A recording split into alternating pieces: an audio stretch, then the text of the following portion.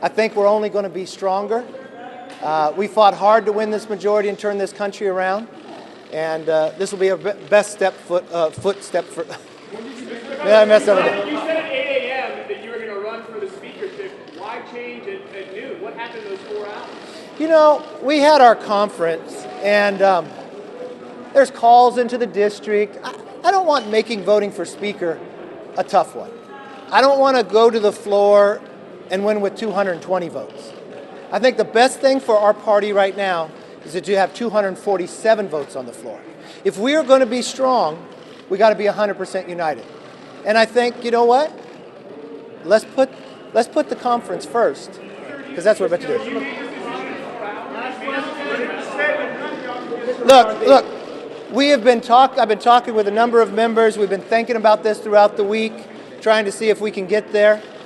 I just think it's best we have a new face. Mr. McCarthy, how much did your comments about Benghazi last week play into your decision to step aside today?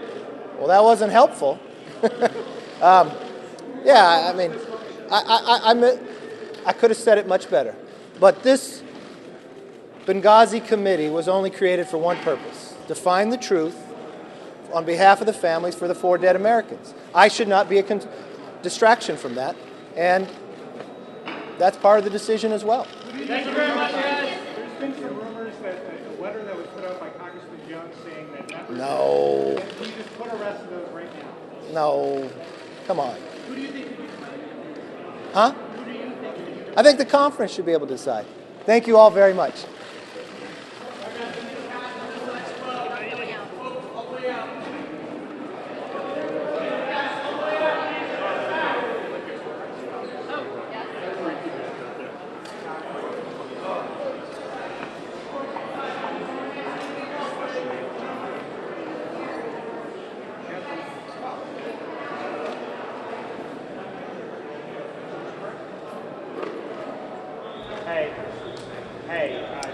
All right, guys, as you just heard, Kevin McCarthy will no longer be seeking the role of... Sorry, this is really loud and it's kind of distracting. He's no longer seeking the role of Speaker of the House. That was one of our top headlines this morning. The news just broke about a half hour ago. I rushed into the studio to talk to Ron about it. I know Ron Hoon will be joining me momentarily because obviously this is breaking news in the political world.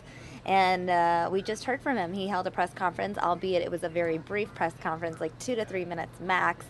But you heard what Kevin McCarthy had to say, and I'm interested in hearing what Ron has to say about that, so stay tuned.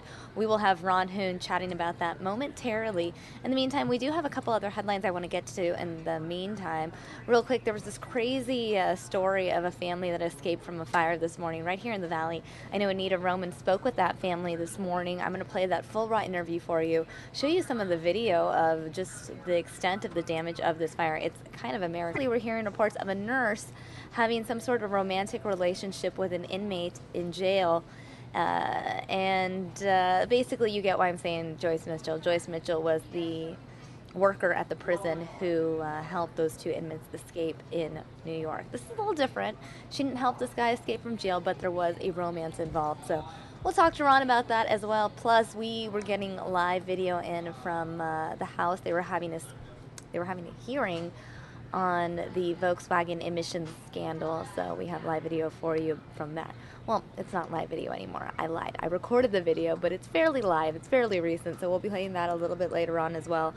Lots ahead, lots of news. And, one of the stories that I put in the title of the stream, the fact that one of the train heroes, one of the France train heroes, as you know, 3 Americans were considered heroes by thwarting a terrorist attack in France. Apparently he was stabbed multiple times in his hometown of Sacramento. It's pretty crazy. That's just another one of our many headlines. So lots ahead on News Now, guys. Stay tuned. In the meantime, I'm going to play a story for you guys, because why not, right? That's what I'm here for. We're going to start with the latest in the Volkswagen controversy. I'm going to pull this up for you guys and play this for you now. How does Volkswagen plan to fix this problem? What can its customers expect? And who's responsible for rigging these cars? That's what Congress wants to know. And today, lawmakers will have the chance to ask. Regulators, dealers, and Volkswagen customers are demanding answers from the automaker. Now it's Congress's turn. The president and CEO of Volkswagen Group America appears before the House Energy and Commerce Committee this morning. In his prepared remarks, Michael Hoon claims that, quote, in the spring of 2014, I was told that there was a possible autos in the U.S., about 11 million worldwide, one designed to promote fuel-efficient cars. The Environmental Protection Agency says it is also investigating Volkswagen. Officials there say they're working with the Department of Justice on this, and independent analysis say all this could end up costing Volkswagen billions of dollars. In Washington, Rich Ed. I wonder how much of it is, I don't want to deal with the headaches that John Boehner had to deal with and be the new whipping boy. I wonder how much of it is that, and how much of it is him saying, I may have had enough support, but I'm starting to lose support. It's very controversial when he came out and basically made it sound like the whole reason they created the Benghazi Commission and Committee was for political purposes. And I think that really hurt him. You know, he's, now you have other Republican congressmen who are saying the only reason that was created was to get to the truth and to get some answers as to what really went on, because they just smelled like a cover-up from day one. But I don't know that he could really overcome that. And then you've got the other aspect, which is just that there are around 30 to 40 of the more conservative, newer members of Congress who say we have got to come up with somebody better. Right. So it's going to be interesting. The thing about Kevin McCarthy was, before his Benghazi remarks, it looked like he was the kind of guy, and people gave him a lot of credit for being a relationship builder. You might not agree, maybe he's not conservative enough for you, but you have a good enough relationship that you feel like he can work with you. It's just so crazy. Yeah, it is a shocker. Man, now they really don't know what they're going to do. It's so wide open now. I'm hearing people ask the question that you and I were chatting about a week ago after that Doug Luzader report, where he said you don't even have to be a member of Congress. Right. And I'm seeing people ask that question. Who on the outside could they turn to who would be a uniter? Like who? Who do you think? Newt Gingrich. Because he is really former controversial. Well, he's a former Speaker of the House, and he's the guy I like to refer to as the happy McCarthy had said. Jason Chaffetz expected to speak shortly. You just said his name. It's like you made that happen. You just manifested it. What happened? Jason Chaffetz is going to be speaking momentarily, according to the Squawk Box. Okay. How crazy is that? Well, now. So your pictures show McCarthy and Paul Ryan there, and Paul Ryan's already been out to say it's not going to be me. I'm not going to run. Oh, look. Over here. Okay. Here we go. He wants to share the same goal that I have, which is to be a family discussion, but I do think there should be a variety of choices, yes. All right, guys, he's headed to the mic. Here, let's split. Here we go. Here we go. He's coming to the mic. It's all for us.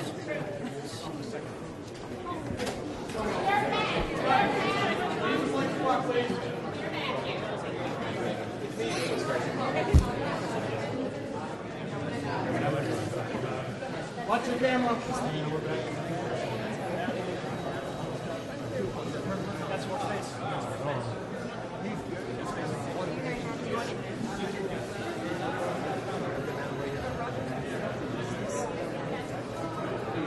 Nice job, guys.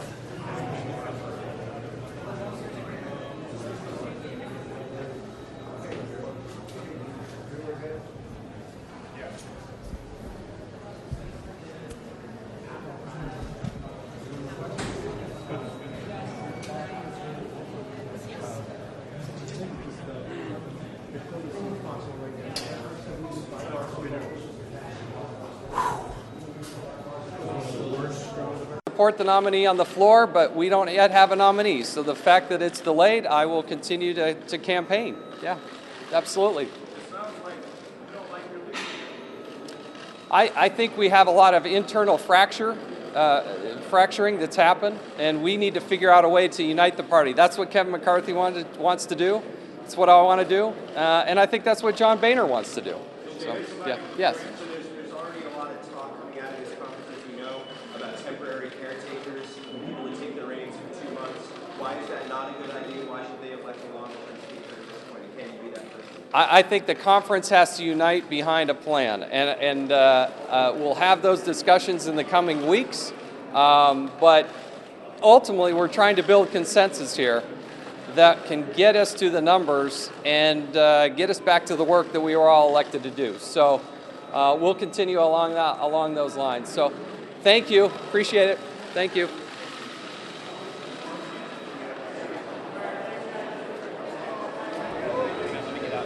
All right, Ron Hoon. That was literally like a 1 second conversation. What is with people when we're trying to give our audience here on News Now the full picture, and we get these 90-second news conferences now? It's ridiculous. I've never seen news conferences this.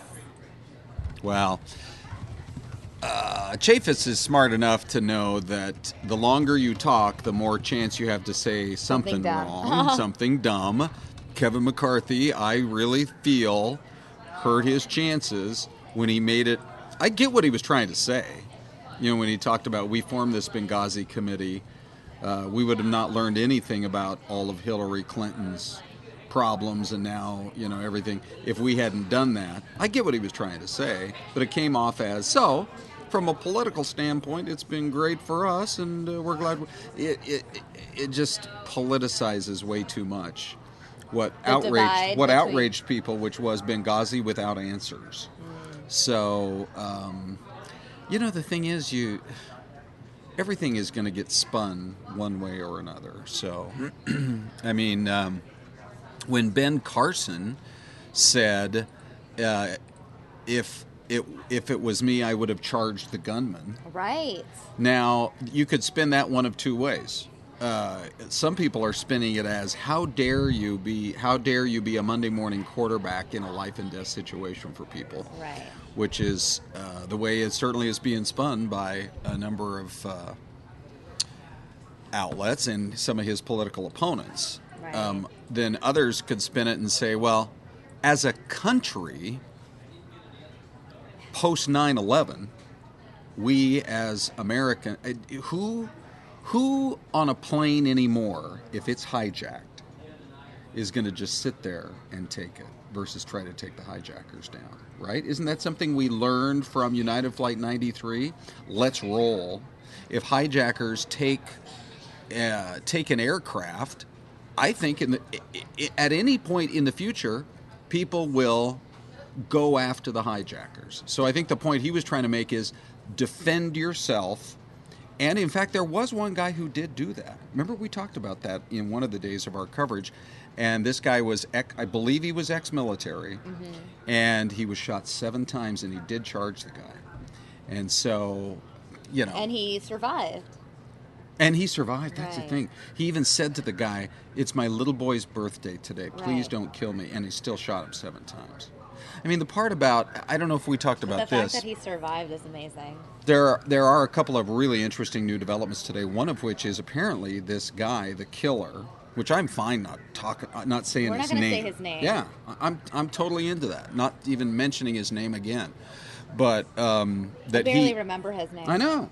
And he had according to a couple of reports out today, that he was in the military at one time. Right, he was discharged. For attempting suicide about 7 years ago. They couldn't officially come out and say that and confirm it because of like privacy. Policy. Right, but that's what the report is. And that was back in, when he was 19 years old. It was 7 years ago, so in 2008. Is when he was discharged. So that information is coming out. There's actually been a lot of information coming out over the last couple of days. I've been reading up on just the fact, the things about his mom and all of her online postings. Apparently, she was very involved. She was kind of bragging and obsessed with her guns and her gun collection. I hadn't heard that part of it. And she actually apparently fueled her son's interest, or at least encouraged her son's interest in guns. She would take him shooting at the range, and then she would complain about supervision when it came to going to the range and shooting. And she would talk about how her son was autistic and how she had Asperger's syndrome, I think, and talks about how her son is now in college. Do you know what I mean? And like talking about how like if you take care of your son the right way, they can still make it. And she was kind of using her own life as an example. It's so interesting that here's somebody who was obviously very pro-gun, and I wonder what she thinks about the fact now that what her son did is filtering through so much of American society that People magazine does a piece on the problems that we're having with these mass shootings. You hear them talk about it on TMZ.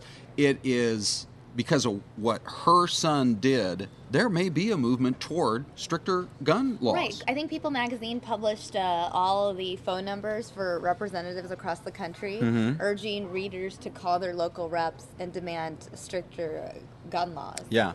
And when it gets into the level of culture and even pop culture, that's when you know it really is connecting with people, even people who maybe don't follow, like you and I do, on an everyday basis, and our audience does, every day's newest developments in the headlines. Well, I'm wondering, too, and this could be just coincidence, but the fact that the Oregon shooting specifically had an entertainment element of it only because one of the France train attack heroes has now become sort of a mainstream celebrity, being on Dancing with the Stars. And how he was attending that college and was supposed to be on campus had it not been for the Dancing with the Stars opportunity, so he'd taken the semester off.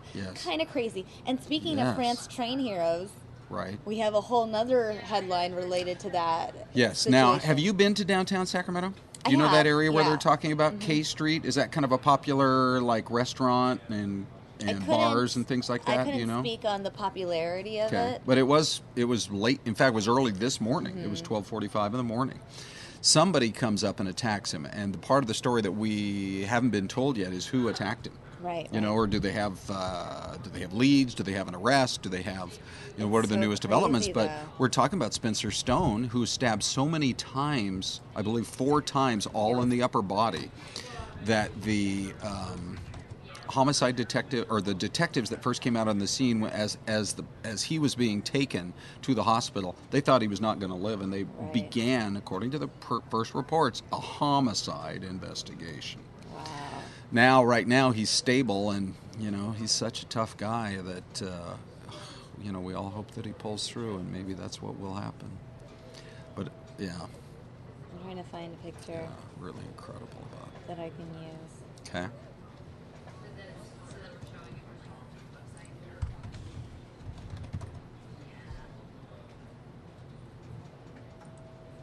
There we go. Great. Just shocking. Just absolutely shocking. And so you don't know, most likely it had nothing to do with what he had done in Europe and his heroic actions. So often, when something like this happens in the middle of the night, it's kind of random. Wanting your wallet sort of thing. We don't have a lot of information right now, but it is amazing to think that initially cops thought it was so bad he was going to die. And the fact that he's now in stable condition is a miracle in and of itself. Okay, so Tamaro up there in the Twin Cities says K Street is known as the K. Very popular. So Tamaro, how familiar are you with Sacramento? Did you live there before? I'm wondering. That's my question. We have to wait 30 seconds for the answer. Sid R says Sac is a shady city. Never go to a Raider game and root for the opposing team. My cousin, I have family up there. Okay. That's the only reason I've actually been through downtown. Also, I've been to downtown Sacramento because they took us on a field trip, I think, in 5th grade to the state capitol. Oh, okay. Well, you better speak up and defend Sacktown. If Sid's saying it's a shady city, you could give the other side. There's a lot of cities out there that are shady. Pretty much every city in the country has a shady part of it. Phoenix, there's a shady part of Phoenix. Los Angeles, there's a shady part of Los Angeles. There's a shady part of Fresno. You give me one city that doesn't have a shady area. Maybe Palo Alto. I was going to say Payson. Okay, fine. But any major city. Oh, major. Yeah. And there's another great story that we got to talk about sometime in the next couple of days. This world report on the best and worst cities to drive in the world. Yeah, I don't know how Phoenix topped that. We're number one. The number one. We're the number one best city to drive in. puzzles me because I get so frustrated every morning Right. and every afternoon as I sit in traffic. However, one of the things brought up in our morning meeting is that we do have good freeways. And my mom, when she was here in Arizona last year, when she was helping me move in, that's the only thing she kept commenting about is how great these freeways were, how wide they were, how well lit they were. She's such a fan of Arizona freeways. I remember because we were driving all of them at the time, picking up different furniture from different Craigslist homes. Yeah. So we'd gone out to like Chandler and Gilbert. Sure. So she'd been on all these major freeways, and she was very impressed by how well lit some of these freeways were. I'm not surprised because your mom's very observant in that way. I remember when I first announced to the family that I was moving here, my Uncle Buck said, "Oh, Phoenix, they have such great streets down there." That was his reaction. That's so funny. He's like, I've never seen a city where the streets are so wide. And you think about driving around in a lot of cities in California, or like I know, especially up in the Northwest where I'm from, and they're all windy and they're just 2-lane roads. Or just they're really narrow. I was in Hollywood on Friday night, and I was trying to go through a neighborhood, and there were cars parked both sides, and I forgot how hard it was to drive in LA. I was like, right. I was like, a cop should pull me over because I am not driving properly. Right. I look like an erratic, confused driver. I mean, our roads, not even the freeways, but just our regular streets are so wide that when the don't walk sign starts flashing, it counts down starting from like 23 seconds. Right. I mean, it takes a long time to walk across 7, 8 lanes of traffic on the city street. Okay, so I got to run. I know, there's so much we could talk about. Such a tease, Ron Hoon. Such a tease. Yeah. Okay, but anyway, we know Dan in Florida is on, and all the regulars, Joe and... Everyone. Yep. Bina, Tamaro, Dan, Mike D. We have a newer name, too. Coker, Marak, East Palo Alto, no good. There you go. Even Palo Alto has a bad area. Thanks, Coker. Nice to have somebody new joining us in the chat room, so I better run. All right, well, thanks for stopping by. Okay. I know it's a Good busy luck. week for you. I think by the way, you look at Sat 6 right now, I think you're going to be busy all morning just kind of... What is this? This has got to be more out of D.C., so I think you're going to possibly be hearing from more people. I wouldn't be surprised, honestly, if John Boehner steps up to the microphone. Oh, because that's right. Even though he has announced his... departure. Retirement or departure. Yeah. He's still working until October 30th. And I think we keep forgetting that. Is he more dedicated to leaving on his time schedule, or if it's very clear there's no clear leader, would he stick around? So many questions, Ron.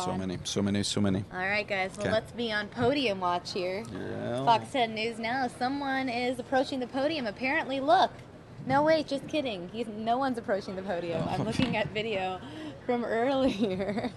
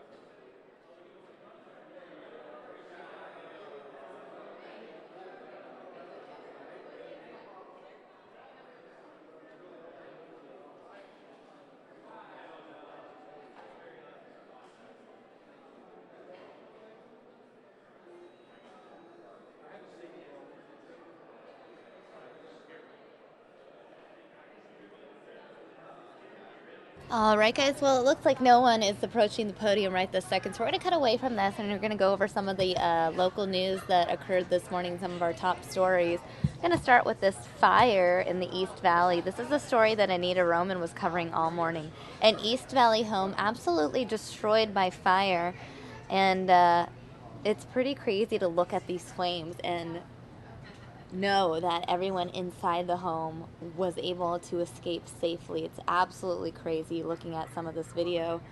The Glenmere house fire, I can give you some more information on that now. Let's see.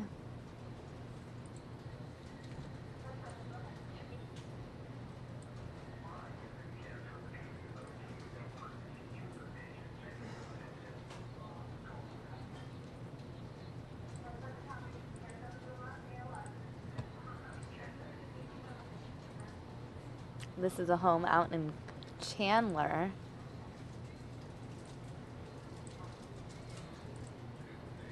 Near McQueen and Fry. That is the video that we shot after the fire. And it's pretty crazy to look at. Now, Anita did an interview with the father inside the home who helped everyone escape safely.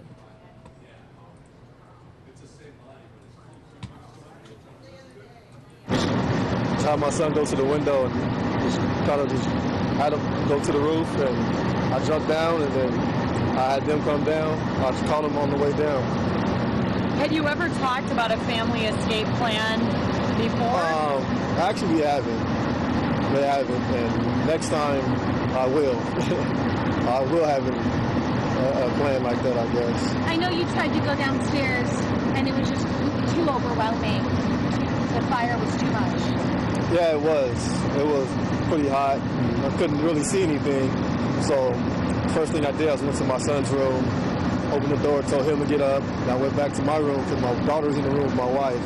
I had them get up. She was trying to go through the other window. I told my son to open the other window because there's a roof part right there. We can jump down that way. You really are a hero. I mean, you saved everybody by waking up and smelling the smoke. And I know what you're going through right now is incredible, but you guys are alive and you're together. Yeah, that's the best thing. So we'll be all right, though. We'll make it through. I noticed that you have a bandage on your hand. You made it out of this fierce, intense fire that basically destroyed everything in your house with only a cut on your hand. How thankful are you feeling? I'm feeling very thankful, actually. I just thank God I got down. I was able to wake up and just get out the house. Did you have smoke detectors in your home, or what was it that woke you up? Actually, it was just hard for me to breathe. So I'm kind of a light sleeper. So it was hard for me to breathe. I just kind of woke up and went and looked. And that's how I seen everything.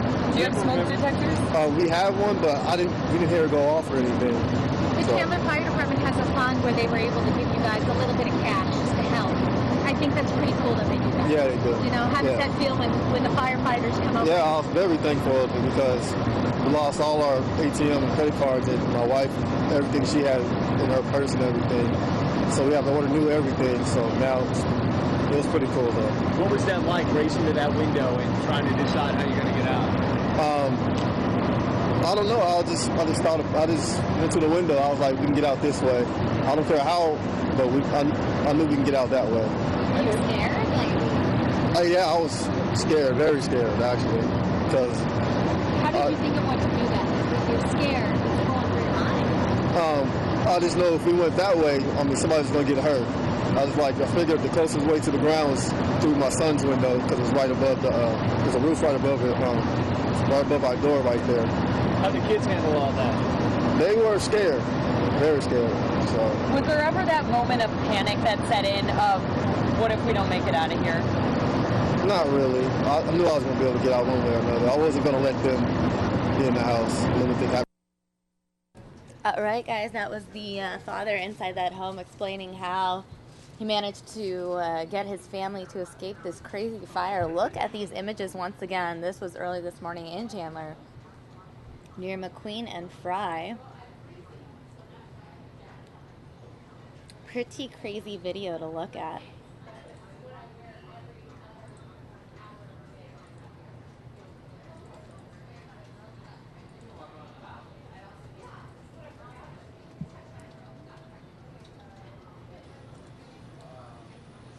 Meanwhile, another story that we were talking about earlier, I mentioned it to you, our very own local Joyce Mitchell. I kind of joked about it here, but I want to pull up this video for you guys outside the jail.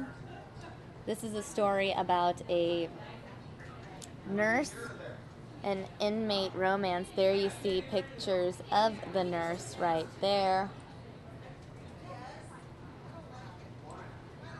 Her name is LaTanya Hickbottom, a nurse at the 4th Avenue Jail in hot water this morning, accused of having a romantic relationship with that inmate that you see on the screen right there. His name Ramon Cummings. Now, apparently, this is what we know from MCSO officials. They received a tip that led to the investigation of LaTanya. After a suspicious conversation, officers performed a cell search and discovered naked photos of LaTanya Hickbottom in Cummings' possession. Later, she also admitted to posting $100 into a ghost inmate account for Ramon Cummings. Maricopa County officials say there's an extensive background check on each of the nurses hired at the facility, so things like this don't happen. Apparently, investigators say they found all kinds of evidence related to this so-called romance, like I said, including nude photos of the nurse inside the cell of that inmate.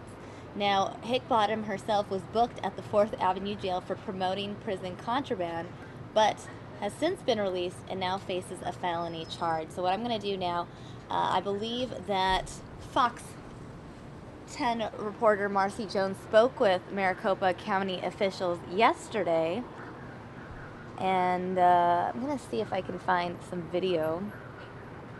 All right, there we go. This is the raw interview that she did yesterday. The communications director for Maricopa County. Perfect. Okay, and what can you tell me, Fields, what's going on? Well, let's say this. LaTanya Hickbottom, she was an LPN for Correctional Health. She started with Correctional Health on March 9th, 2015. She was on a probationary period for 6 months. That probationary period was extended for another 6 months. So when these accusations came out, she was immediately released from her job. Okay. And did this all kind of start a little over a month ago? I saw on September 3rd. You would have to ask the sheriff's office about that. Okay. I don't know when their investigation began. I just know it culminated yesterday, and they made the arrest last night, and now she's charged with a felony. Okay. And I pretty much, I had the press release and all that kind of stuff, but what's kind of the next step?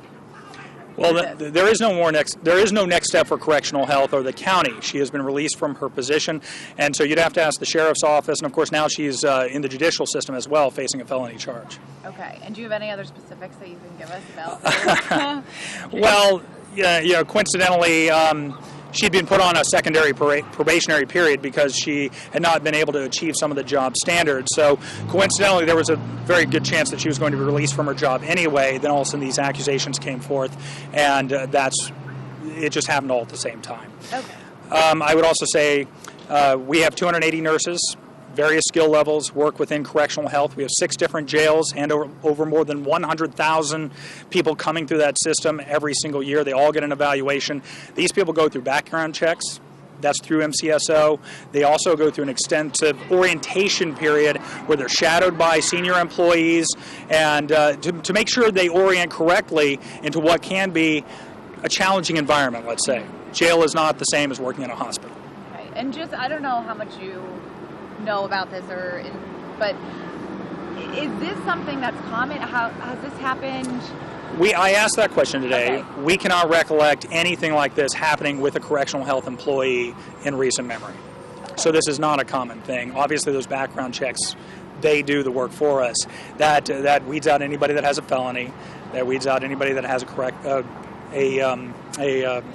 kind of history. Yeah, that weeds out anybody that has a questionable past, is what I was trying to say.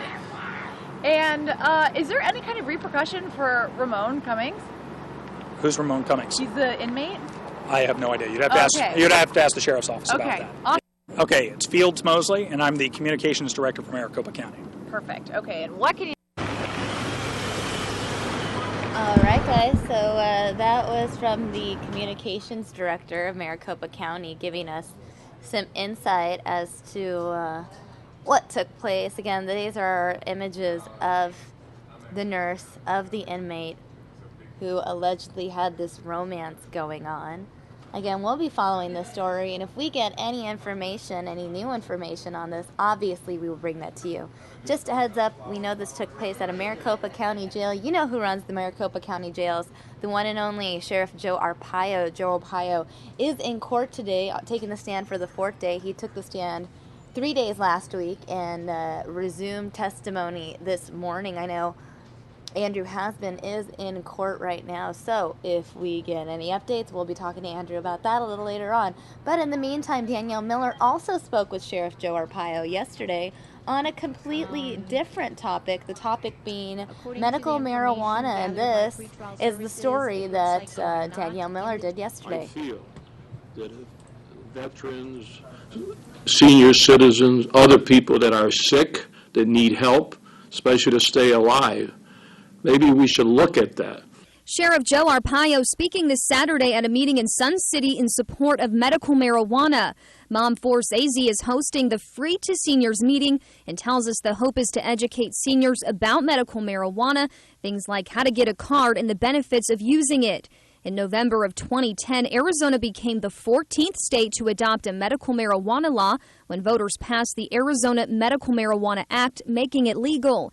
Arizona Department of Health Services says as of August of this year, there's about 84,000 active cardholders, the majority of those being male in the age range of 51 to 60 years old. If this is one thing that really will help them, the medical part of it, and is done legitimately, no diversion, I don't know. What's the difference going into a drugstore getting a prescription?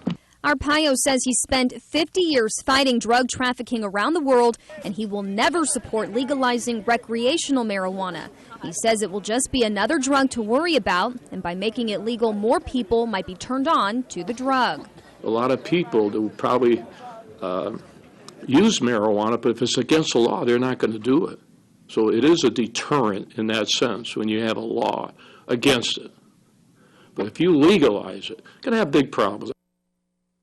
And so the thing you're doing on Saturday, what is that exactly? All right, guys, now I'm playing the raw interview that Danielle did with Arpaio. She's been, I've had 2 or 3 people who want me to join them to legalize the drug, marijuana, you know, legalized drugs. And, of course, I got my program out there, street level, and we're going after everybody, including those that sell marijuana. You know, now, the medical marijuana is a little different story, and my problem is if you can help the people, especially the veterans and the, are we on a thing here? Are you ready to go? I want to be, yeah. Oh, I thought I was just giving you a background. Okay. Oh, no, yeah. So you can help. Yeah. Okay, when you want to start?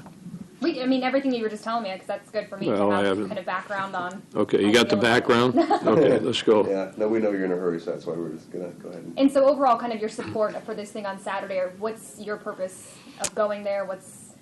First of all, this is Sun City. I talk to all the groups. They are my constituents, no matter what the subject is. I think as the sheriff, I have a right to talk to my constituents, whether it's positive, negative. That's the way I am. Sometimes I get in trouble. I spent 50 years fighting the drug traffic around the world. 50 years, including head of the federal drug enforcement here, Mexico, Texas. I can go on and on. That's been my life. I'm not going to ever give in and say we should legalize recreational marijuana. However, there's another situation that is state law called medical marijuana. I don't know, the jury is out as far as I'm concerned on that. On the other hand, I feel that if veterans, senior citizens, other people that are sick, that need help, especially to stay alive, maybe we should look at that. Now, medical marijuana is the law.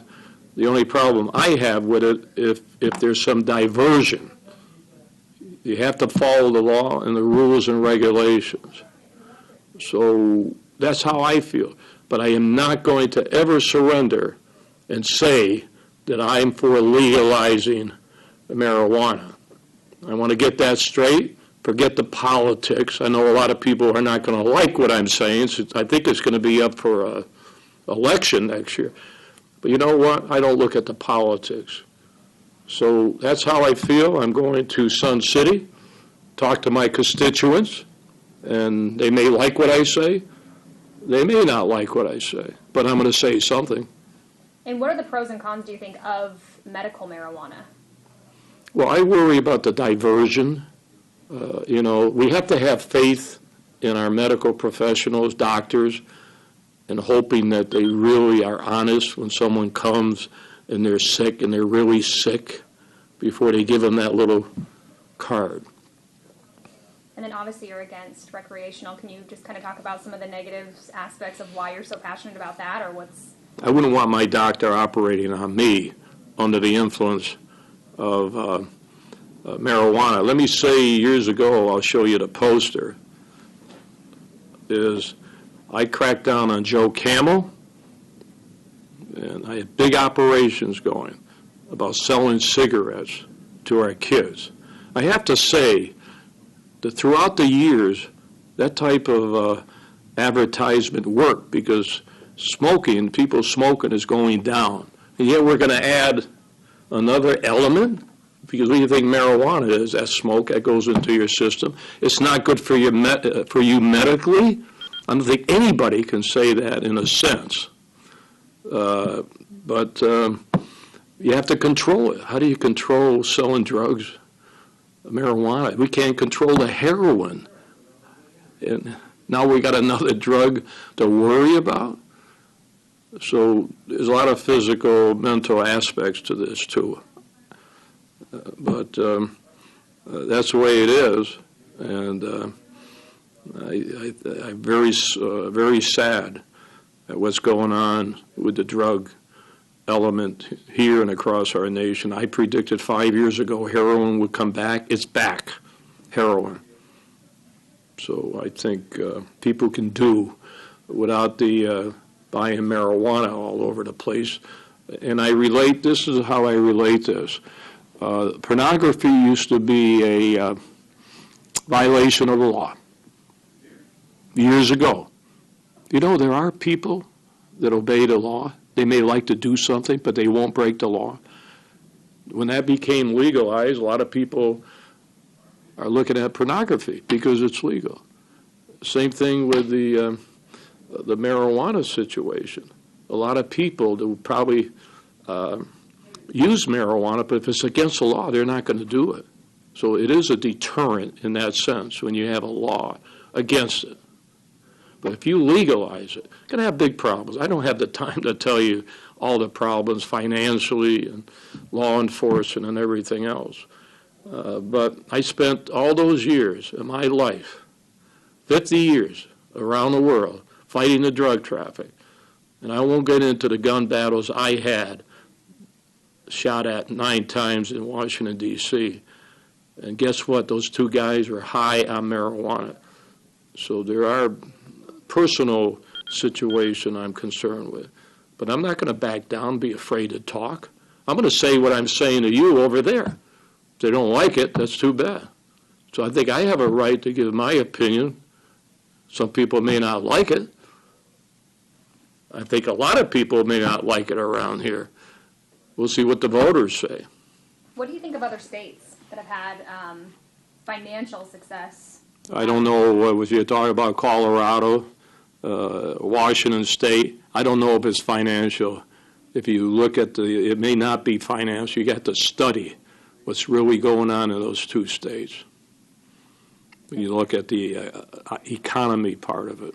In terms of like how much money they've made off of taxes and things like that? Yeah, let's get the truth sometime. Let's see if they're in a hole. Let's see if it's cut down marijuana smuggling in those states. Now, the marijuana comes from foreign countries, of course, especially Mexico. But if you think if you legalize marijuana, you're still not going to have smugglers bringing marijuana in, because it's still going to bring it in. Probably stay competitive. You might have gun battles, wars, and everything else. I don't know. Like I say, we don't know everything right now about Colorado and Washington. but maybe we ought to look at it too before the voters decide. And then in terms of just the medical aspect, you're just in terms of Medical, I gotta, you have to feel sorry for people that are sick and want something to help them out, relieve their pain and all that.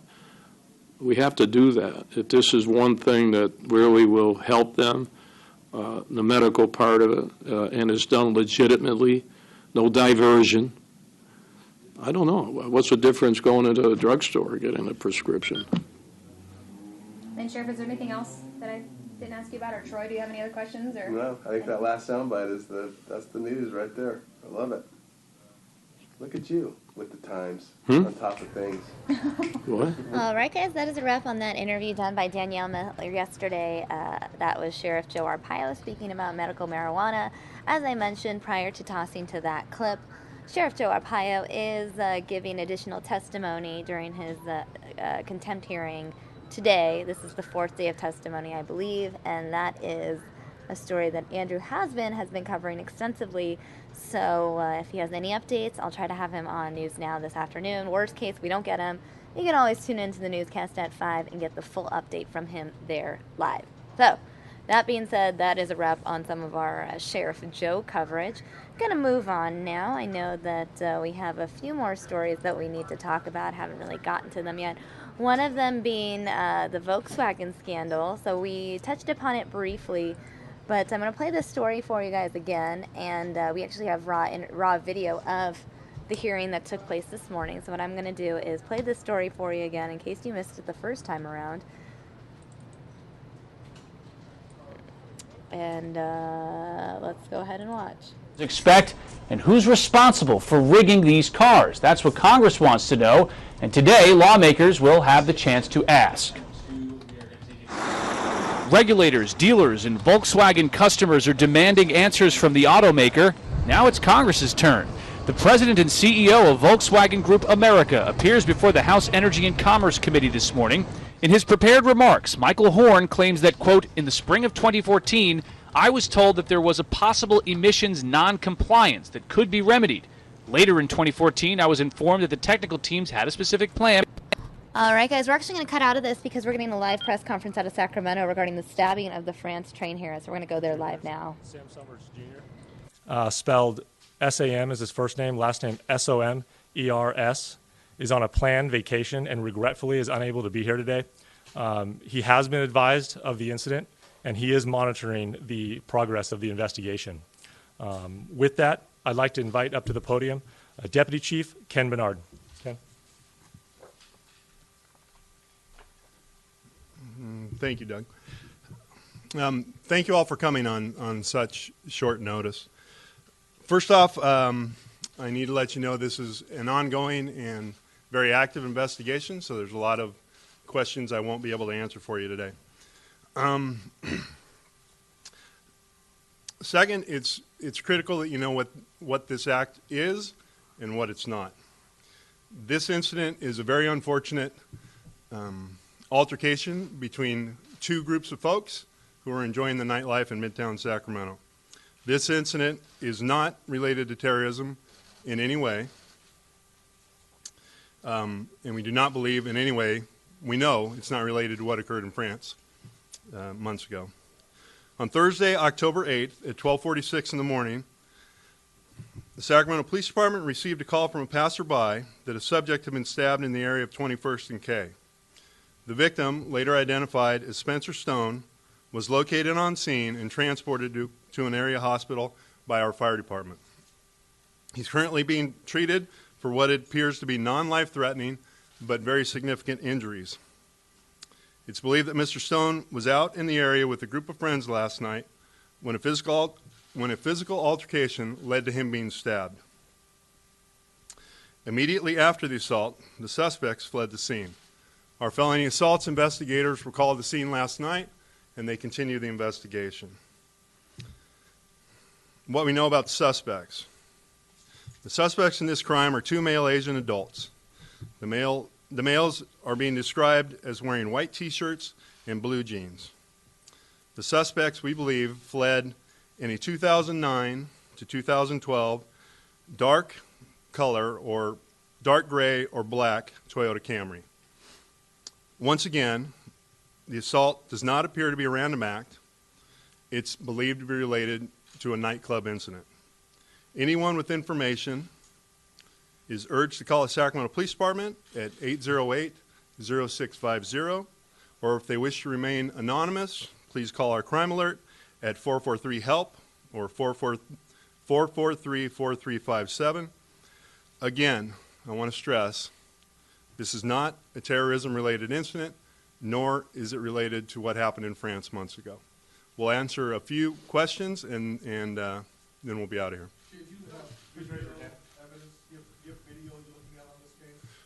Our investigators are in the area looking for video as we speak. Can you tell us about the altercation, what may have led up to it? No, I'm not going to get into the specifics of the altercation. Does it appear that Spencer Stone was trying to intervene in a way to protect others, or what was his role? I'm not going to get into what the beginning of the altercation nor what led up to it at this time. It's an active investigation. What club bar they were attending? No, we don't. Well, we know that they were frequenting bars in the area, but I'm not going to get into which specific ones they were at. Can you talk about the altercation, the injuries, what took place? Hold on one second. Go ahead. Thank you. Chief, we were, someone in our crew saw the actual surveillance video. It shows that he was outnumbered and basically was defending himself, and also we were told by someone within the police department, a source, that he was actually defending a female friend of his. Can you please comment on that? Once again, I'm not going to get into the specifics. It's an active investigation. Go ahead, Ed. Could you talk a little bit about, in general, about the altercation? You said that it was Spencer involved, the two male Asians, and that he was stabbed. Can you talk about the number of injuries, the location of the injuries? Well, I can tell you he was stabbed more than once, and the significant injuries to Mr. Stone. Did he have surgery? We heard he had surgery. Any medical-related questions, I'm going to refer you to the UC Davis Medical Center. Go ahead, Tom. Any indication that this could be a hate crime that maybe he was targeted? No, there's no indication at all that this was a hate crime. It was a dispute between two groups of people that ended up in a physical altercation. Unfortunately, Mr. Stone was stabbed. Any other injuries, any other people affected or treated either on the scene or in hospital? I'm not aware of anyone else being injured. Sergio? Have you guys done anything differently because of who he is in terms of your investigation? No.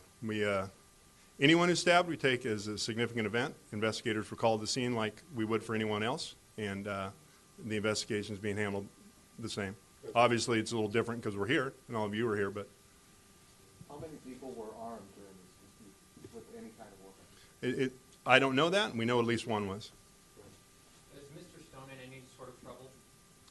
No, at this point, we have no reason to believe Mr. Stone's in any kind of trouble. A question on the location of the stabbing. I mean, they were at a bar, and then the actual stabbing happened down the street. Can you talk about anything that led, was Spencer being followed? How did they get from the bar to where the stabbing happened? Well, there was a dispute that led to the altercation. So there was conversations, and then it continued down the block to where the stabbing occurred. So the dispute itself was in the bar, and the stabbing was... No, I didn't say that, nor am I hinting at that. That I'm not going to go in there, but it would be wrong to believe that this had anything to do with the bar. Any indication that the assailants knew Spencer Stone either beforehand or knew his celebrity status? No. Can you say the size of the parties that were involved here? We believe Mr. Stone was out with 4 friends, and the other group was 2 male Asians at a minimum, but we don't believe it was more than 3.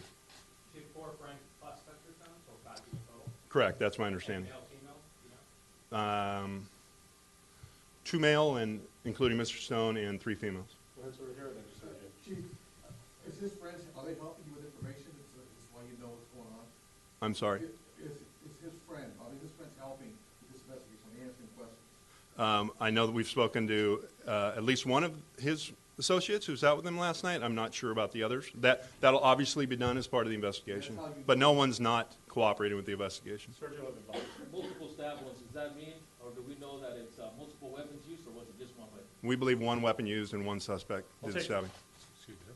Take 2 more questions, please. As far as the weapon, can you describe that? I mean, obviously from the wounds, but I mean, as far as a knife, sword, No, and I wouldn't get specific about that anyway. That's relevant to the investigation. One last final question.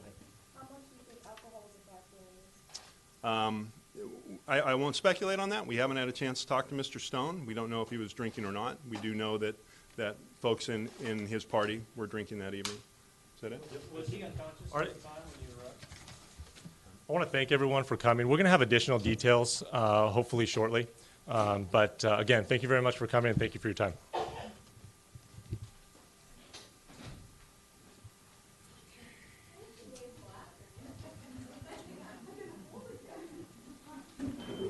All right, guys, so you heard from police regarding the stabbing of Spencer Stone, one of 3 Americans hailed a hero after thwarting a terror attack in France on a train. This is video right now. Sorry, let me just lower that volume. This is video from overnight from our Fox affiliate in Sacramento of the actual scene where the stabbing took place. That is K Street in downtown Sacramento.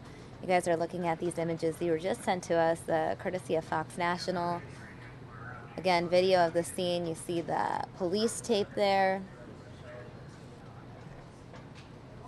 This is the going out district of downtown Sacramento.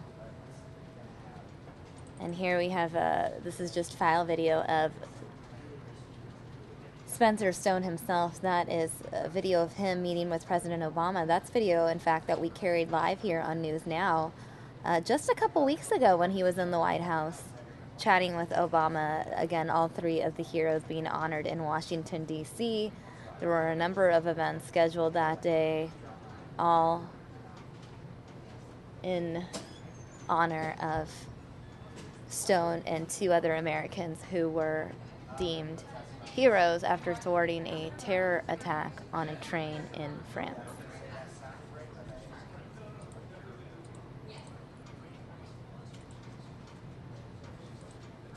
All right, guys, so looks like we don't have any live feeds coming in right this second. This is actually a cool video, though. I cut away just before I was able to show you this video of the train heroes all together on a parade, on a float, I believe. This is in Sacramento. Again, this float. In the center of the float is Spencer Stone himself. Again, Spencer Stone stabbed early this morning in downtown Sacramento. So on that note, one of the stories I've been meaning to get to, yet we keep getting interrupted with other breaking news, is the fact that Volkswagen under fire this morning. The House held a hearing about the Volkswagen emissions controversy. It was a fairly lengthy hearing. Started early this morning, about 7 o'clock our time, so 10 o'clock in D.C., and it went for over an hour. I'm going to play some of it for you guys so we can hear what lawmakers were asking the Volkswagen reps and see what went down this morning, basically. Let's go ahead and watch this now.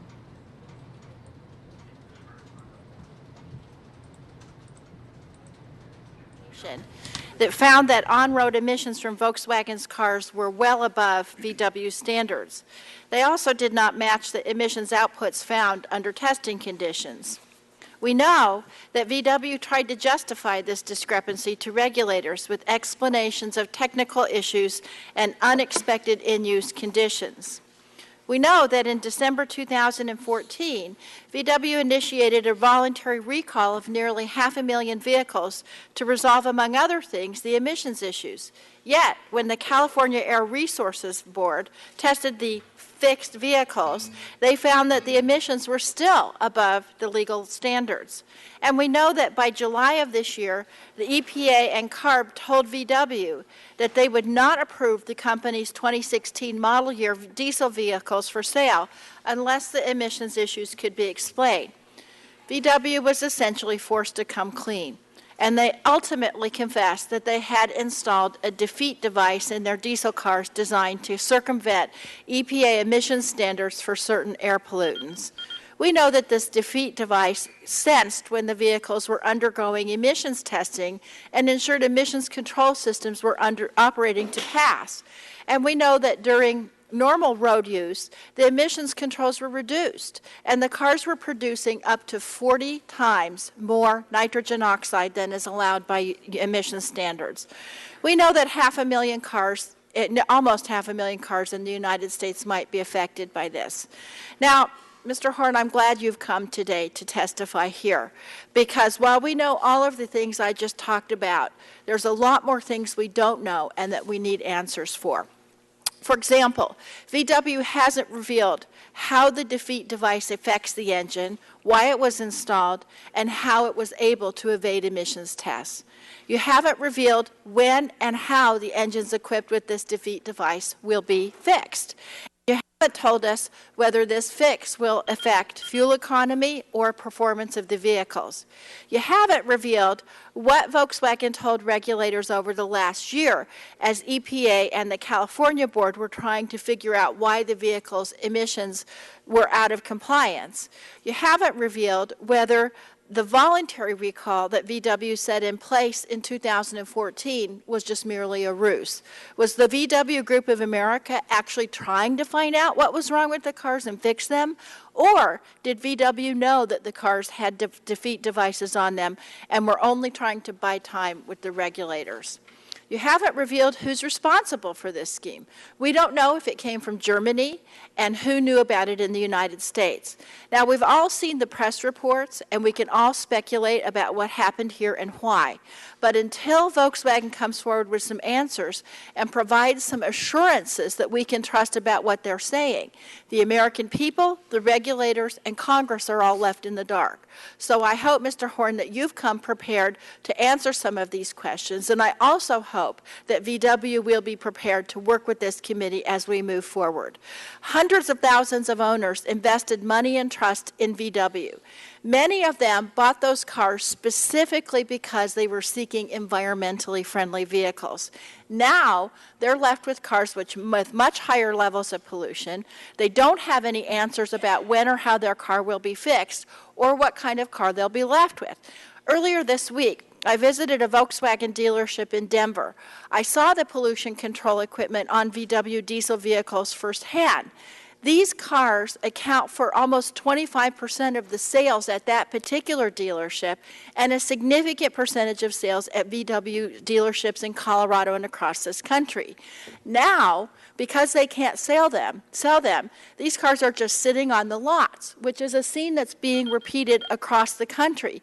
So, as Mr. Chairman, you say, it's a small percentage of all the cars on the road in the U.S. It's a tremendous economic impact to these dealers and also to the consumers who don't know what's going to happen to their cars. And so that's perhaps the key answer that I'm looking for today. What do we do moving forward? Now, Mr. Chairman, this subcommittee's been here before. In the last 15 years, we've had Ford and Firestone, Toyota, GM, and Takata before this committee. We were able to get information from all these committees to help us understand what happened. But most importantly, we've used this information to chart a path forward and to help the consumers affected by this event. I hope that Volkswagen can similarly tell us today what's happening, and I hope that they will get beyond this series of terrible decisions and do something to restore the public trust. Thank you, and I yield back. Gentleman yields back. Now recognize the chairman of the full committee, gentleman from Michigan, Mr. Upton, for 5 minutes. Good morning. Thank you, Mr. Chairman. Farfanugan, it makes a car a Volkswagen. That ad campaign swept the nation in the 90s. VW has long enjoyed an almost cultish following dating back to the Beetle, VW Van, and the Rabbit. But through the years, something apparently became rotten in Wolfsburg, and cheating and betrayal became part of that game plan. There's a lot that we don't know about VW's actions or their motivations in attempting to skirt emission standards. But regardless of intent, they have betrayed the trust of regulators, dealers, and suppliers, and most important, the driving public. Probably the most famous congressional hearing question is, what did you know and when did you know it? Asked by Senator Howard Baker back in the 70s at Watergate. Now we learn that you knew some 18 months ago. So we add, what did you really do to fix it and come clean versus simply going along? Ultimately, the saying rings true. Cheaters never prosper, and that's why we're here today. We have many questions about how we got here and the road ahead. Why would one of the world's largest automakers go to such lengths to avoid emissions requirements? Who was responsible for these decisions, and why did they, for years, even as the technology improved, continue that path? If they were willing to cut corners here, what else have they done? How will you fix the flaw and when? Will the fix affect the performance of these vehicles? Unraveling these questions will take time, and I don't expect that we're going to discover all the answers today. But if VW is serious about rebuilding this broken trust, its leaders will need to demonstrate a serious commitment to answer these and many other questions prompted by its actions. This requires transparency, cooperation, and clear, consistent communication not only with this committee, the EPA, and other ongoing investigations, but also with its customers, suppliers, dealers, and general public. VW will inevitably pay a steep price for this dirty little secret. How it responds to the failure will go a long way to rebuilding or further eroding the public's trust. VW must also consider what implications these actions have for the thousands of Americans that it employs, including their facility in Auburn Hills, Michigan. Every single one of us who has ties to Michigan is proud of our rich tradition that is so closely intertwined with the success of the automobile. In fact, Michigan is one of several states that have launched their own investigations. All automakers must advance by imagination and innovation, not by gaming the system and breaking the law. We will get some additional insight today, but the committee's investigation is just beginning. This hearing is an important step. As we receive documents and information, new details are certain to emerge. I look forward to getting to the bottom of this issue as quickly as possible. I take this very personally. As the author of the TREAD Act to protect the public, Congress was very clear in our work to protect consumers from abuses from automakers, which included steep fines and, yes, criminal prosecution.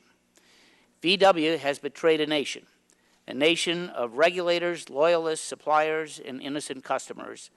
It's time to clean it up or get off the road. I yield the balance of my time to Marsha Blackburn, the Vice Chairman. Thank you, Mr. Chairman. Mr. Horn, thank you for being here.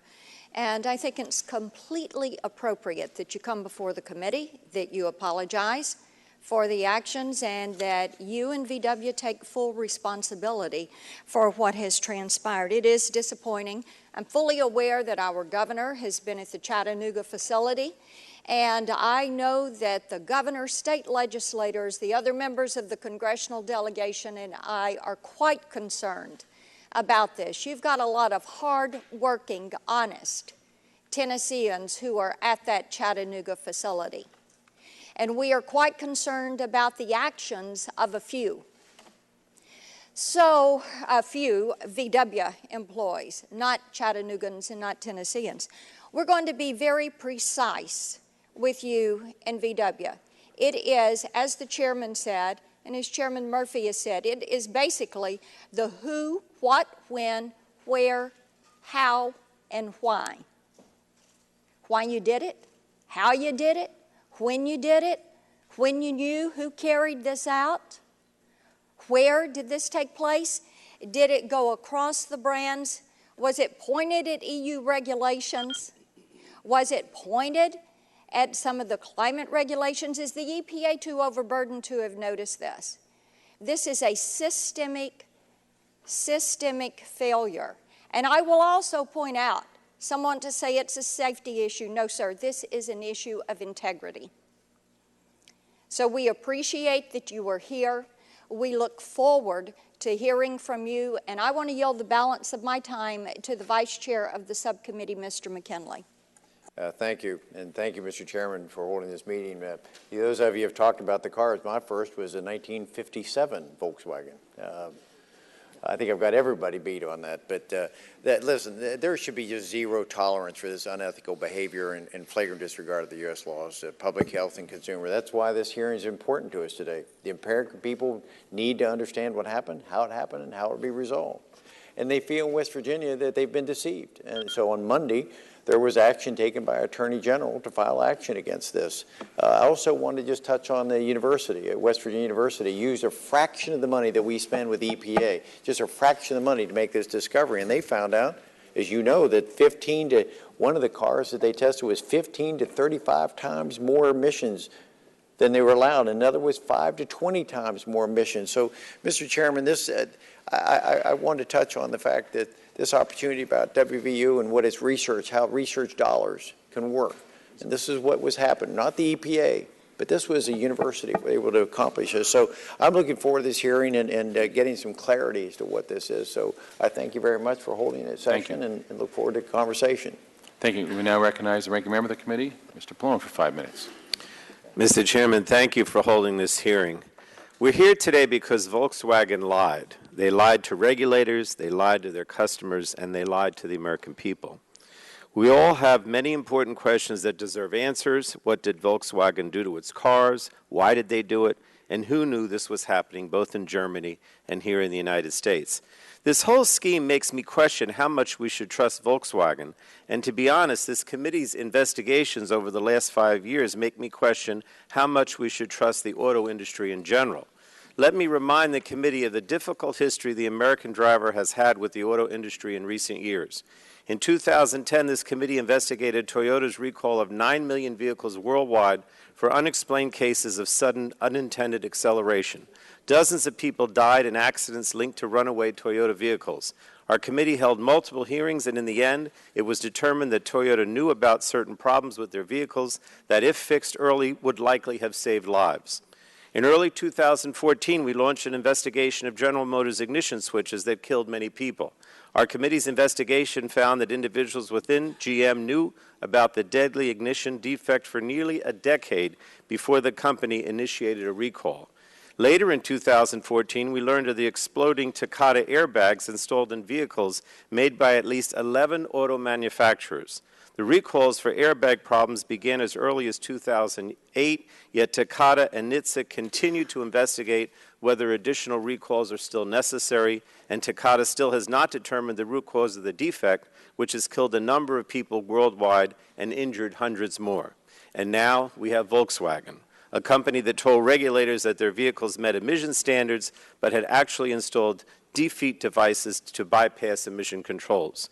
Over the past 5 years, the world's 3 largest automakers have come before this committee to admit that they have cheated the system and lied to American customers. This seems to be a pervasive culture of deception in the auto industry, and it has to stop now.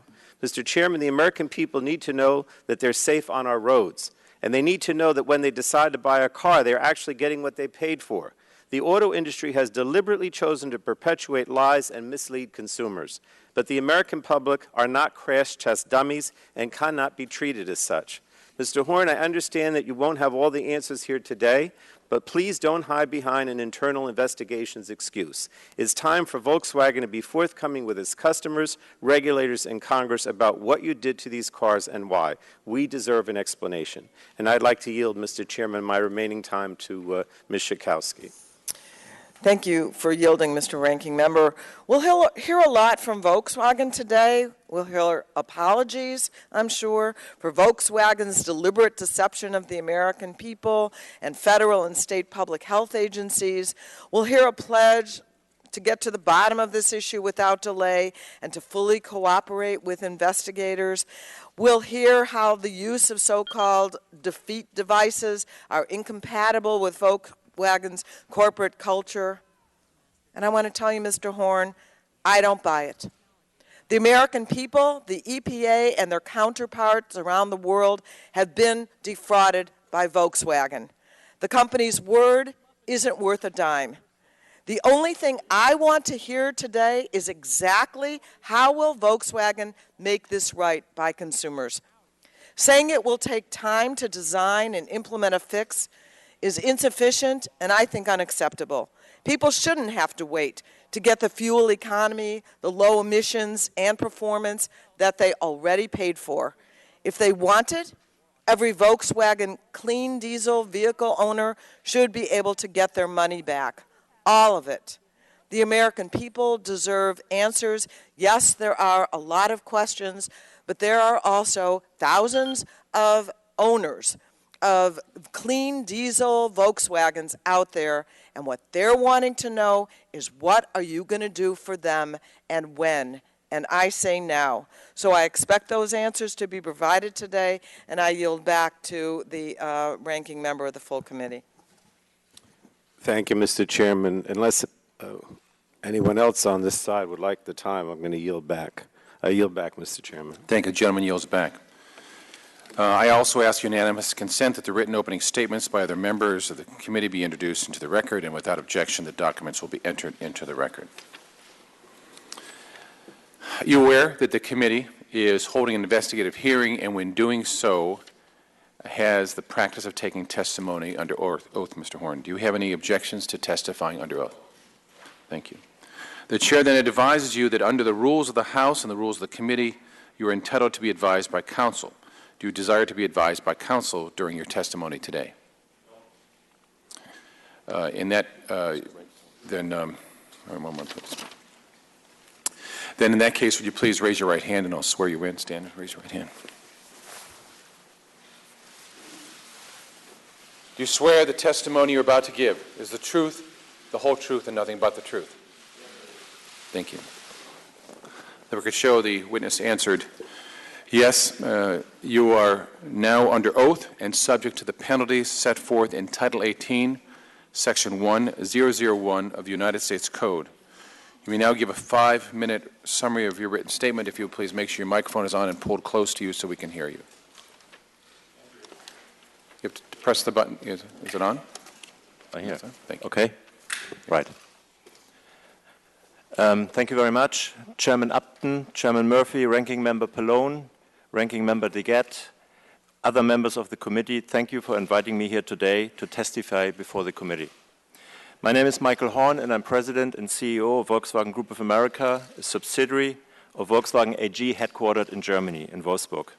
I volunteered to come here before this committee at the very outset of these inquiries in an effort to show our commitment to cooperation. We have not had the opportunity to review all aspects of this matter. Indeed, the investigation is just beginning. Therefore, my testimony and my answers to your questions will be, by necessity, have to be considered preliminary and based on my best current recollection and information. On behalf of our company and my colleagues in Germany, and me personally, I would like to offer a sincere apology for Volkswagen's use of software programs that serve to defeat the regular emissions testing regime. In the spring of 2014, when the West Virginia University study was published, I was told that there was a possible emissions non-compliance that could be remedied.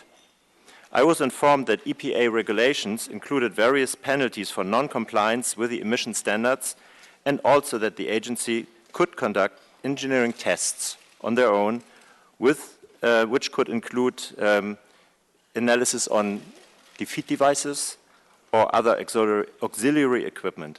Let me be very clear about this. While I was told about the EPA process, I was not then told, nor did I have any reason to suspect or to believe that our vehicles included such a device. I was also informed that the company engineers would work with the agencies to resolve the issue. Later in 2014, I was informed that the technical teams had a specific plan for remedies to bring the vehicle into compliance, and that they were engaged with the agencies about the process, and you mentioned this also in your statements.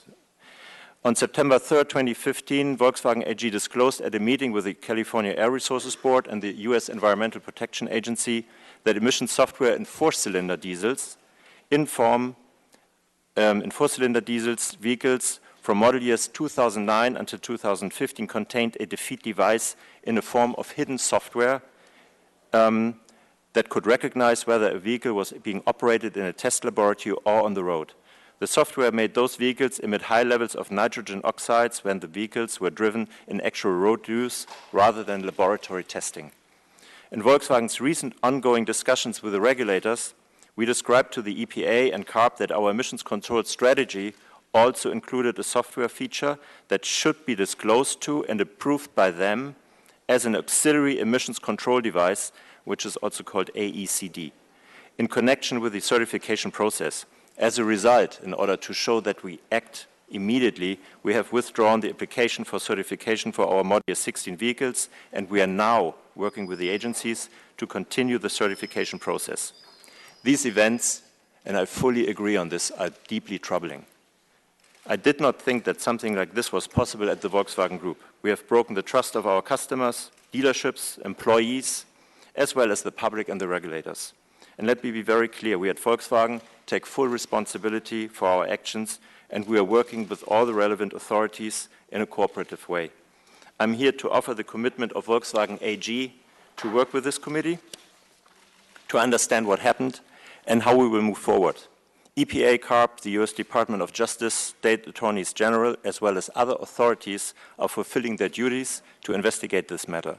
And we are determined to make things right. This includes accepting the consequences of our acts, providing a remedy, and beginning to restore the trust of our customers, dealerships, employees, the regulators, and the American public. We will rebuild the reputation of a company that more than 2 million people worldwide, including dealers and suppliers, rely upon for their livelihoods. Our immediate goal is to develop a remedy for our customers. While much work is still to be done, I'd like to talk today about how we get from where we are now to that goal. First, we are conducting investigations on a worldwide scale on how these matters could have happened. Responsible parties will be identified and held accountable. Thorough investigations have already begun, but any information development at this stage is preliminary. We ask for your understanding as we complete this work. Second, it's important for the public to know that, as the EPA has said, these vehicles do not present a safety hazard and remain safe and legal to drive. Third, technical teams are working tirelessly to develop remedies for each of the affected group of vehicles. These solutions will be tested and validated and then shared with the responsible authorities for approval.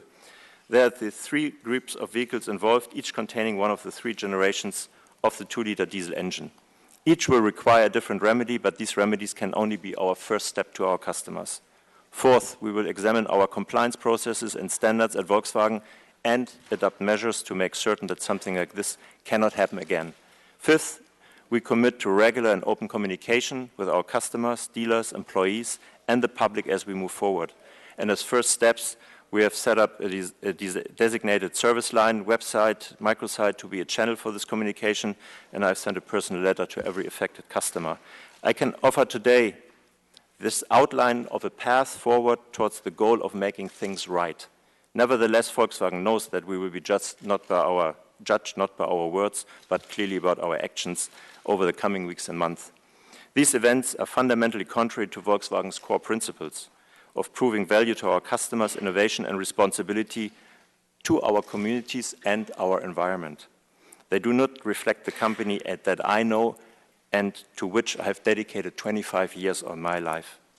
It's inconsistent that this company involved in this emissions issue is also a company that had invested in environmental efforts to reduce the carbon footprint in our factories around the world, where our plant in Tennessee is the best factory in this respect.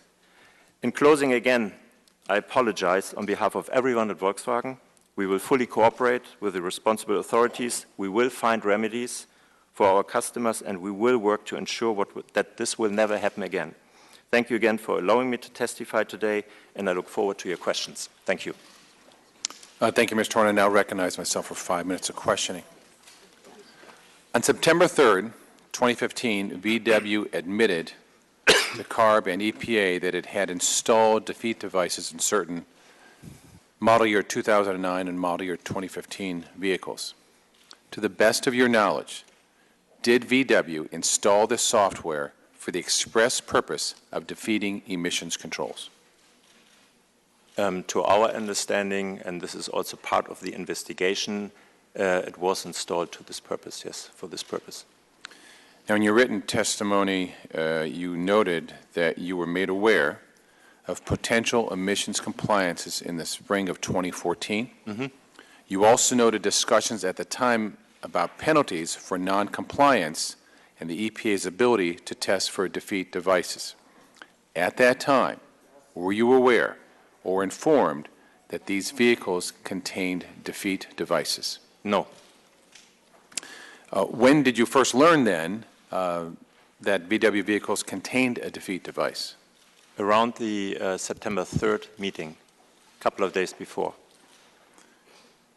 And then why were you having discussions about defeat devices in the spring of 2014 then, if there was no knowledge or at least a concern that these vehicles contained a defeat device? So the University of West Virginia made the study. There was a Jetta and a Passat in there and another off-road vehicle. I don't want to name the brand now. And the results were communicated.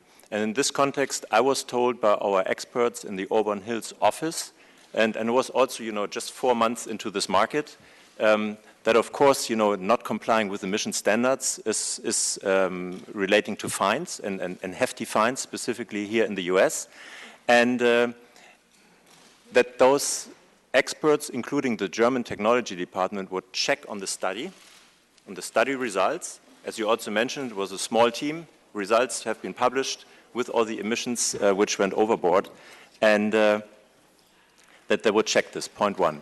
Point two is they would also look and with all the responsible departments, and there was a number of experts department in Germany, and then how to possibly fix this. And then there was the notion in this communication that also the EPA or the agencies could check also on their own, which to my degree is normal around the world that agencies check once in a while on their own, for auxiliary devices, including defeat devices. And at that point of time, I had no understanding what a defeat device was, and I had no indication whatsoever that a defeat device could have been in our cars. So let me go back. Mr. Horn, the new chief executive of Volkswagen, Mr. Mueller, has been quoted in media reports this morning saying that only a few people were involved with the deception. Now, I have to say that I don't take much comfort in that, especially knowing that Volkswagen has been known for superb engineers and mechanics. Now, isn't it who, I wonder, shouldn't they have picked up on this? But isn't it true that the technology was installed in the automobiles, at least initially, because the cars could not meet the new, more stringent emission standards for diesel engines?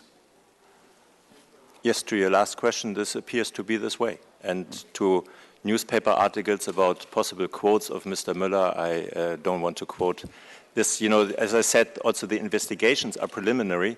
1 week our group revision did the investigation from September 22nd to October 1st, and then the entire investigations on this matter is turned over to an external agency law firm called Jones Day, American company, which is now going through the systems, outside advice, outside counsel. I think what we find amazing is that West Virginia University discovered this, and your army of brilliant engineers and talented mechanics didn't know something was amiss, and I'm sure we'll have more questions about that. But I want to ask you this. In terms of VW's status for remedying these defeat devices, who's responsible for developing and testing a solution? The responsibility for developing and testing the engine and drivetrain softwares lies within the engine and drivetrain division in Germany, in Wolfsburg, for the four-cylinder TDI engines. Now, will this require a software patch or changes to the actual vehicle's architecture and hardware? Yes, thank you for this question. I think we have to differentiate now into the three groups of cars. You've mentioned that roughly 500,000 cars are affected. Out of those, around about 430 vehicles, which were the very early vehicles, started here in 2009. And for those cars, we believe that a software-only solution will not be possible, because also, to be quite frank and logic, if it would have been possible, they would have done it in the first place. So for those cars, we are working on both software and hardware solutions, and there are different strategies about an additional NOx catalytic converter, as well as an SCR or rear tank. But this is something which is hardware engineering, which is a little bit, it's complex and it takes time to develop and to test this. This is one of the strategies. The Generation 2 vehicles, which is just the Passat model. I've here the 90,000 cars here in the US. This will be most probably a software solution. This is tested now and could involve one or the other, let's say, sensor But whatever I explained to you now anyways is being discussed in a timely manner now in the next couple of weeks with the California Air Resources Board and the CARB. For the Generation 3 vehicles, so the actual... Can I, guys, because I've gone way over time, I'm sure other colleagues are going to be asking some more detailed questions that we'll get to that. But I now need to yield 5 minutes to recognize Ms. DeGette for 5 minutes. Thank you, Mr. Chairman. Now, Mr. Horn, your company acknowledged that it installed these defeat devices on a number of models dating back to 2009, correct? Sorry, I have a problem understanding with all this noise down here. Oh, Mr. Chairman, can you please have the quiet in the room so Mr. Horn can understand me? Yes, thank you. The room will please be quiet, especially up front. Thank you, so you're not distracted. Thank you. All right. I'll ask that again, and if I can have the clock reset to 5 minutes. Mr. Horn, your company has acknowledged that it installed these defeat devices on a number of models back to 2009, yes or no? Yes. And do you know how the various defeat devices installed in the cars actually work at this point? Personally, no. I'm not an engineer. Does someone at VW know how these defeat devices work? I believe this is also within the investigations. And can you please give us the information when you find out? We will. Thank you very much. Now, you mentioned this West Virginia University study that was conducted in May of 2014, which found that the real-world NOx emissions on several Volkswagen vehicles exceeded EPA standards by as much as 35 times. Following publication of that study, VW represented to the California Air Resources Board, or CARB, and to the EPA that the increased emissions were due to technical issues and unexpected in-use conditions, correct? I'm sorry, you guys cough here all the time and have trouble. All right, I'll ask the question again. Thank you. After that study by West Virginia University, isn't it true that VW told the EPA and the California Board that the increased emissions were due to technical issues and unexpected in-use conditions? Yes. Yes. True. And those representations at that time were in fact incorrect and false, weren't they, sir? Yes. Yes, they were. Now, to your knowledge, did anybody at the Volkswagen Group of America know at that time that, in fact, those discrepancies were due to these defeat devices when they made those representations to the regulators? To my knowledge, at this point of time, no. No one in the U.S. did? No. Okay. Now, in December 2014, VW proposed a recall of 500,000 vehicles to resolve the, quote, technical issues. Is that correct? Mm-hmm. And, in fact, a number of those vehicles were recalled. Is that correct? Yes, most of them. But after they were recalled, the California regulators still said that fix did not work. Isn't that correct? That is correct. Now, to your knowledge, did anyone at the Volkswagen Group of America know about the existence of these defeat devices when the company announced that recall in December of 2014? To my best knowledge today, no. Mr. Horn, when did you personally learn of the defeat device and under what circumstances? Around the meeting on September 3rd with CARB and EPA. Okay, now, you talked, when the chairman asked you about these cars, I'm concerned about what we're going to do about the 500,000 cars we have on the road in the U.S. And the first thing is, as you just testified, about 430,000 of those cars cannot be fixed by a software-only solution. Is that correct? Yes. And that's because of the way that the engine is designed in these vehicles, correct? I would say not the engine is designed, but all the after-treatment systems. Right. And I've got to say, I've got to acknowledge my wonderful dealer, Fred Emick, who's here today, and he let me come and talk to his wonderful mechanics on Monday. They gave me this chart right here. I tried to take the part itself, but it was too heavy, and they told me I'd have to probably pay them $2,000 if I lost it. So I decided to take the chart instead. This is the chart of the exhaust system on these 430,000 cars. And as I could clearly see, you can't do a minor little fix to fix this problem. So what is VW going to do for these 430,000 cars so that the users can use them and so that they can pass the emissions tests? So from this distance, I can't see the chart, but I believe it's maybe something out of our service literature or customer literature. It's the exhaust system for these cars. Yes. But what can be done to fix that? There's two scenarios next to the software adjustments, and one scenario. But these are for the cars that can't have that the software adjustments will not work. We're talking now about Generation 1 cars, the 430,000 cars. That's right. The picture you have shown, and the treatment software alone doesn't work because otherwise they would have done it right. Right. So what are you going to do for those cars? Two technical scenarios: either an urea tank, SCR tank, to put AdBlue in there, or a specific catalysator for the NOx. Okay, but those cars don't have the urea tank right now. No, that's why it has to be. So this would be a major fix, correct? Yes, ma'am. Now, what is the time frame VW has set for that fix? We are still working on the time frame, and it's too early to say when this fix exactly is going to take place. When are these dealers going to be allowed to sell these cars?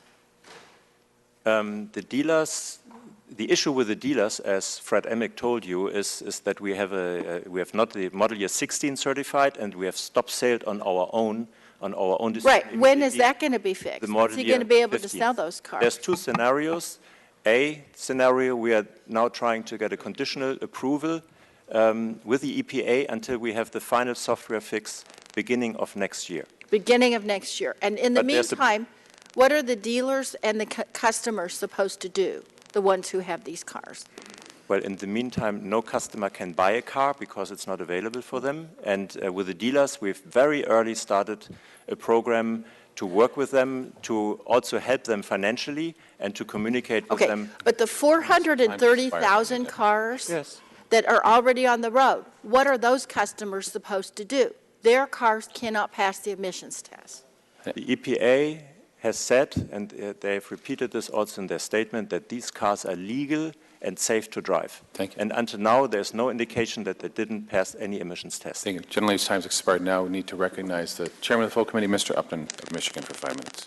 Well, thank you, Mr. Chairman. I want to go back to the specifics of the defeat device. So I live in Michigan. Where I live, we don't need to test our cars for emissions on an annual basis, as many states require. Certainly in this region here in D.C., I know they do. So how is this defeat device actually set up so that it was different when an individual drove it down the road versus taking it to a service station and getting the emission sticker that is often required in the states that require such? So I've been told a couple of things, but I just want to know if you can walk me through how that could change the emission system. What happens? I can share my best knowledge, but I'm not an engineer, neither a software engineer. Well, but let me try to explain. My understanding at this point of time is that the software was designed that the vehicle or the software could detect whether it was on a dyno, on a testing laboratory environment, or whether it was on the street. And one example of this, as experts have explained to me, is that the software could detect whether the steering wheel made an angle. So, and there might have been, and there will be other parameters, like maybe speed and change of speed and those things. Maybe the weight of the driver in the driver's seat? I don't think so, but maybe. I don't know.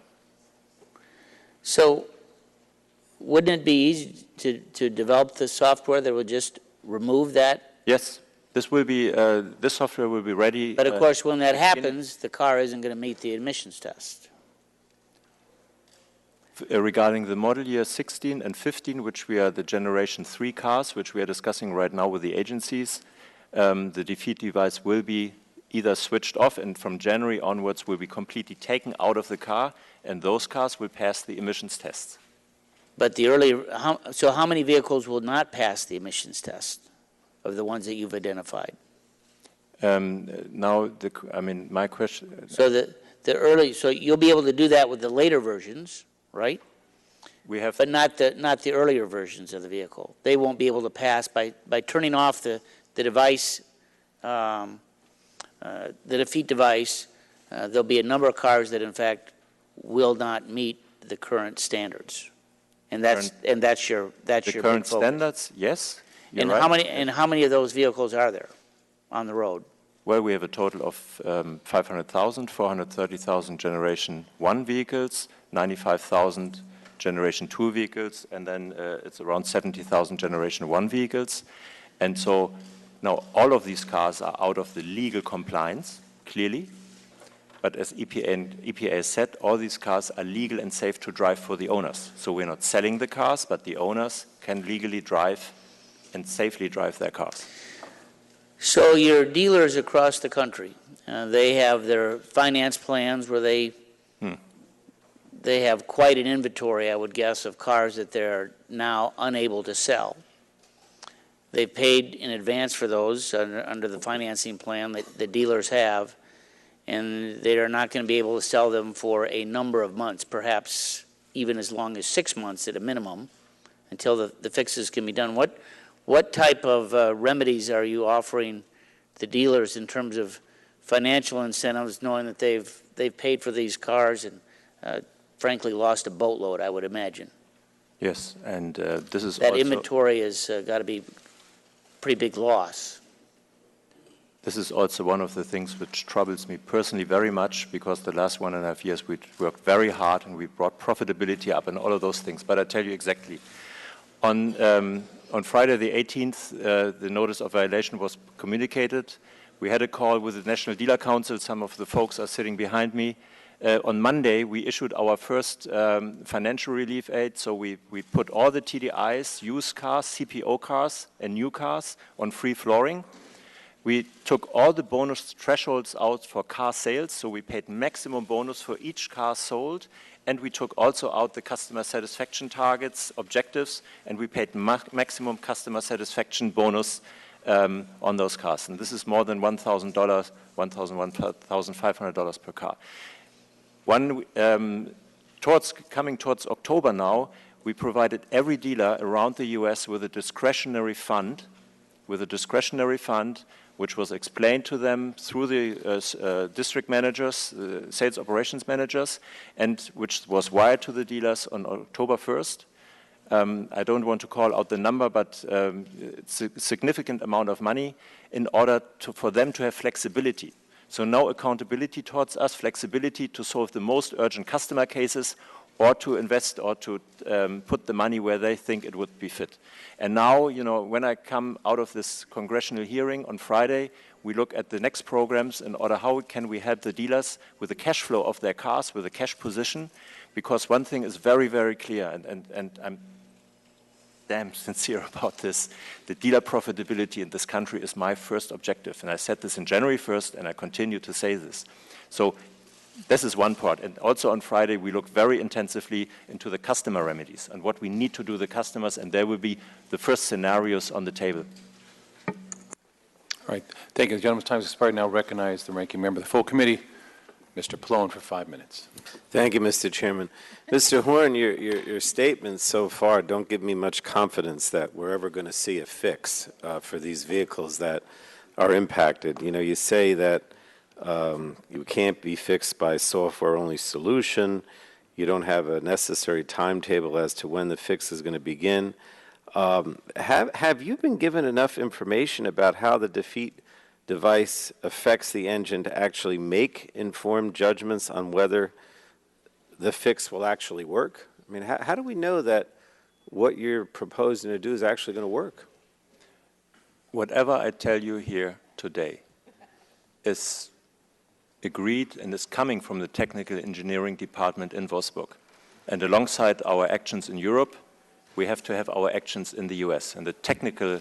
No, I understand, but I mean, I think, is it fair to say that you really don't know whether you can fix these vehicles to achieve the emission standards? Or we know that we can fix these vehicles to achieve emission standards. All right, but then what happens with regard to other things like fuel economy, engine performance? You know, people bought these vehicles thinking that they were going to meet the emission standards, they were going to have good fuel economy, they were going to have good engine performance. Can you guarantee that any fix you make to the vehicles doesn't affect fuel economy or engine performance or both? At this point of time, my understanding is if we correct the nitrogen oxide emissions to the emission standards, the customer will get the MPG on the Monroney label. That's my current understanding. Whether the full performance of the car, and this is something also our chairman, Matthias Müller, our CEO, Matthias Müller, said in Germany, maybe on top speed there might be 1 or 2 miles per hour might be missing. But this is, of course, something which we will share with the agencies. But current understanding is that the customer will keep the Monroney label miles per gallon. I mean, the concern I have is, when you buy one of these cars, you're relying on not only the emission standards, but the fuel economy is good and the performance is good.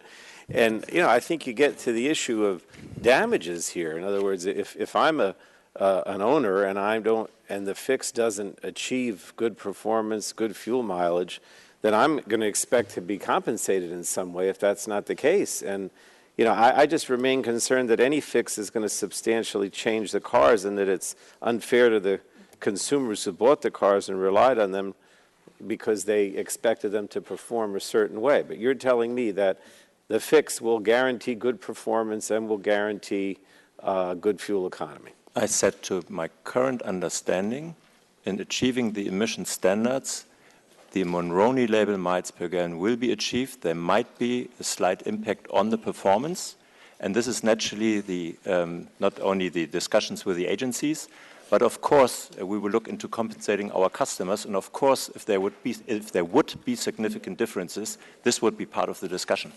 Clearly. Well, let me get to another issue. What about the impact on clean air? I mean, we know that there's all kinds of health impacts, asthma, other respiratory illnesses that can seriously affect people, send them to the hospital or get sick because of NOx and these other problems. I mean, you obviously agree that NOx pollution can result in serious health and environmental effects. I would assume you would agree with that.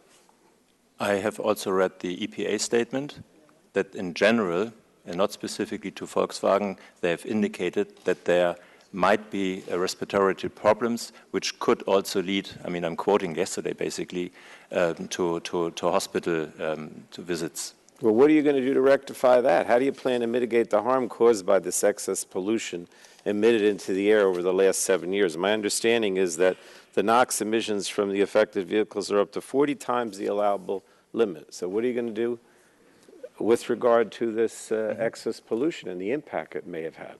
I think there's, first of all, many different studies, and so I would like to go back to the EPA yesterday of what they said. I think it will be part of the discussion, but I would also like to point out that if you look at 100% of nitrogen oxide emissions in the US, the car and truck industry is having 5%.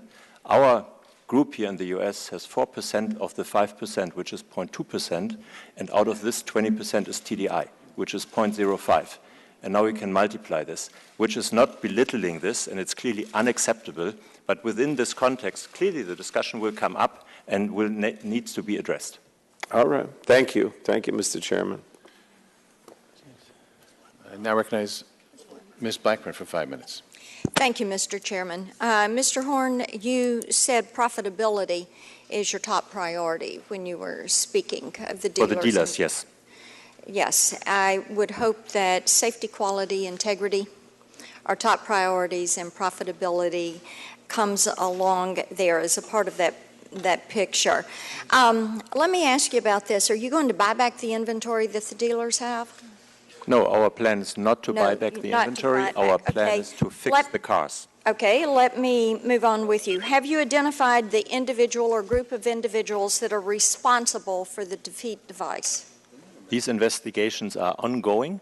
You've known about this since the spring of 2014, a year and a half. We know about this since September 3rd, that the violation is there. And since this time, and since the September 18th notice of violation, the board has acted and has asked Jones Day to investigate. But you've known that there was some activity around this defeat device since the spring of 2014, correct? No, I did not know, as I've said. Okay, so you did not know it in the spring of 2014.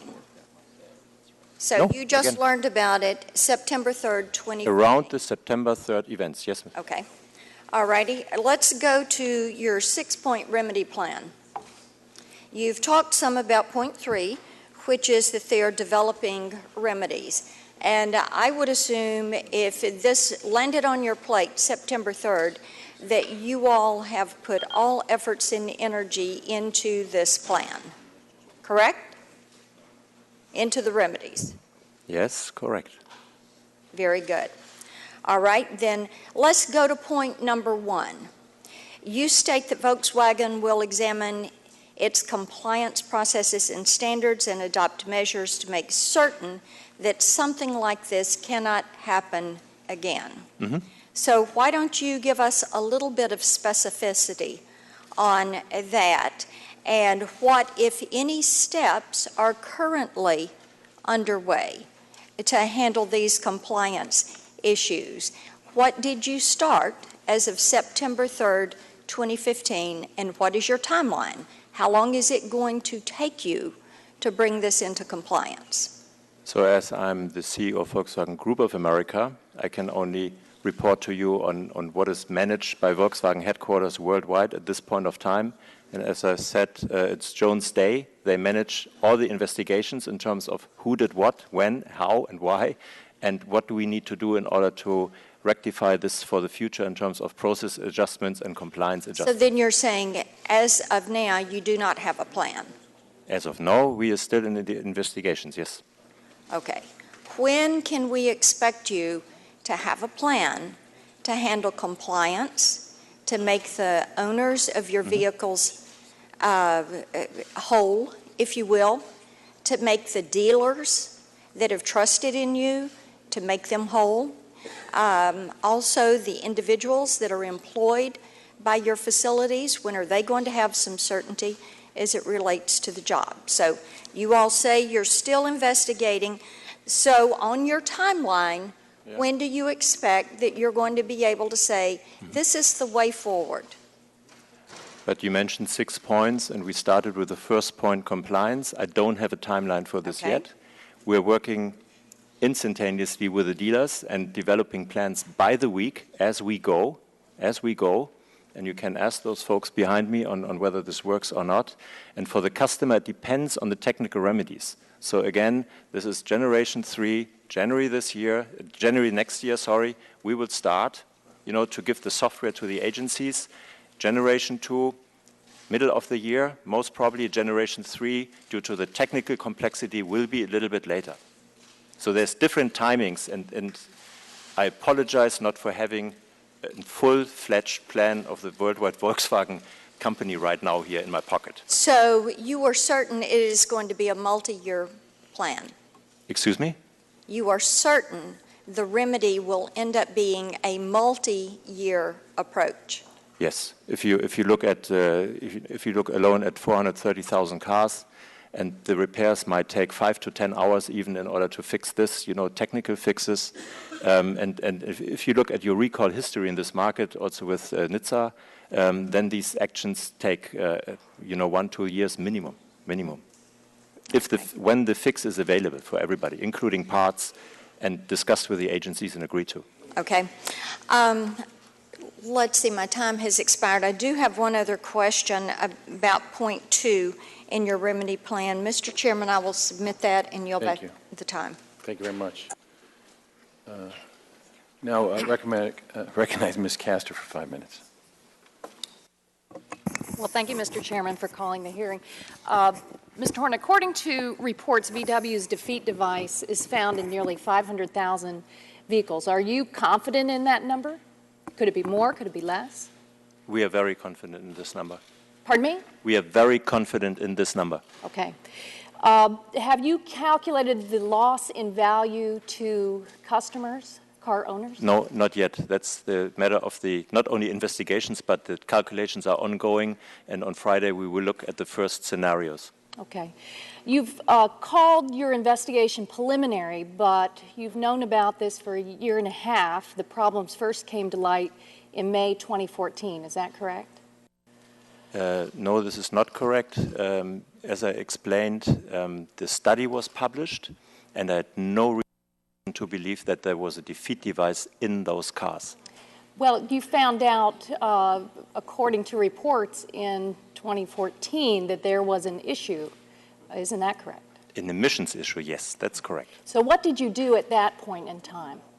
At that point of time, a plan was asked for from the engineers, and in July 2014, middle of the year, they presented a plan to me, which was, and this is very important also, which was agreed and discussed with the Product Safety Committee worldwide, and these are those guys who manage all the recalls, all the service action worldwide, including technical, procurement, legal, service, and those things.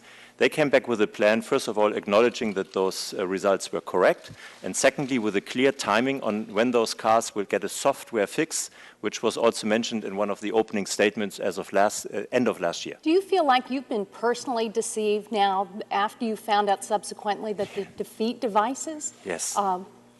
Yes. And explain that.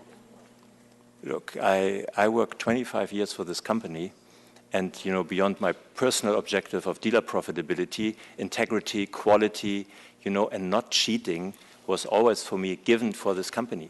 And when I learned this, I'm as touched and moved, as my employees and as my... Well, and another group feeling the effects of the VW defeat device defrauding are the VW dealers and their hardworking employees all across this country. In addition to consumers, a recent Associated Press article noted that dealers are facing, quote, a flood of angry calls, emails, et cetera, from Volkswagen owners who feel betrayed because they believe they had bought a car that polluted less without sacrificing the good gas mileage and the performance that comes with a diesel engine. Mr. Horn, how many VW dealerships are there in the U.S.? We have around about 650 VW dealers and 350 Audi dealers. And on average, how much of a VW dealer's business do these diesel models? 25%. And these dealers are now the front line for unhappy customers who feel betrayed by the Volkswagen brand. And a media account yesterday quoted one dealer as saying, "This is the biggest fraud I've ever seen." What do you have to say in response to that? What do you tell these business owners and their employees whose livelihoods depend on the company? I went immediately out with the dealer council on a call. I made a dealer video which was sent out, and the dealers even showed it to their children and their families and their employees, because they said that's the right thing on what we are approaching this. So detail for us how VW is informing dealers about the defeat devices and the solutions to fix cars that feature these defeat devices. As soon as we have the information necessary or ready and have discussed this with EPA and CARB about the timing, or alongside the dealers will be naturally informed. They're not getting any information right now? No, of course they get information. So what, detail that for us. First of all, they get the information that we financially help them through this crisis. Secondly, the first thing is we took the bonus thresholds out. They have free flooring. They got the discretionary fund. We've increased the incentives by $2,000 for loyal Volkswagen customers. Loyalty program. What does that mean? That means we get them started and don't let them dry out in the field. Is that a direct payment to customers or to dealers? The first 2 points, the bonus payments and the floor plan, is directly to the dealers. The discretionary funds is directly to the dealers, and the incentives are for them. This is a certain cash incentive that they can manage to bring loyal customers in, whether it's a TDI customer or a gas customer. So is that the intention there for the dealers then to contact customers who have purchased cars since the model year 2009? Yes, as one of the sure, yes. Well, if VW is not giving any direction to dealers and their employees on contacting customers at this point in time? No, of course. We have set up in the frequently asked question. We are guiding the dealers with real-time, the same information we have, and which goes to our call centers as well, because those, I've visited the call center in Auburn Hills. Those people are also front line. They need the same information, and as soon as we have it, the other people get it as well. What has VW told dealers about how existing Volkswagen models will be affected? Cars that dealers have already sold and cars that are now sitting on the lots. We've informed the dealers directly on September 18 in a call, the National Dealer Council. We followed up with letters and videos to do this. Thank you. Okay, I'm out of time. Gentleman's time has expired. Now recognize Mr. Barton for 5 minutes from Texas. Thank you, Mr. Chairman, and thank you and Ms. DeGette for organizing this hearing. I'm not a registered professional engineer anymore, but at one time I was. I still am an engineer by training. My daughter drives a Volkswagen Beetle. My former stepdaughter drives a Volkswagen Jetta. I don't think they're diesel. I think they're gasoline powered, but they're both Volkswagens. I've always had the highest respect for Volkswagen. I think it's a fine company, engineering-wise, product-wise. But I must tell you, sir, that it is extremely disappointing to look at the, I don't know the right word to use, immorality of the corporate decision to knowingly and willfully cheat on U.S. emissions standards. I mean, Volkswagen is one of the premier name brands of auto manufacturing in the world. And it's a reputation that's been gained over the last 50 or 60 years.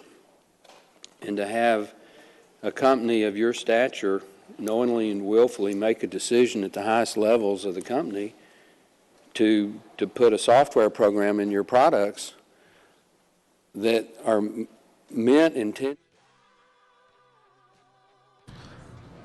All right, folks, we are going live to Las Vegas for a Donald Trump rally.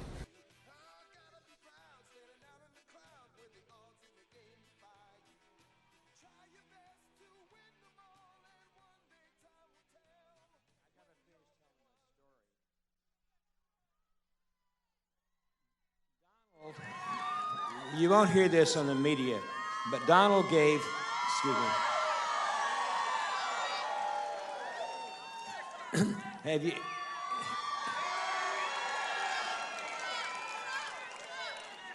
Donald gave $20 million to the St. Jude Children's Home. $20 million. He could have used that $20 million for television ads, but he decided to give to children with cancer. So that's Donald Trump.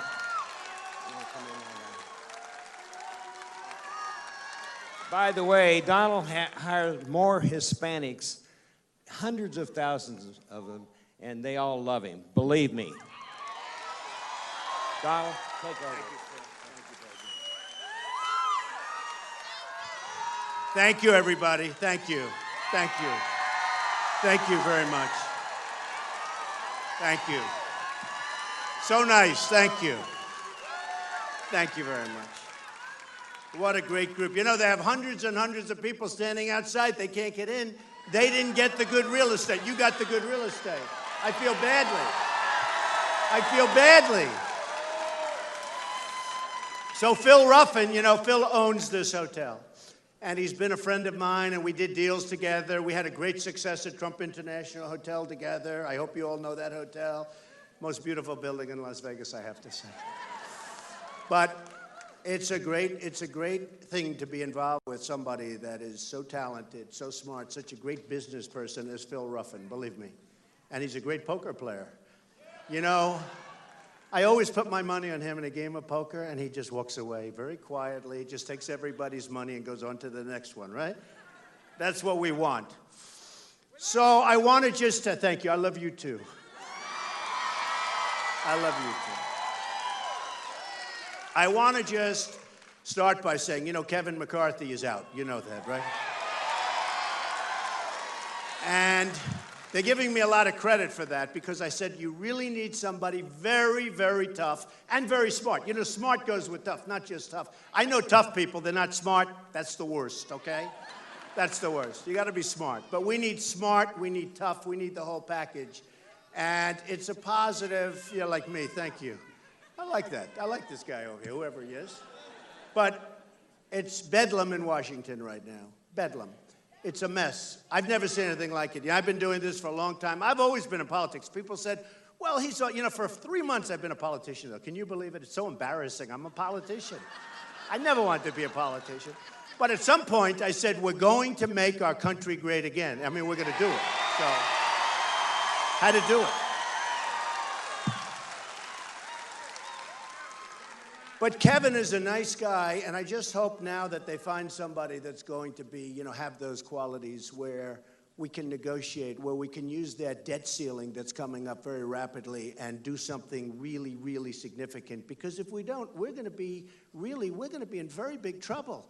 We're going to be in very, very big trouble. We're in a big, fat, beautiful bubble right now, and you watch, and I predicted the last couple, and I'm telling you, we've got to get our act together, or we're going to be Grease on steroids. That's what's going to happen. No, that's what's going to happen. And there's nothing wrong with the Republicans taking a tough stance and sticking with it.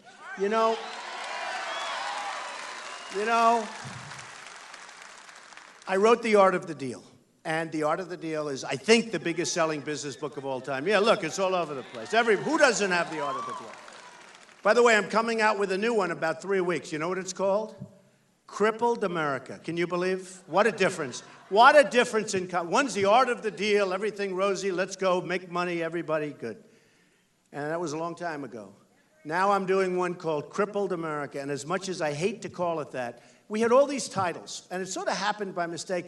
We had a photographer. It's a great book publishing company, Simon & Schuster, the best, Rolls-Royce. Or Cadillac? Maybe I should say Cadillac, right? Cadillac? We want to keep it here. We want to keep it here. But the really great company, and they sent this fantastic photographer, a very talented guy, and he took pictures. And I'm smiling. Like life is a bowl of cherries, like we're doing great. In the meantime, China's taking our jobs. We're losing to ISIS. Russia's dictating to, we don't know what we're doing, right? I mean, is it true? So I have all these pictures, smiling, but I had a couple where I guess I wasn't prepared, and I was nasty looking, nasty. And then I said, maybe we should use that picture instead of the nice pictures. I'm not going to give it to my family or anything, but maybe we should use. So I have the nastiest looking picture, like, because honestly, for a period of time, that's what we've got to do. We've got to put our head down, and we've got to straighten out this mess. And nobody can do it like me. Nobody. Nobody can do it like me. Honestly. I will bring our jobs back. It's very interesting. CNN did a good poll. And I'm on live with CNN. Look at all those cameras up there. We're all live. Every time they have me on live, all these other guys, they make the same speech over and over and over. They read it. Just blah, blah. Nobody... If I say the same thought twice, I get criticized. You said that 3 weeks ago. I mean, how many thoughts can you have? Jobs stink. The military's in trouble. The vets are being taken poorly care of. And we're going to straighten it out. We're going to repeal Obamacare.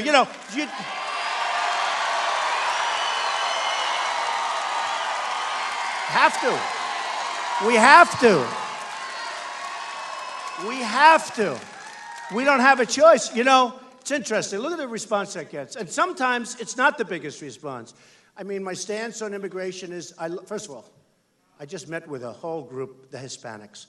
My relation, and what Phil said, I really appreciate. I didn't know he was going to say that. But I've employed thousands and thousands, and currently thousands of Hispanics. These are incredible people. Incredible. My relationship is great. They did a poll, and everybody probably saw the poll. I won with Hispanics in the state of Nevada. They're incredible people. And I think I won for two reasons, but one of them is they know I'm going to bring jobs back to this country. We're going to take our jobs back, and people are going to have jobs. Because this 5.3 and 5.5%, it is nonsense. We have close to 100 million people that are out of the workforce. They're out of the workforce. We have 50 million people that are in poverty. They consider it poverty. Like third world, and not even as good as some of the third world nations. Our infrastructure, our airports are worse than third world nations. You fly into LaGuardia, you fly into Kennedy, LAX, you fly into some of these airports, we're like a third world country. And I go and I deal with these people. I get along with everybody, okay? By the way, I do. But I deal. And I don't dislike China. I love China. In fact, they're my tenants in New York. I have the biggest bank in the world as my tenant, Chinese bank, like seriously big. The rent comes in, boom, like clockwork, okay? I don't have to worry. But I have tremendous relationships with Mexico, with China, with everybody. The problem is we're not being led right. When China, Japan, Brazil, I mean, any country, name a country, anybody, name any country, they're taking advantage of us. Any country, France, they're taking advantage of us. You know that because you know what they're doing with Iran. You see, she says France. You could name any country. Russia, oh, that's a pretty easy one. Russia. That was the one I was hoping we don't have to say too much about Russia. Oh, he's having a field day dealing with our leaders because our leaders are incompetent. They're incompetent. They're incompetent. So we've had an amazing, well, even Israel, if you look at Israel, we're actually taking advantage of Israel, if you think about it. Because what we did with that stupid deal with Iran is the worst thing that has probably happened to Israel since the initial Israel, since day one. I would say maybe, potentially the worst thing that's ever happened to Israel. And I have so many Jewish friends where they go, I don't know what happened to Obama. They supported him. And they say, I don't know what happened. And some continue to support him. It's almost like, what are we doing here? They support him. They're having fundraisers for him. But they say, yeah, he's treated us very badly. And then he walks into the room, they give him money. The whole thing is crazy. He has been so bad to Israel. And Bibi is a great guy. I know him. I think, and I thought he made a great speech the other day in the United Nations. You know, I was one of the few people, I think the only, but he asked me to make an ad for him for his campaign. So I was greatly honored. I made an ad. He won. I was happy. I took full credit for it, okay? Full credit. Full credit. But, you know, we have a problem with so many different things, and we'll talk about, I love talking about this, the media. Do we all love the media? Do we love the media? Oh. No, the level of dishonesty is incredible. It's incredible. And, you know, I always have to preface, I'll give a quickie, not all of them, because some are fine, but let's end it with that, okay? Some are fine. But the level of honesty in the media, they're so dishonest. You know, I do a crowd, and I'll have like a crowd like this, and like the cameras, they never pan the room. They never ever pan the room. Look, they never pan the room. No, it's true. They don't do it.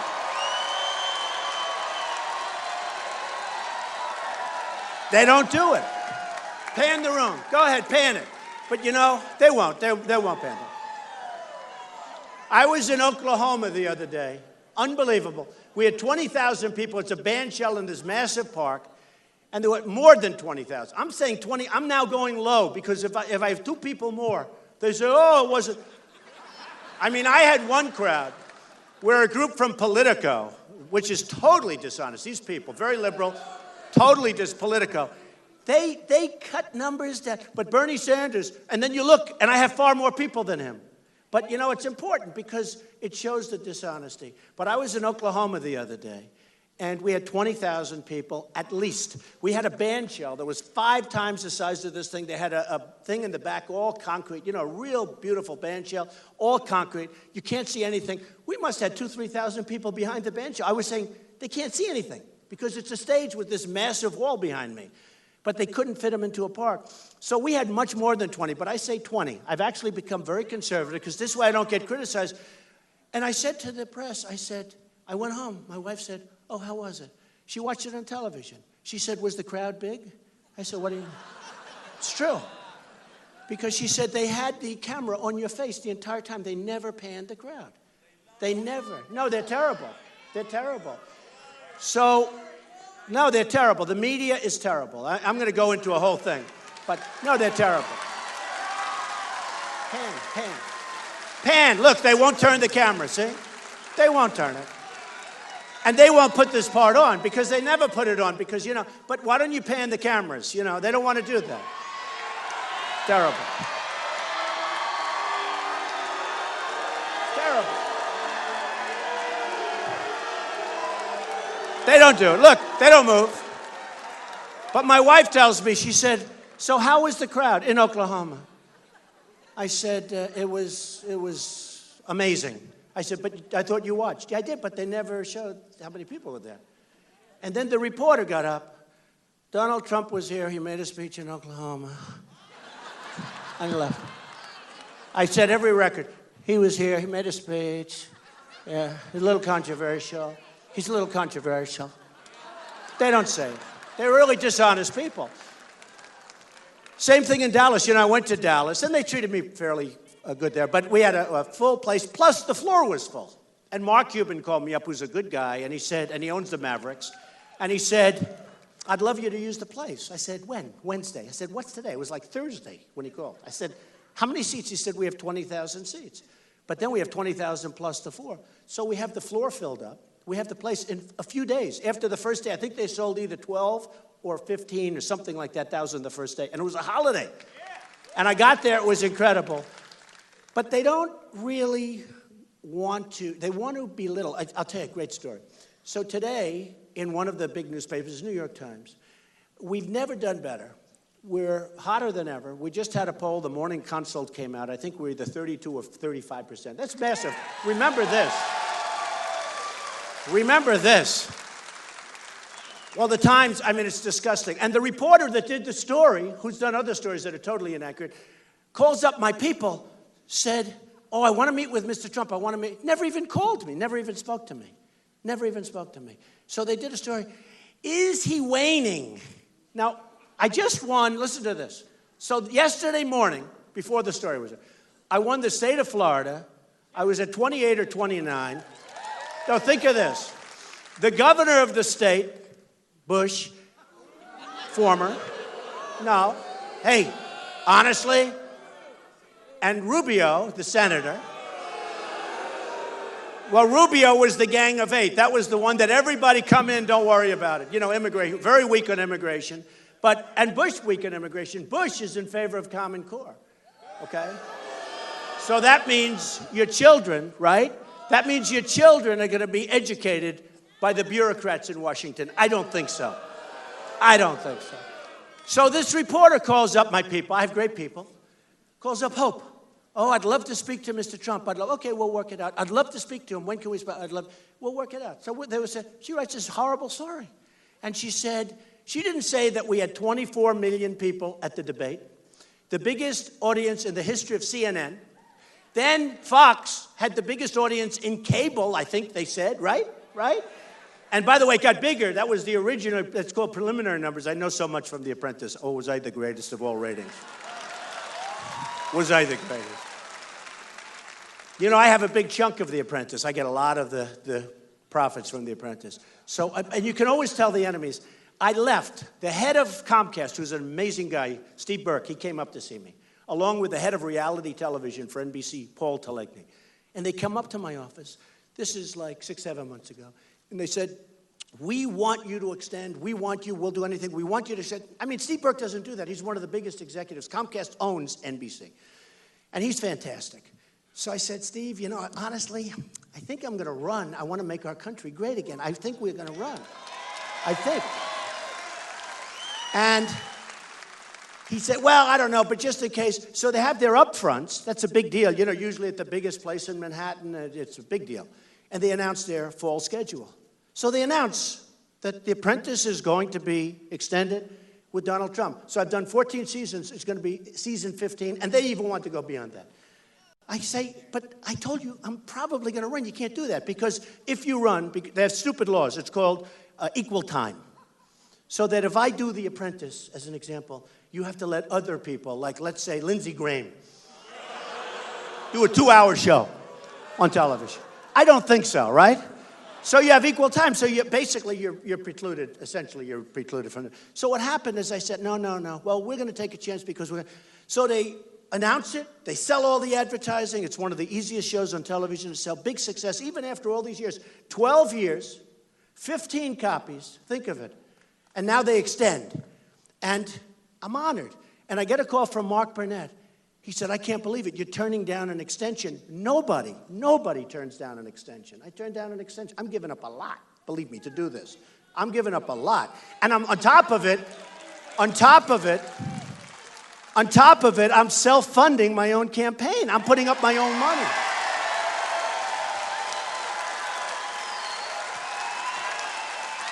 I'm the only one.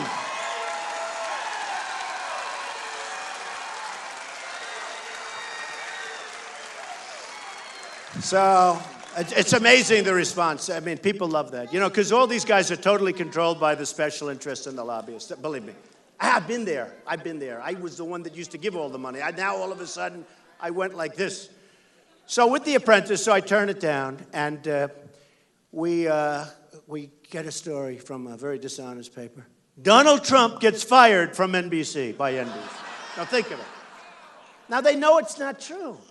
And in fact, I get a big chunk of the show. You know, I created it with Mark Burnett. And so they fired. And they said, Trump gets fired by NBC. And they know it's not true. So they call up. They say, yeah, we knew, but it just sounds better. It plays better, does it? Oh, great. They're such dirty, rotten liars. It's disgusting. So I gave up The Apprentice. And then I said, you know, we had to put down in filing certified numbers. And they said, oh, well, maybe Trump won't run because that's a big thing. So he'll never announce. So I announced. Then they say he'll never do Form A. Form A is like where you sign your life away. Phil would never do it.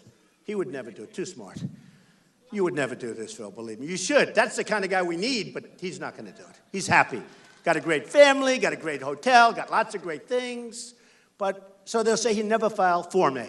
I filed Form A. Then they say, oh, but he'll never file his financials because maybe he's not as rich as people think, okay? So I filed. By the way, I was one of the few that filed in time, and I had almost 100 pages. These guys have one page. You know, I worked for some company. No, it's true. And they were late. They needed extensions, and I filed on time. I wanted to file on time. I actually filed ahead of schedule. You were entitled to 2 45-day extensions automatically. And I just filed. And they found out that my company, and Phil would know because he knows my company, is much bigger, much stronger, much better, much richer than they ever thought possible. They couldn't believe it. So that's gone now. So what I did is I did this filing. And from the day I've done this, and my wife said to me, it's very interesting, and Ivanka. Has anyone ever heard of Ivanka? Yes? Right? And Melania. They're two great women. And you watch, they're going to come out, they're going to start campaigning pretty soon, and they're going to be great. And they believe so much and so strongly the women's health issues that Bush, by the way, didn't want. I saw that. He didn't want to fund them. And Hillary, you know, puts on the phone, oh, how dare he talk about this. She said, she acted indignant. Can you imagine? Here's a woman cheating the United States government for years with her emails. I mean, they gave Petraeus a criminal record. He's got a criminal record now. They destroyed 5 other people for doing about 1/10 of what she did. And I don't know. I think she's going to get away with it. Can you believe it? Can you believe it? No, I think she's going to get away with it. They destroyed Petraeus, General Petraeus, good guy. They destroyed his life. What he did is 2% of what she did. So you tell me it's fair. But I look forward to running against her because, frankly, that is going to be such a big issue. Believe me. It's going to be such a big issue. And don't forget, I mean, she will fight very hard because she has to win. Because the statute of limitations is 6 years. Do you know what that means? No, do you know what that means? There's some guy up there who's probably a lawyer. He's laughing like hell. No, I mean, if a Republican gets in, it's got to be fair. But if a Republican gets in, they're going to have to look at that. 6 years. So she's fighting for her life.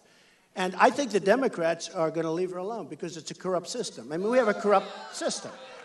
And I think they're going to leave her alone. But if a Republican gets in, I don't say that she's guilty. They have to check. But if a Republican gets in, we have a 6-year statute of limitations. And I guarantee at least there'll be a fair investigation. They're going to look. So she's really fighting. So she's really fighting for her life in a sense. And she's gotten, it's very interesting, in the same day, she said, I don't like Donald Trump's tone. His tone. I don't like his tone. And Bush said the same thing. And Rubio said it too. They said, I don't like Donald Trump's tone. And I say, wait a minute. We need a tough tone, don't we? Isn't it tired? Aren't we tired? We're tired of these weak, pathetic, sad people that don't have a clue, that won't do anything. We are going to make the country better than it's ever been before. We have a chance to do that. So they said, we don't like Mr. Trump's tone. They want to be low-key. Let's fall asleep. And China, you ever see China's tone? They walk through the door. Believe me, I deal with them. They don't talk about, oh, isn't it a beautiful day, Mr. Trump? The weather's beautiful. The sky is so beautiful. Look, Mr. Trump, outside it. It's all business. We want to extend lease. Right? There's no games, right? There's no games. There's no small talk. There's no small talk. There's no, how's the weather outside? Oh, it's raining. Oh, isn't that too bad? I'll have to call my wife. It's all business with these people. And they hit you in waves. You know, when I deal with China, and I love China. I love the people. They're great. I love the Mexican people. They're great. But I deal with China, and they walk in with waves of people, smart people. I have so many. He says, build the wall. We'll build the wall. Don't worry. And Mexico's going to pay. Don't worry. We'll build the wall. But no, I want people in, but they have to come in legally. We know that. Okay. But I will tell you, China, they come in and they negotiate, and you're sitting there by yourself, and you got like 25 people across the table. And every one of them's a genius. But if you're good, you can take it. You can do deals that are unbelievable. So I asked my people last week, I said, go back and tell me, what is the trade imbalance with China? And I was surprised, because it was so, I thought it was big, but I didn't know it was this big. It's almost $400 billion a year. Think of it. Essentially, that means we're losing $400 billion. Now, it's worse than that, because they've devalued their currency, so they're taking our jobs, they're taking our base, they're taking our manufacturing, and then, on top of it, we owe them, think of this one. You know, China is our largest creditor along with Japan. They're actually exactly the same. We owe each of them $1.5 trillion. So they steal our jobs. They steal our jobs. They take our money. We owe them money. How do you figure that one? Not too good, right? All these geniuses in the front. Not too good. I call it a magic act. It's incredible. They take our money and we owe them money. It never ends. But we owe them $1.5 trillion. We owe total $19 trillion. We owe Japan $1.5 trillion. Then I said, so I was in Los Angeles 3 weeks ago. I saw the biggest ships I've ever seen, the biggest. And cars are pouring out of these ships. They're from Japan, like the Long Island Expressway. I never saw cars go so fast. They're going like 50 miles an hour off a ramp. Shung, shung, shung. It's almost like the ramp. I don't know if you saw it last week. It was a picture in one of the papers. The ramp they built, they have a wall that's this big, great wall, between the borders. Okay, they have a wall. And they built a ramp.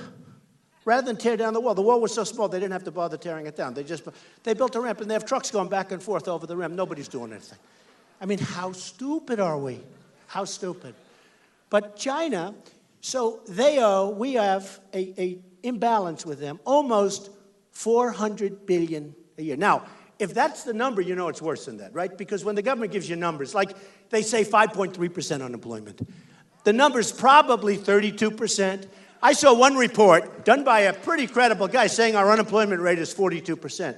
Because when you add back the 100 million people, you're right up to those numbers. But add back half of the 100. So we have a 20%, 25% unemployment rate. But this was done by politicians so that they look good. Because if you stop looking for a job, statistically, you are considered that you have a job. So then they say, oh, unemployment is down. We're down to 5.3. We're not down. Nobody has jobs. I mean, I wouldn't have caught on, to be honest. I wouldn't have caught on leading every poll. I wouldn't have been catching on, I think, if the economy were real. It's not a real economy. It's a phony set of numbers. They cooked the books. You ever hear the expression? Right? They cooked the books. The politicians cooked the books. So what happens is I get the reports yesterday, and the reports are amazing. I love polls. And somebody said, he talks about polls and the other people don't. That's because I'm winning. The other people are losing. It's true. No, I saw it on television. No, I saw it last night on television. Now, there may be a time when I stop talking about polls. If I'm number 2 or 3 or 4 or 5 or 12, some of these guys have nothing. They have 0. Out of, 20,000 people, they didn't get 1 vote. They have 0. How do you do that? To me, that's more impressive than leading. You want to know the truth. No, it's true. So they said, I saw on television tonight, they said, oh, he talked about, because I was in Iowa yesterday. It was amazing, packed, overflow crowd, amazing people. Like you, they want to see the country be strong, and they want to see our country. Amazing people. So I was talking about the polls, and one of the reporters who's actually here today, one of those live people, and barely alive. No, they said on television, Mr. Trump talked about the polls. Well, the polls just came out. And I thought to myself, maybe I do talk about polls too much. And then I realized I've been leading since I came out. And Melania, my wife, and my daughter said, you know, Dad, if you ever run, you're going to win. And I said, why do you say that? She said, because nobody thinks you're running. And if they poll you, nobody's going to give you. When they poll you, before I announced and before I signed my life away, because that's what you do. You sign your life away. You know, it takes guts to run for office. Especially if you're not a politician. I never did this before, folks. That's why nobody understands what's going on. These guys, I have governors, senators, these guys are all, and so here's what happens. So Florida winning big, Florida, 29%. Pennsylvania, big, great, important state. Anybody from Pennsylvania? We love Pennsylvania. I love Pennsylvania. I'm there a lot. Pennsylvania, I'm leading big.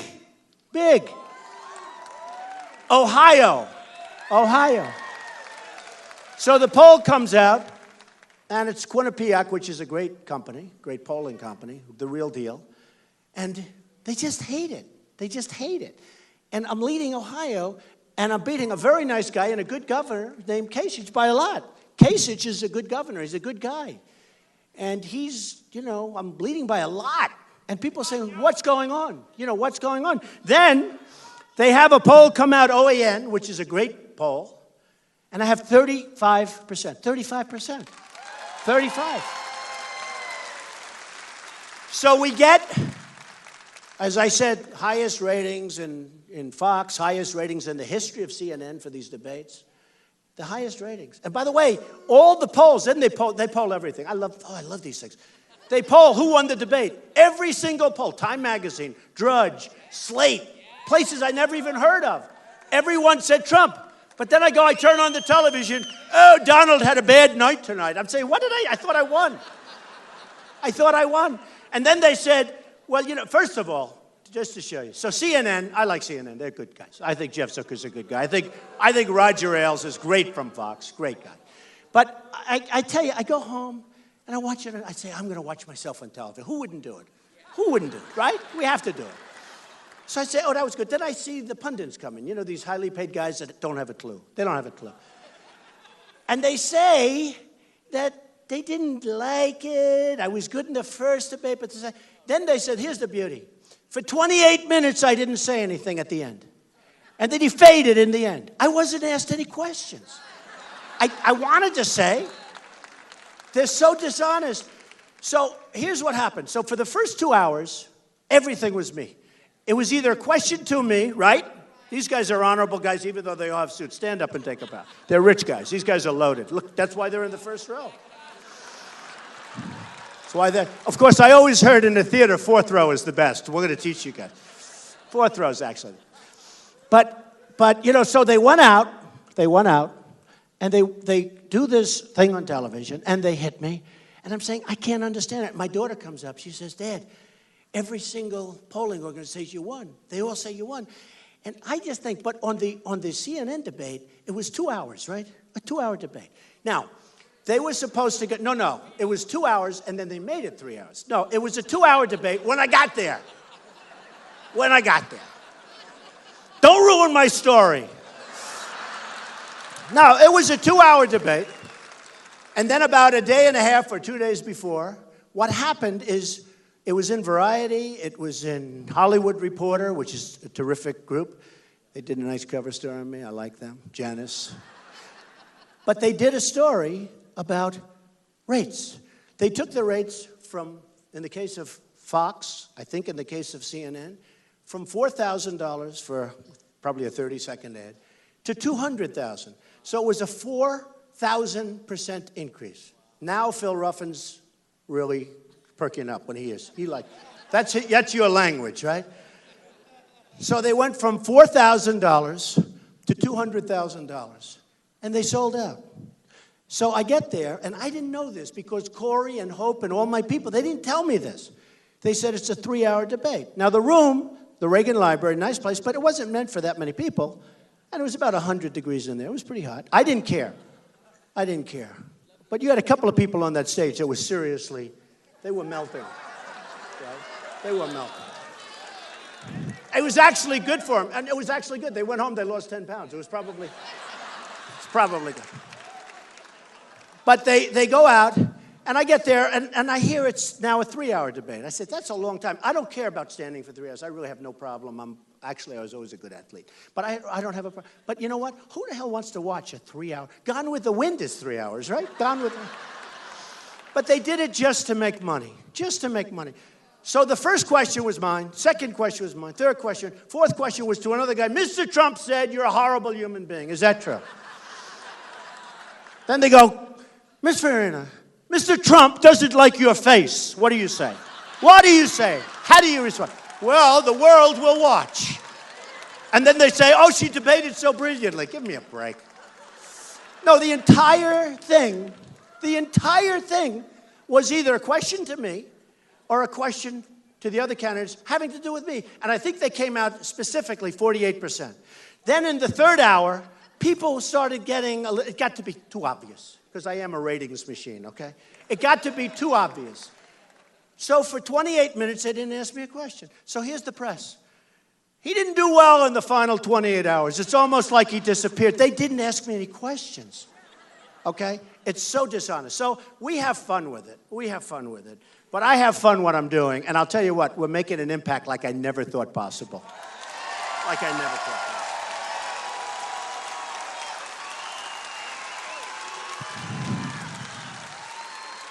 I've seen great dishonesty in other ways, too. Politics, I always thought that real estate guys in New York and elsewhere are pretty tough cookies, right? A lot of real estate guys in the room, I guess. But I always thought real estate guys are tough. Politics is a much dirtier business. So I get a call. This guy from Club for Growth. I never even heard of it. But my people said, see it. Club for Growth. What is Club for Growth? You know what it is? They're growing the wallet in their pocket. That's what it is. So Club for Growth, supposedly a conservative outfit. So a guy wants to see me. So he comes up to my office. We have a perfectly nice talk. He's telling me about Club for Growth, which is nice. And that was the end of it. He then sends me a letter, asked me if I'd make a $1 million contribution. Now think of it. $1 million. I said, $1 million? I may be rich, but we're not stupid, right? $1 million? $1 million. So he wants $1 million in a letter. He was stupid enough to put it in a letter. And he asked me for $1 million. We told him, obviously, how many in the room would say, oh, good, he was up in my office for a half hour or whatever it was, let's give him $1 million. I just can't do that. I can't do it.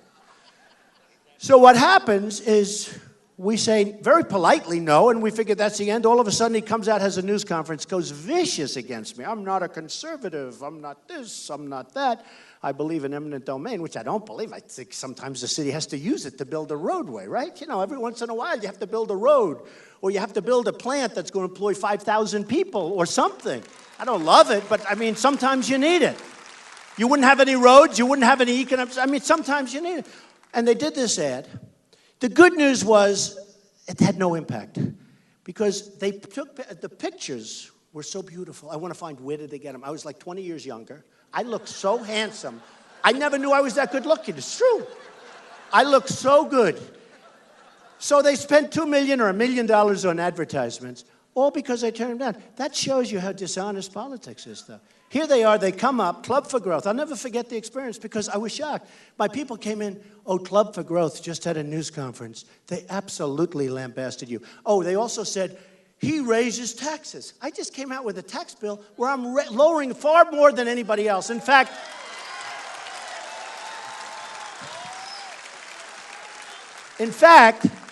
so much so that the Wall Street Journal, which was bought for $5 billion and is now worth $500 million, but they'll criticize me, they did an editorial, it's too much. Now you tell me, you buy something for $5 billion, it's now worth $500 million, maybe not that, and maybe a couple of bucks more. And then they write these nasty editorials about me. Can you believe this? Can you believe it? So I get criticized. But you know, one of the things I was criticized for is my tax break is too big. They think it's too big. And what I'm doing is taking care of the middle class. And frankly, because we've lost the middle class.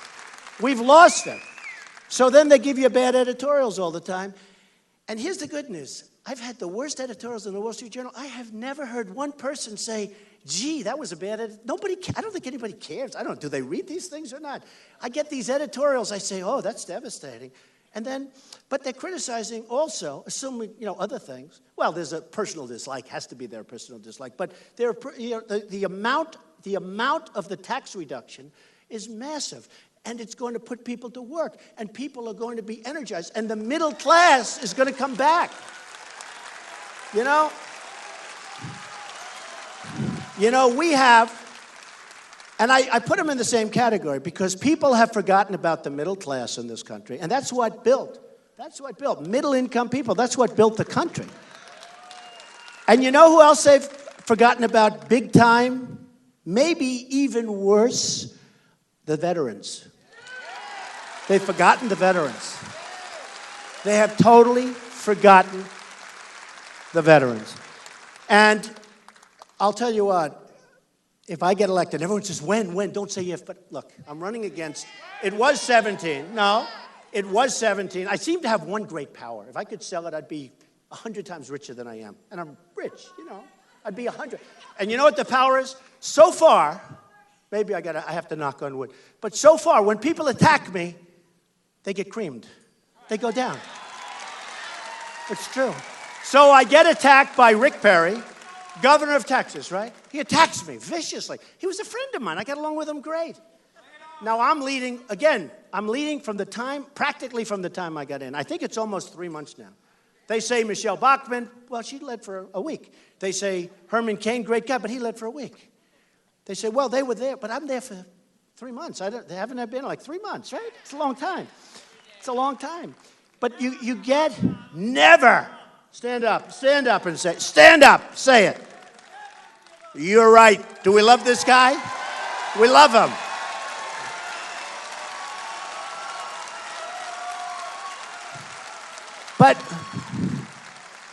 But if I win, I like that too. But again, you know what? When puts too much pressure on you. I always say to people, they say, how do you react?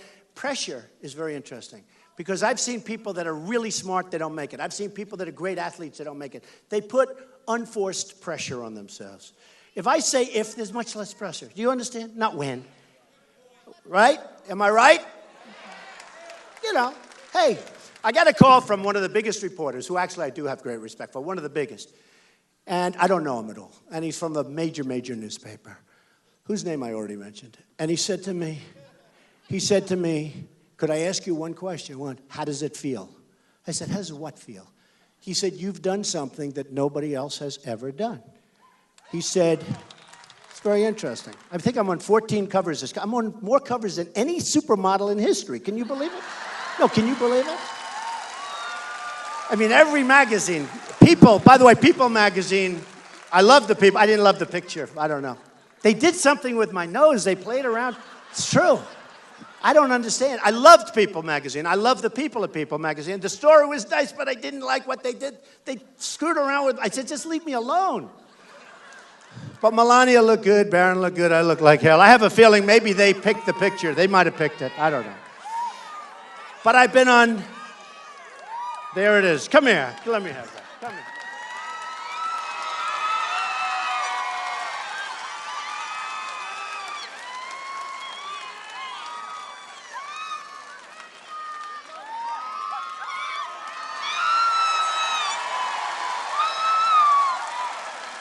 So let me say this. Where are you from? I'm from Colombia. Colombia. And is this a setup? Did I ever meet you before? Huh? I I'm Hispanic and I vote for Mr. Trump. We vote for Mr. Trump. Yes, Mr. Trump. We love you. We love you. All the way to the White House. I swear to you, I think she's totally beautiful and great. I never met her before, I swear. This all started with a People magazine. So here's the story. So I love the story. They couldn't have been nicer. Nice story, right? Couldn't be nicer. But I don't know what happened. They played with my nose. I don't want touching. I don't want touching. So I'm looking. Now you'll tell me. How's my nose? Right? It's fine, right? It's beautiful and perfect. Says this. I have a wart on the end of my nose. Can you believe it? And I said, oh my, I don't have to. Look, it's terrible. But that's okay. Because they meant it well. I think they wanted to make me look like Cary Grant. Do we remember Cary Grant? And I've always wanted to look like Cary Grant. But anyway, you are beautiful. Will you make sure she doesn't fall? Come here. Thank you very much. Crazy.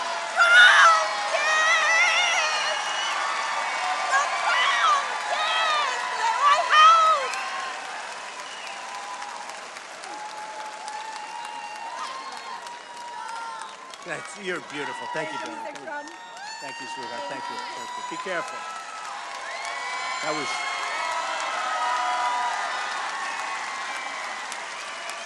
great. That's so great.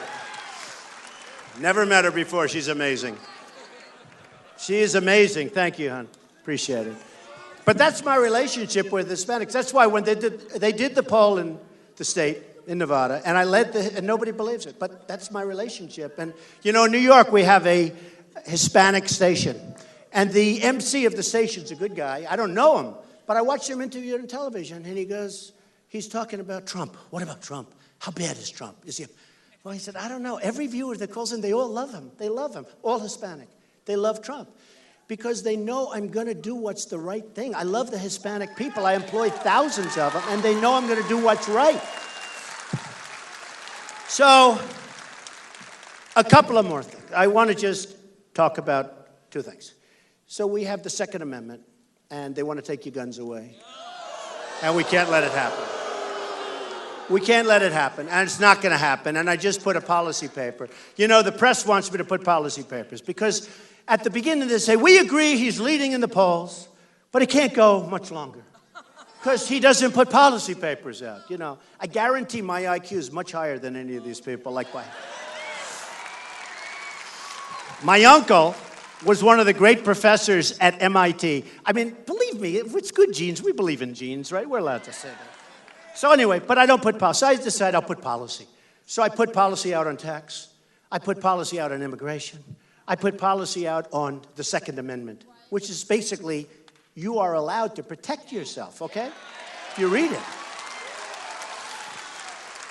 And they said, don't you think it's important to start talking about policy? I said, I have. I said, it's only important for you. It's not important for the people because they know I'm going to do the right thing and they know my stance. But now we're keeping the press happy. They're all saying, oh, he's actually very policy-oriented because I put in a 14-page paper. But in the end, it's all very simple. And I will say this.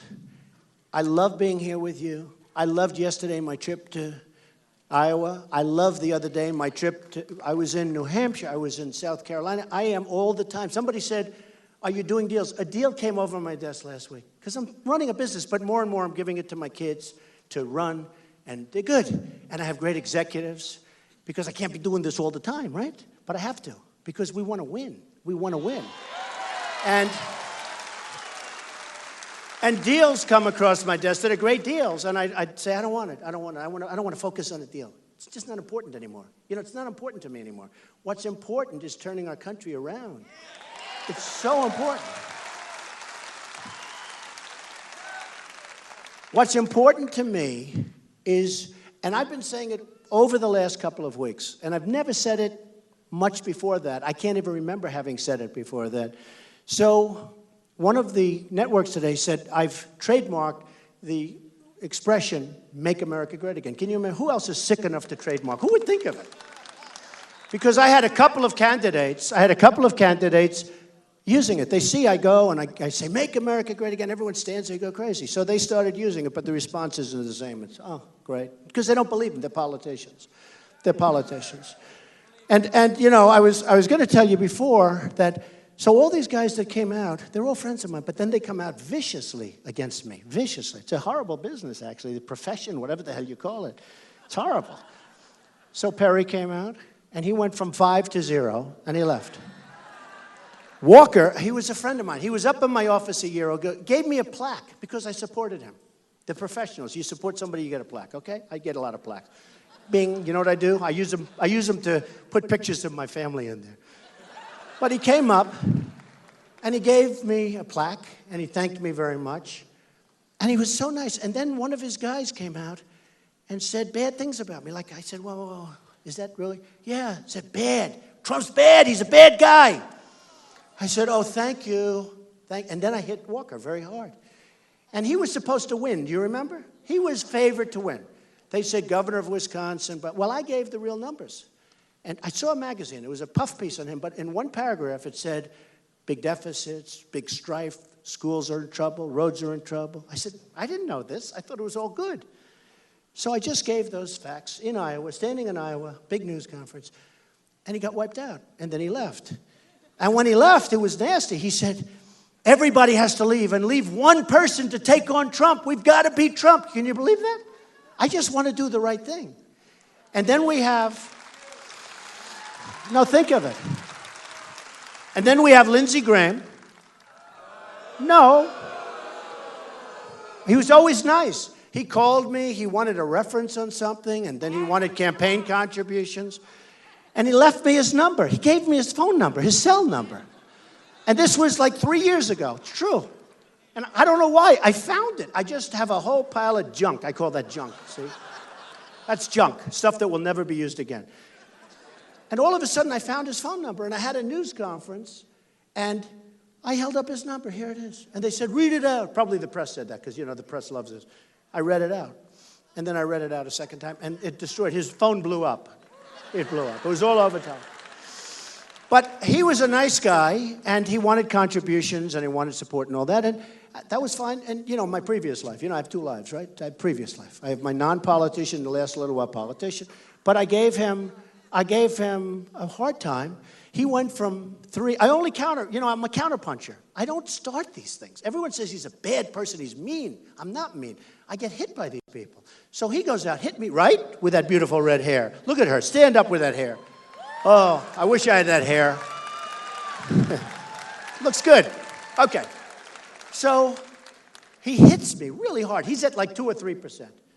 And I'm in the 20s and 30s. And he hits the hell out of me. I said, wow, the guy wanted like a campaign. He was a nice guy. What happened? He goes down, he's at 0. Now, they asked him the other day, will you leave? I will never leave. I will fight. Why not? Just leave. It's not working. Oh, and then they have the poll in South Carolina. Now, he's the senator from South Carolina. And I'm at 29 or 32, I think, something like that. And he's at 3, right? So something's wrong. He's probably not going to run for office again. Honestly, I think these guys have been mortally wounded. I don't even think they can go back into their career. And then we have Rand Paul.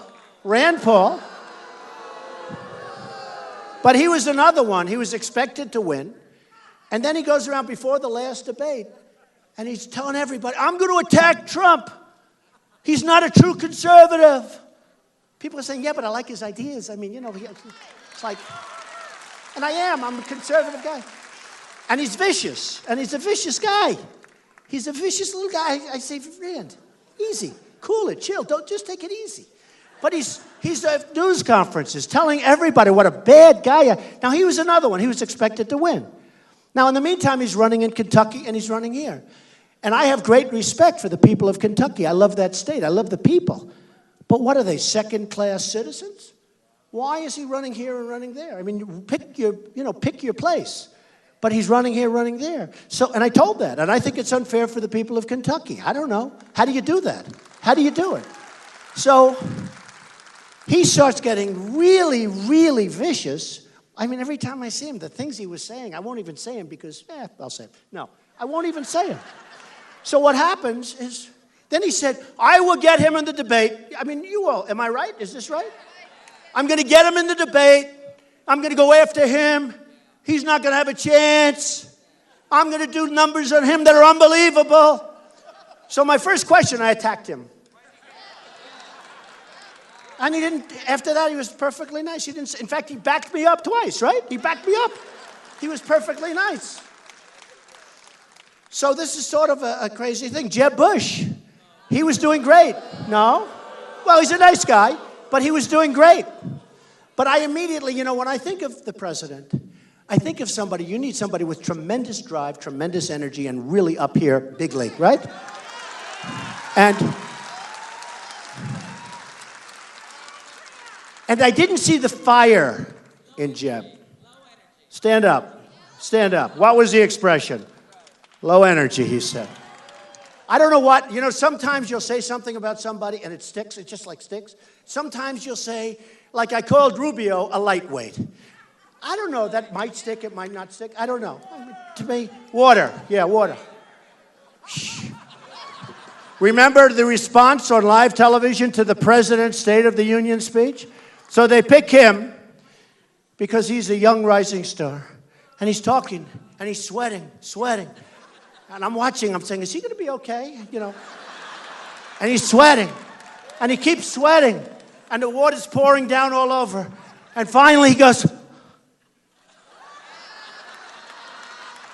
And I said, was that live television? But I called him a lightweight. And, he may be a nice guy. I really don't know him. I really don't. But, he attacked me viciously. And Bush attacked me viciously, as vicious as he could be, which isn't really that vicious because he's a nice person. And I said, he's a low-energy individual. And somehow that one stuck. I don't know if lightweight is going to stick with Rubio. Then, then I attacked Carly's record because her record running a business is a disaster. She was named to the CEO Hall of Fame as one of the worst in the history of the country. Right? But she's got that good pitter-patter, like a machine gun. But I said, if you listen for 10 minutes, you get a headache. You get a headache. Oh. You get a headache. And then it's funny. Boy, the press loves her. They love her. I see these polls where I'm at 29, she's at 6, and they're saying, here's the headline, Carly is surging. I'm at 29. Surging. I mean, honestly, she's surging. And Ben I like, because Ben said something very nasty to me. I do, I like him. He said something really nasty. Remember about my faith. I'm a religious person. I'm Protestant. Can you believe it? I'm Protestant. I'm Presbyterian. I'm religious. And Ben hit me in my faith. And I was all set to go after him. And then he took it back. And I can't do that. He took it back. I was all set. I was disappointed that he took it back. I didn't want him to take it back. Phil, I didn't want him to take it back. I was all set to go. And I couldn't do it because he stood up and he said, no, the press tricked me into saying something that I didn't mean, and I'm taking it back. And I said, that's cool. That's really nice. I thought it was nice. Please say something bad about me, Ben. Please. In fact, yesterday I stuck up for him because the press killed him. The press was saying, he made a statement essentially that if there were some maniac over there shooting people, he'd charge. Okay. They said, oh, that's terrible. That's disrespectful to the people that were killed. And I didn't see it that way. And I said, I think he was treated unfairly by the press. And it became a big story that I stuck up. So I actually stuck up for him. It's the first time I've ever done that. I don't do that. I don't do that. So I just want to tell you, we're going to bring jobs back to this country. We're going to have Carl Icahn, one of the great business people of all time. Phil can tell you. We're going to have Phil. We're going to have the smartest, the best negotiators in the world, and I know most of them, and believe me, I know people you never heard of who are better than the ones that you did hear of. We're going to have people, it's not going to be because they gave me campaign contributions, because I turned down millions. I feel so foolish. I feel so foolish. My whole thing in life has been accumulation, right? Now these guys come up. One guy wants to give $5 million to my campaign. He's a lobbyist. wants to give a fortune. I don't want it. I feel like a jerk. I said, no. No. And I go like this. No, I do it very weakly. You know, I was in Iowa. I asked a question. I said, let me ask you a question. Supposing I'm self-funding my campaign, other than the little tiny ones where they send in, you know, women send in, we had a woman, $7.59. What do you do? How can you send the money back? First of all, it's too expensive to send it back. It costs you more money to send it back. But we have these little fun, and it adds up. It's, you know, it's cute. It's beautiful. They feel invested in your campaign. If you wrote them back a letter, I'm sorry, I don't want your money. It's nasty. But I don't want money. I don't want the big money. I don't want these guys giving me $5 million, $2 million, $3 million. I don't want it. So I turn them down, and it's just so different from what I really am. And I was in Iowa, and I said to the people, we had a packed house. I said, so look, I don't feel good about turning all these people down. I actually said, I feel like a schmuck, okay? You know that. How many Jewish people are in this room, right? Okay, you know, am I right? Stand up, am I right? I feel like, what am I doing? I'm turning down millions and millions of dollars. I'm taking nothing. And I asked the audience, I said, okay, look, how about if I take the money, but I swear to you I won't do anything for these people? And you know what they did? They stood up and they went crazy. They hated it. I said, I promise you, and here was the thing, I promise you, let me take millions of dollars from these people. I will not give them any favors. I will go out of my way not to give them favors. And everybody stood up and they went crazy. Don't do it. So maybe it means something. I'll tell you what, if I lose, I was stupid. Honestly. No, really. Because I don't think I get enough credit for self-funding. Because I'm putting, you know, I will be putting, as time goes by. So far, I've run such a campaign. I get so much publicity. I feel like crazy if I put an advertisement. What do I need it for, right? No, it's true. It's called, at CNN, they say, all Trump all the time. And then you put an ad in. It's like people would OD on Trump. They say, I can't take it anymore. So I've spent zero on that. Zero. You'll see it in the filing. Zero. But at some point, I'll do the ads. But I don't know if I get credit because I'm self-funding. I don't even know how. Do people in this room know that I'm self-funding?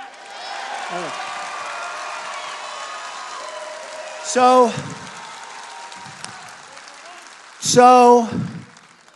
we're going to bring back our jobs.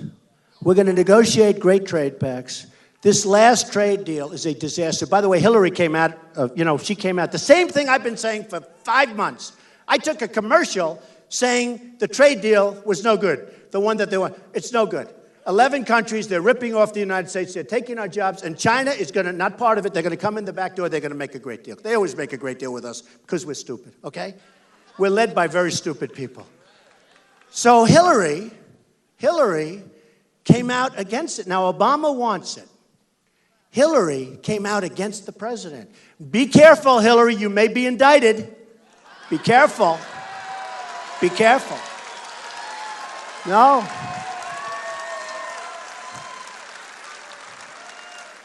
That's very dangerous for her to do. I give her credit. But the reason she did is that she thinks that someday she's going to be debating me about this trade deal as one of the things.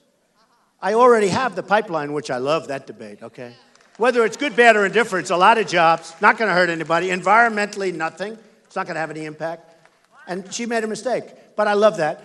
But she changed her mind yesterday on the trade deal. You saw that. And I'm telling you, Obama is angry at her. This could be the end on the emails. This could finally be the end. She could end up like General Petraeus. Seriously. This could be the beginning of the end. But I want to run against her. I really do. I want to run against her. So I don't want to run against Bernie. It's too easy, right? Bernie? Some people say communist, some people say socialist. I don't know. I've always wanted to run against a socialist / perhaps communist, right? In this country, I don't think it plays. I don't think. But we're going to take our jobs back. We're going to make our military so strong, so powerful, that nobody is going to mess with us, and we will not have to use it, in my opinion. But nobody is going to mess with us.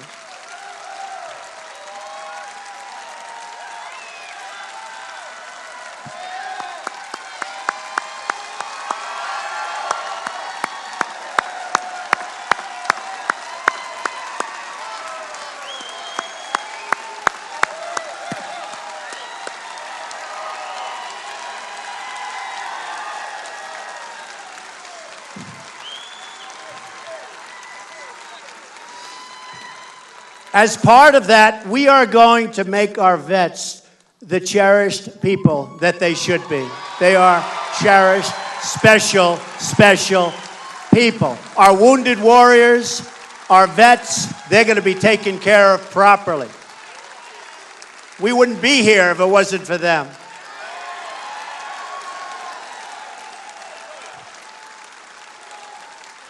We're going to come up with a health care program that's going to be unbelievable. Your premiums will not be rising 55% like they're doing now. We're going to terminate Obamacare. We're going to come up with a plan that's so good and works, and everybody's going to be taken care of, but we're going to come up with a plan that works. So just remember, you look at your neighbor, you look at the people that you're sitting next to, because this is more than just a group of people listening to a speech. If you came here and listened to other candidates, you'd have 10 rows in the front and you'd have a nice little chat and everybody would walk home and they'd be bored stiff and they'd say, boy, was that boring. This is a movement. This is a movement. What's going on? This is a movement. This is a movement to take our country back. This is a movement to take our country back. It's like this everywhere. I'd like to say, oh, gee, you're wonderful, you treated me so nicely, but the truth is, it's like this everywhere I go. Everywhere I go. There is a movement on in this country to take our country back. And they used to use the term silent majority, right? Well, now it wasn't politically correct to use it because I think it had to do with Nixon. Nobody really knows, but whatever. But there is no more descriptive term, and I'm bringing it back. The silent majority. But let me tell you, before I tell you about silent majority, I realized as I brought it back a couple of months ago, and I was in front of a group from South Carolina that was going absolutely wild. And I said, the silent majority. And I realized the term doesn't work anymore because it's really the really loud, noisy, incredible majority. That's what it is. We're tired. We're tired. We're tired of being pushed around. We're tired of being led by stupid people. We're tired of having our negotiators give Iran $150 billion, 24-day inspection periods, self-inspection. We don't get our prisoners back. We're tired of having them approach us 2 days ago and say, we should have had our prisoners back. Used to be 3, now it's 4. Say, we want to give you 3 prisoners back, but we want 19 people from you, and we want many other things, and that should have been included in the deal. We're tired of it. We're tired of Sergeant Bergdahl, who's a traitor. He's a traitor, a no-good traitor, who should have been executed. We get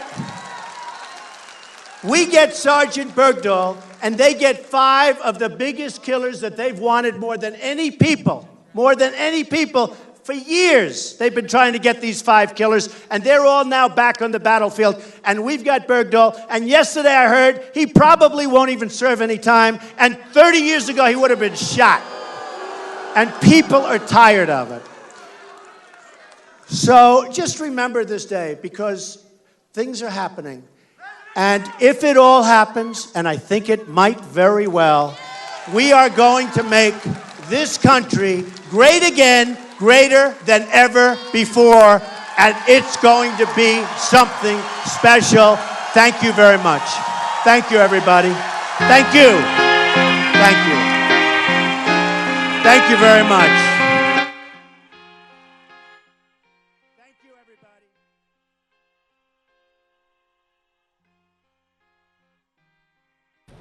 And there you see Donald Trump concluding his Las Vegas rally. We had to lower down the audio there because it does have popular music on it, but as you can see, Donald Trump holding for more than an hour rally in Las Vegas, the world-renowned Treasure Island, where even one supporter we saw jumped on stage and had a tremendous moment there for the Donald.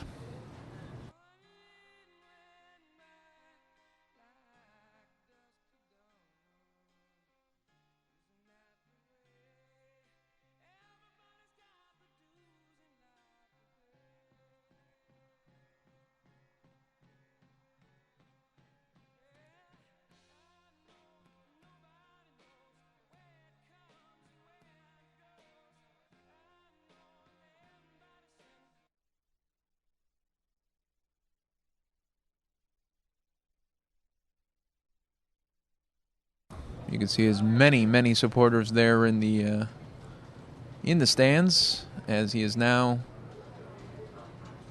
thanking them for coming out.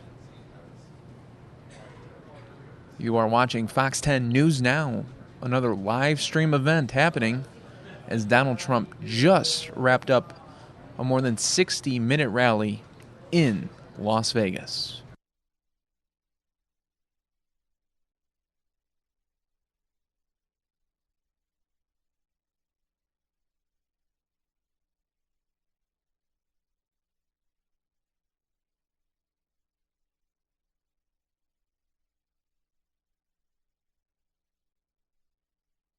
We will now go back to the Volkswagen hearing.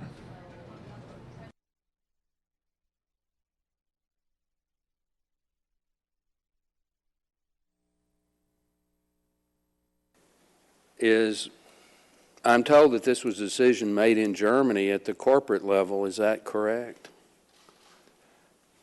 Two answers to this. First of all, the investigations are ongoing, but this was not a corporate decision from my point of view. To my best knowledge today, the corporation in no board meeting or no supervisory board meeting has authorized this, but this was a couple of software engineers who put this in for whatever reasons, and I would also like to find out, and I fully agree to your other statement. And this is an oversight hearing, so I assume that you're testifying under oath. Is that correct? I'm under oath. I understand this, sir. Okay. So what you're saying is that the president of Volkswagen International did not know about this when it happened? What I said was, to my understanding, this was not a corporate decision. This was something individuals did. Okay. Now that's not what I was led to believe, but I take you at your word. So I'll ask the second question. When did senior management, i.e. the president of Volkswagen International, I love the people. I didn't love the picture. I don't know. the executive vice president, whoever your senior day-to-day I don't understand. I loved people corporate I love the people officers are, when did they learn of this action? To my understanding, also around the September 3rd notification of the agencies. But I've been on... But it occurred years ago. There it is. Come here. Yes, sir. Do you really believe, as good, as well-run as Volkswagen has always been reputed to be, that senior-level corporate managers, administrators had no knowledge for years and years? I agree. It's very hard to believe, and personally, I struggle as well. Yes. That's an honest answer. I appreciate that. Well, and is this a setup that I don't know what to do, but I do know that I'm Hispanic and I vote for Mr. you can have an honorable disagreement about emissions standards, and we've had that on this committee. But as somebody who voted for the Clean Air Act amendments, and as a conservative who believes that if it's a law, it should be, I think she's totally it should be implemented, and this corporate, all started with the people especially international corporations, should honor those laws. Your company has not. I don't know what the penalty should be, but it should be more than just a slap on the wrist. I mean, this. Now you'll tell me. How's my nose? You know, I'm going to listen to the rest of the testimony and the questions and the staff recommendations, but in every other case since I've been a congressman, when we've had problems with manufacturers, automobile manufacturers, in every case it's been something happened that was really a mistake, an accident that they just didn't foresee it. That's not the case here. Yes, there was a knowingly and willful decision to deceive in one of the most important markets in the world, and that, sir, is just wrong. With that, Fully agree. Thank you, sir. Bye. Thank you. Now recognize Mr. Kennedy for 5 minutes. Thank you, Mr. Chairman. Mr. Horn, thank you for being here today. I understand you've said several times your testimony is preliminary and there's investigations ongoing. So I appreciate that and I recognize that. I do want to go back to what a number of my colleagues has gone to with regards to the timeline here. My understanding, and from your testimony, was that in the spring, I think specifically May of 2014, was when Volkswagen became aware that there was some issue with regards to emissions. Is that right? Yes. And then it was from May to December that CARB and the EPA launched investigations into the emissions, and the company itself, VW, started an investigation as to what led to the oddities, if you will, with regards to the emissions testing, right? I can't answer this really. I mean, I know that the actions to remedy these findings were discussed with CARB and EPA. Whether they have undergone own investigations between May 2014 and December 2014, I don't know. I know they did this afterwards when we started to flash the cars with the new software. So, okay. If I tell you that EPA and CARB continued an investigation after that preliminary report from May, that there was they continued their investigations, then December 2nd, 2014, VW shared testing results with EPA and CARB and proposed a recalibration fix. Is that accurate? Yes. And then VW initiated a voluntary recall of approximately 500,000 vehicles to try to deal with that recalibration issue. In May, CARB commenced testing. May 6th, I believe, 2015, CARB commenced testing to discern whether the fix that VW had proposed adequately and accurately fixed the underlying issue. May 6th to July through July 2015, CARB conducted laboratory and on-road testing to confirm the efficacy of the recall. What I'm getting at here, sir, is July 8th, CARB shared test results with VW and the EPA, prompting a series of technical meetings, from my understanding. And according to CARB, in the course of those meetings, VW disclosed that there were several issues, the Gen 1, Gen 2, and the 2015 model of the improved SCR vehicle known as Gen 3 had a second calibration intended to run only during confirmatory testing. So there was some knowledge, at least in July of this year, that there was some manipulation of software code with regards to the testing, was there not? This meeting you're referring to, I don't know. I can tell you that the first issue it got back to me and my attention was on the 20th of July when my people of product marketing came to me and said we don't get the Model Year 16 diesel certified. And then I immediately wrote a letter to on email to Dr. Jacob Neusser, the EVP for Research and Engineering in Wolfsburg, and I escalated this and I said, and the explanation was twofold. A, there was new systems, and I don't know whether this is right, and B, there's still information missing. So also my teams in Herndon with the National Sales Company did not have this information. And then only in the weeks afterwards, it started to unfold.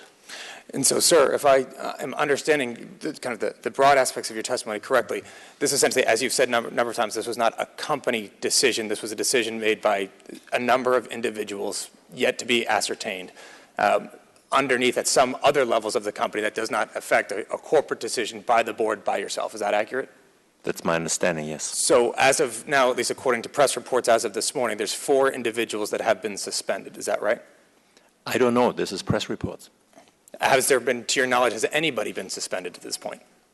I can't share names with you. There's no communication. Has there been anybody that's been suspended at this point? Has anybody as of now, after Volkswagen, for knowing at least of some inconsistencies with test reports for the past 18 months, has anybody been suspended or lost their job? To my understanding, there have been 3 people suspended, but I cannot share the names here due to German law. And I'm not asking for the names, sir. You mentioned the figures roughly that this would take 1 to 2 years, 5 to 10 hours per car, and roughly 430,000 cars. Do you have any estimate at this point as to what the direct losses for Volkswagen would be because of this incident? I think the losses are depending, A, on the fines we will get and we will have to pay, and then also B, on how much money it takes to fix those cars, and C, on how much money we will have to pay to compensate the customers for what we did. And this is a whole lot of money. I'm quite sure. And so, sir, I think the overall question that you're sensing from myself and colleagues is that I understand that this was a decision that you're indicating was made by people underneath you. It does get to the overall corporate integrity of the company. And so what, if you can say, is going to be done to restore faith in the overall corporate structure of Volkswagen? First, very important clarification. It was not done by people under me. I'm the CEO, President and CEO of Volkswagen Group of America.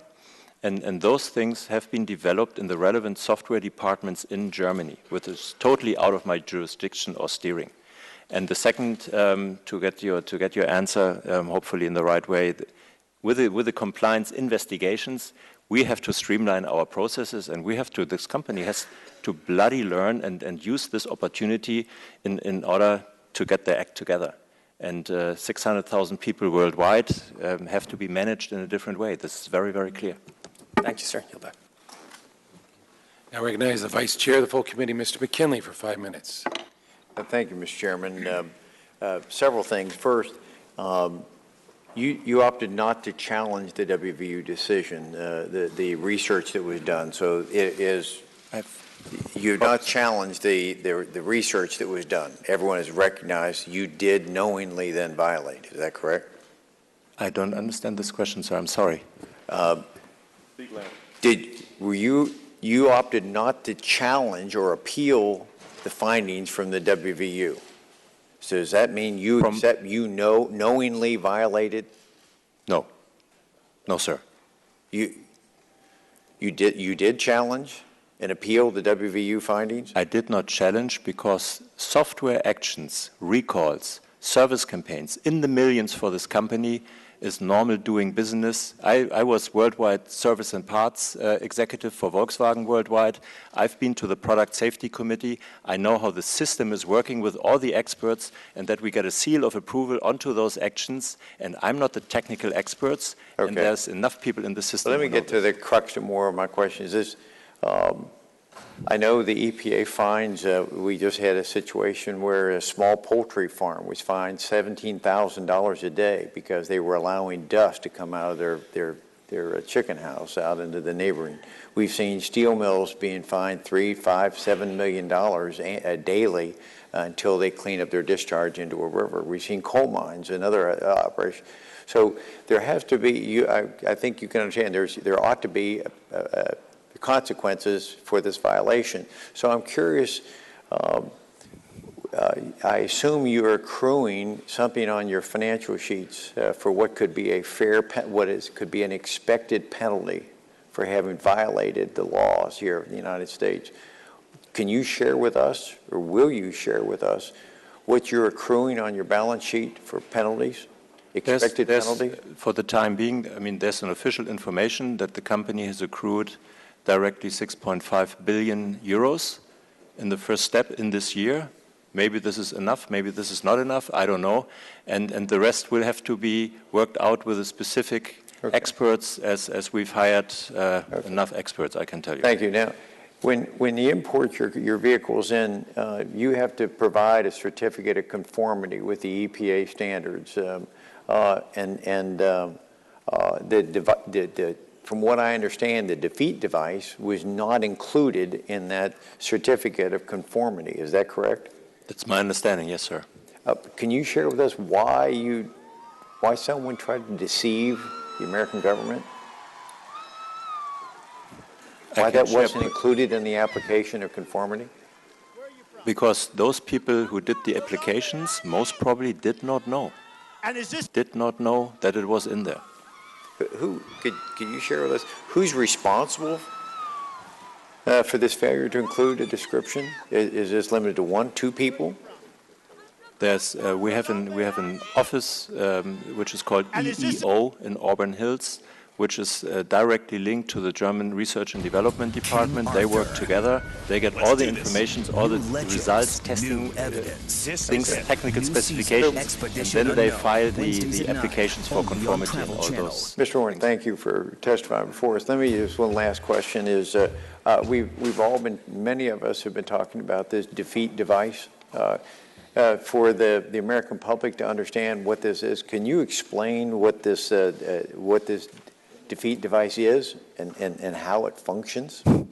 Yes, to my understanding, the defeat device is not a device, but it's a software code in the engine and exhaust system management, and which this software detects whether a car is on the dyno testing environment or whether the car is on the road being driven. And one example, for instance, is the steering wheel angle and how many times it's been changed, because once a car is on the dyno, it's on a dyno, nothing changes. And if the car's on the street, the steering wheel changes, and since there are so many sensors in there, these are one of the examples people gave me on how this device, which is a software code again, worked, but hidden in millions of software codes. So if you don't know this, very difficult to detect from my limited technical understanding. Thank you. I yield back my time. Thank you, gentleman. Yields back. Now recognize Ms. Schakowsky for 5 minutes. Thank you, Mr. Chairman.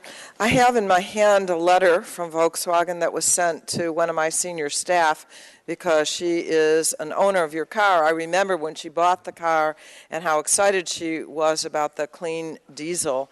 The letter says your vehicle remains both safe to drive and legal to drive.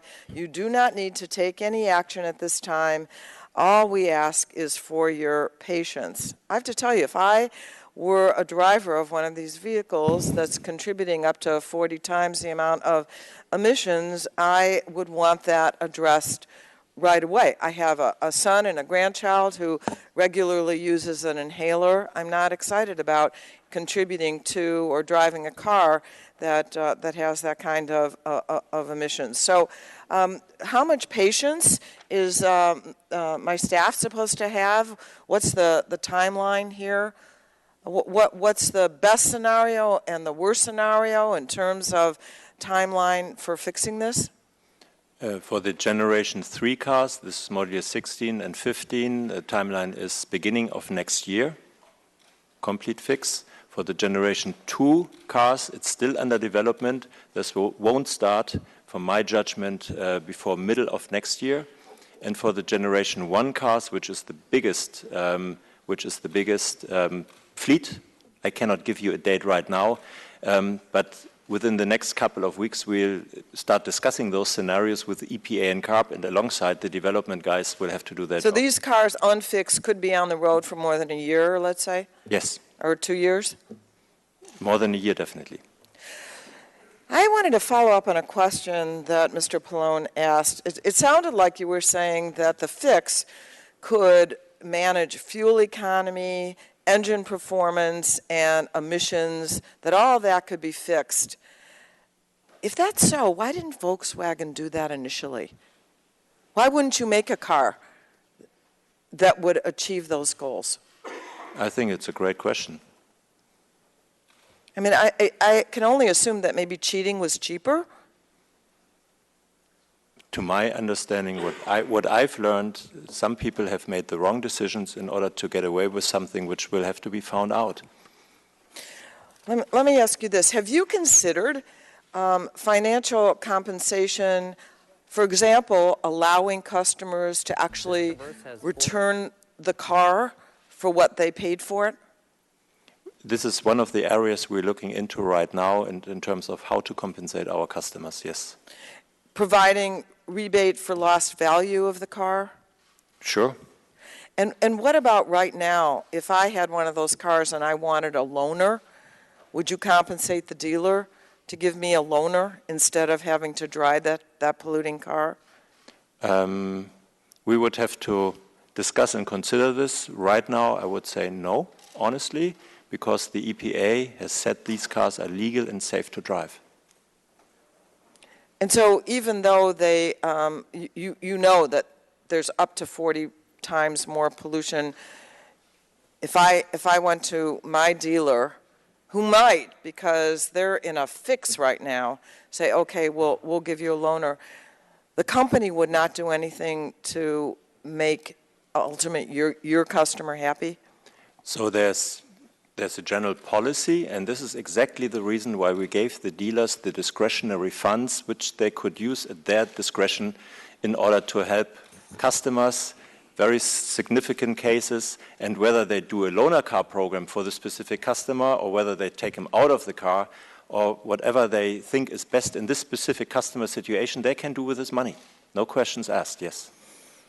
But there is no policy that dealers could say they could, that loaners would be available. I realize 500,000 loaners would be probably a hard thing to do, but you see how that would be a desirable remedy for many people. I understand your point, yes. Yeah. Well, I just want to tell you, as a consumer advocate all of my life, this is pretty shocking for people to find out that a company, you know, we've had a number of recalls. I've had a recall on one of my cars. But to find out that a company has deliberately cheated, it seems to me that asking customers for patience is just really not sufficient. I heard people on the radio who were repeatedly saying, I just want you to take back my car and give me the amount of money that I paid for it. I don't want that car. I don't want to fix, because it may not provide exactly what I thought I was buying in the first place. I would hope that your company would consider that as a primary remedy, and I yield back. Thank you. The Chair recognizes Dr. Burgess for his 5 minutes of question. Thank you, Mr. Chairman, and let me just stress that I am as far ideologically from Jan Schakowsky as possible, but I think, and I am not here to provide you advice, but I think she is giving you good advice. I have been on this subcommittee for over 10 years. I've been through Toyota, I've been through General Motors, and now we're doing this investigation. And let me just suggest to you, and let me just suggest to your corporate structure in Germany, that being dismissive and minimizing the problem that is faced by consumers, dealers, suppliers is not in your best interest, and it will hurt you. So I would be aggressively compliant and aggressively trying to make it right for your customers, dealers, and suppliers, because in the grand scheme of things, I actually believe that will be less costly in terms of dollars, in terms of reputation, and just in terms of the endurance of the brand in the United States, which you've already heard from members of this committee is significant. Our histories with your company all are significant. They go back a significant way. Now, I've gotten that off my chest. Let me just ask you once again, you've been asked before, but are these vehicles safe to drive? Yes, as EPA has said, these vehicles are safe to drive. So this is unlike some of the other recalls that we've talked about in this subcommittee. Problems with airbags, problems with electronic throttle controls. These do not pose an immediate jeopardy to the life of the driver or the passengers. I trust the judgment of the EPA, yes. Now, trusting judgment is kind of what that's what we're doing here today, is we're talking that trust factor has been eroded. Let me just ask you, and you stressed that you are the CEO for Volkswagen of America, is that correct? Yes, sir. But do you travel back and forth to Germany from time to time? Too often right now, not much. Yeah. Well, have you been in the month of September? Usually once a month. Usually once a month. So as this problem has evolved, or the information about this problem, have you gone to the engineers over in Germany and said, guys, what's up here? How did this happen? Have you looked at any lines of software code where someone has identified for you this has happened, or have you held in your hand a defeat device that was added to an automobile? Personally, I've taken out Mr. Müller of conference rooms, Dr. Dies out of conference rooms. I'm personally talking intensively to the engineers on how we make this right. And to all the questions, how is this possible? Who has done what? They said, we didn't know ourselves. Yeah, but do you understand how that just defies credulity? I mean, here is a software program that wasn't just written. I mean, I'm suggesting here it wasn't written by one person in their basement in the dark of night. I mean, this had to be a team of people who were working on this. You've got these rascals over here in the EPA, the United States, and they're just hard to deal with. So we want to do something that we'll be able to sell our cars, and we'll just trick them. We'll just trick them. I mean, that. And then somehow you're going to integrate that into the supply chain of a multinational corporation, and nobody knows a darn thing about it. I mean, that's what you're asking us to believe. Can you understand why, and you've heard it from a number of members, it's just incredulity that could in fact happen in a large multinational corporation? I fully agree, sir. Have you asked that question to the people who are superior to you at Volkswagen in Germany? Who was superior to me, the guy is not on board any longer. It's called Christian Klingler. He resigned due to other reasons. Well, I just almost don't know what to say. Apparently, in the public domain, in the middle part of the last decade, there was some suggestion that Volkswagen, in an effort to try to sell its diesel high-mileage vehicles in this country, was in the process of leasing software to deal with this emissions problem from another company. Is that correct? The Blue Tech software, I believe, is the name that is used? I've read this in the newspapers, yes. So, okay, so it's in the newspapers. Why have you yourself looked at, why did they look at this and then stop those negotiations for those leases? What changed? Did we develop some technology at Volkswagen? Did we develop a defeat device at Volkswagen? I mean, these are some of the questions that are just going to have to be answered. And Mr. Chairman, let me just say, and I recognize and I appreciate Mr. Horn being here. I think that we are doing this hearing prior to the time that your document production deadline has expired. So we recognize that you are here voluntarily, and it is your sincere effort to comply with the wishes of the committee. But let me just say, all of us represent dealers, consumers, suppliers, and their lives and livelihoods are extremely important to us, and that's what we've got to keep first and foremost. I yield back, Mr. Chairman. Thank you. And the chair recognizes the gentleman from Texas, Mr. Green.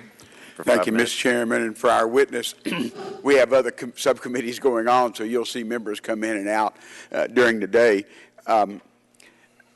When I first heard about it, I was amazed that a company that's as great as Volkswagen could let this happen. And, even to the executives maybe who didn't know, because the image of the company, not only in our country, but in Europe and around the world, is so great.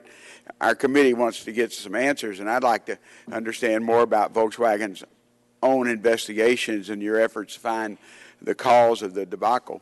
News reports have discussed several internal and external investigations initiated by Volkswagen.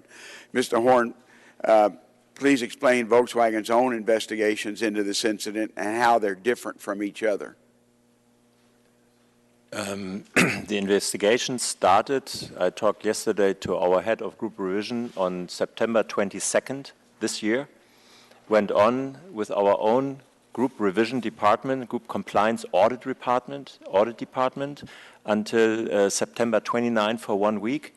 And then all the documents, all the preliminary documents were turned over to the American law firm Jones Day, who is investigating this on behalf of our supervisory board. Okay. News reports are discussed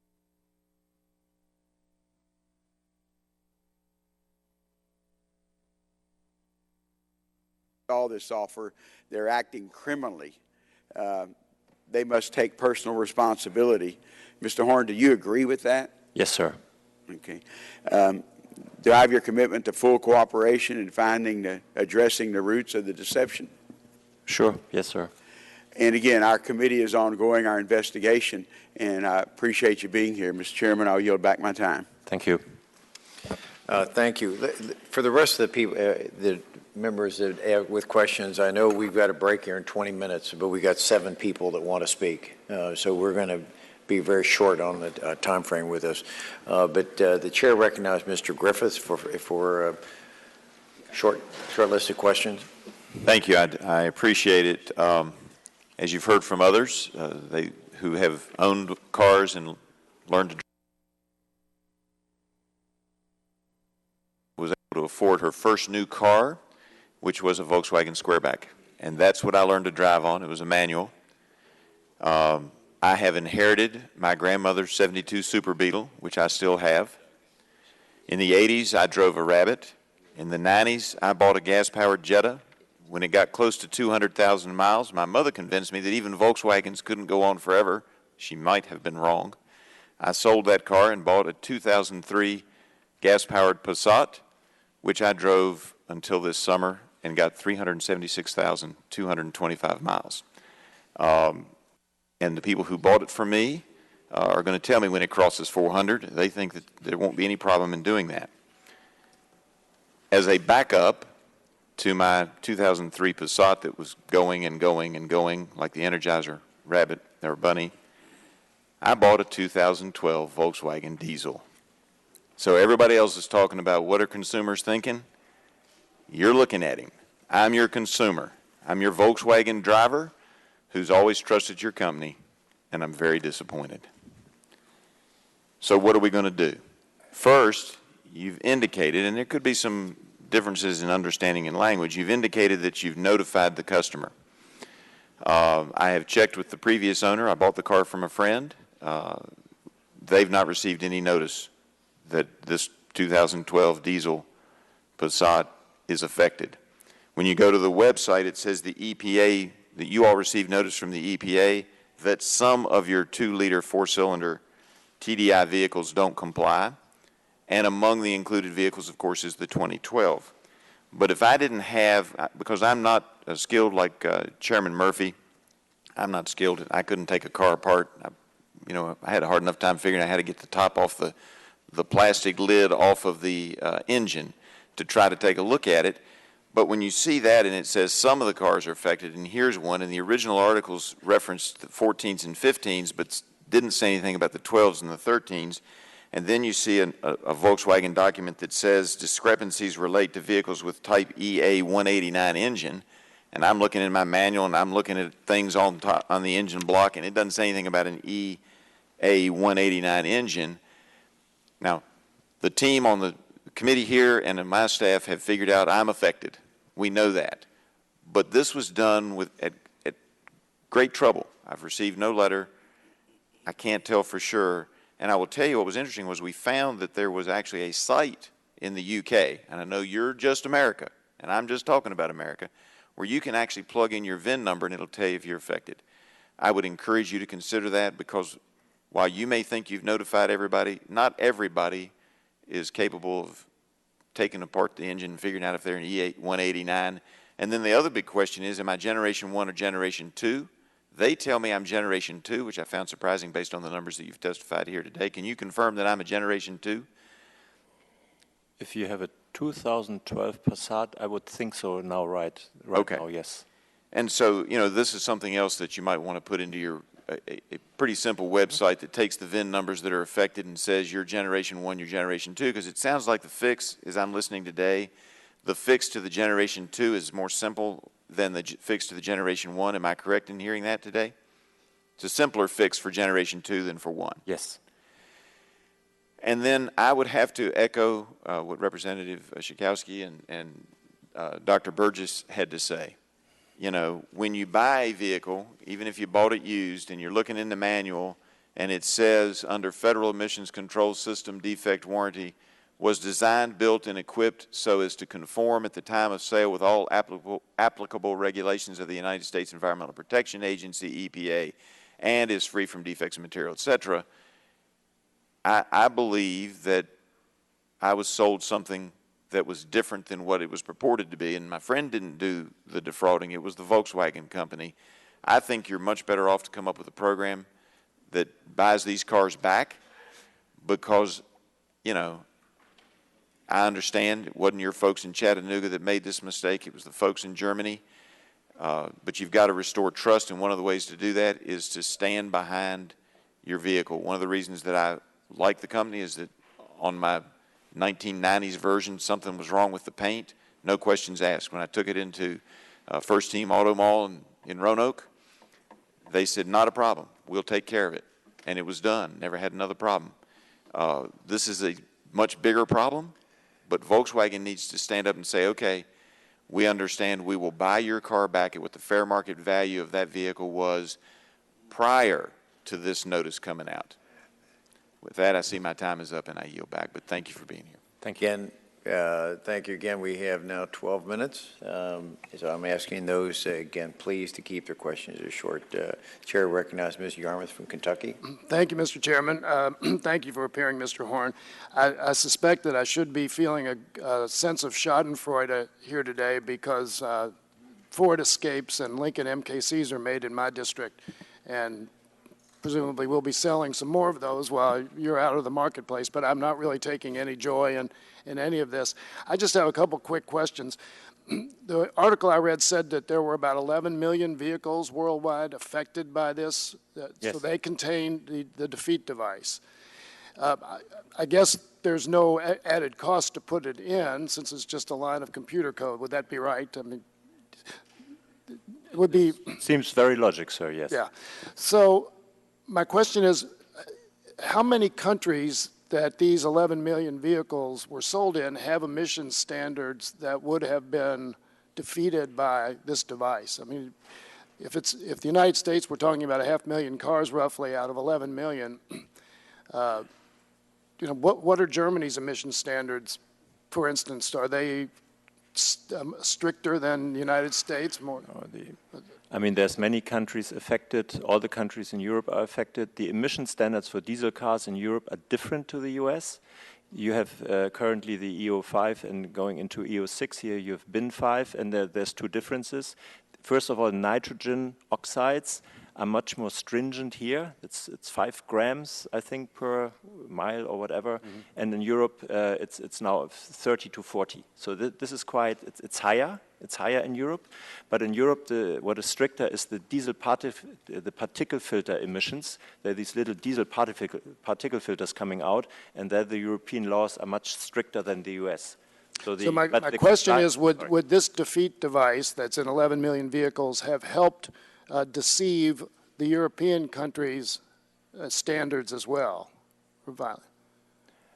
I can only give you my understanding at this point of time, but you know, there's lots of European countries investigating this, and we're working with those agencies, also with the German KBA, which is the responsible agency. People had to report there, and this is being investigated. Since the standards are different, my understanding is that the defeat device is in those cars as well, but to what degree it's really affecting the emission laws, I don't know. Okay. I appreciate that answer, and I just want to say before closing that it's very refreshing to hear my colleagues from the other side defend the Clean Air Act and talk about emissions. I appreciate that. It's a rare occurrence. I yield back. Mr. Collins, recognized for 5 minutes. Thank you, Mr. Chairman. Since I'm always, and again this time, one of the last to question you, I guess what I've picked up here, and I hope you can relay back to your board, the folks running Volkswagen back in Germany, is that the response so far is inadequate. I would tell you from my perspective, it's a sign of arrogance. It's a sign of not admitting yet the severity of your problem. I will tell you, I am an engineer, and I have a way of thinking. And I cannot accept VW's portrayal of this as something by a couple of rogue software engineers.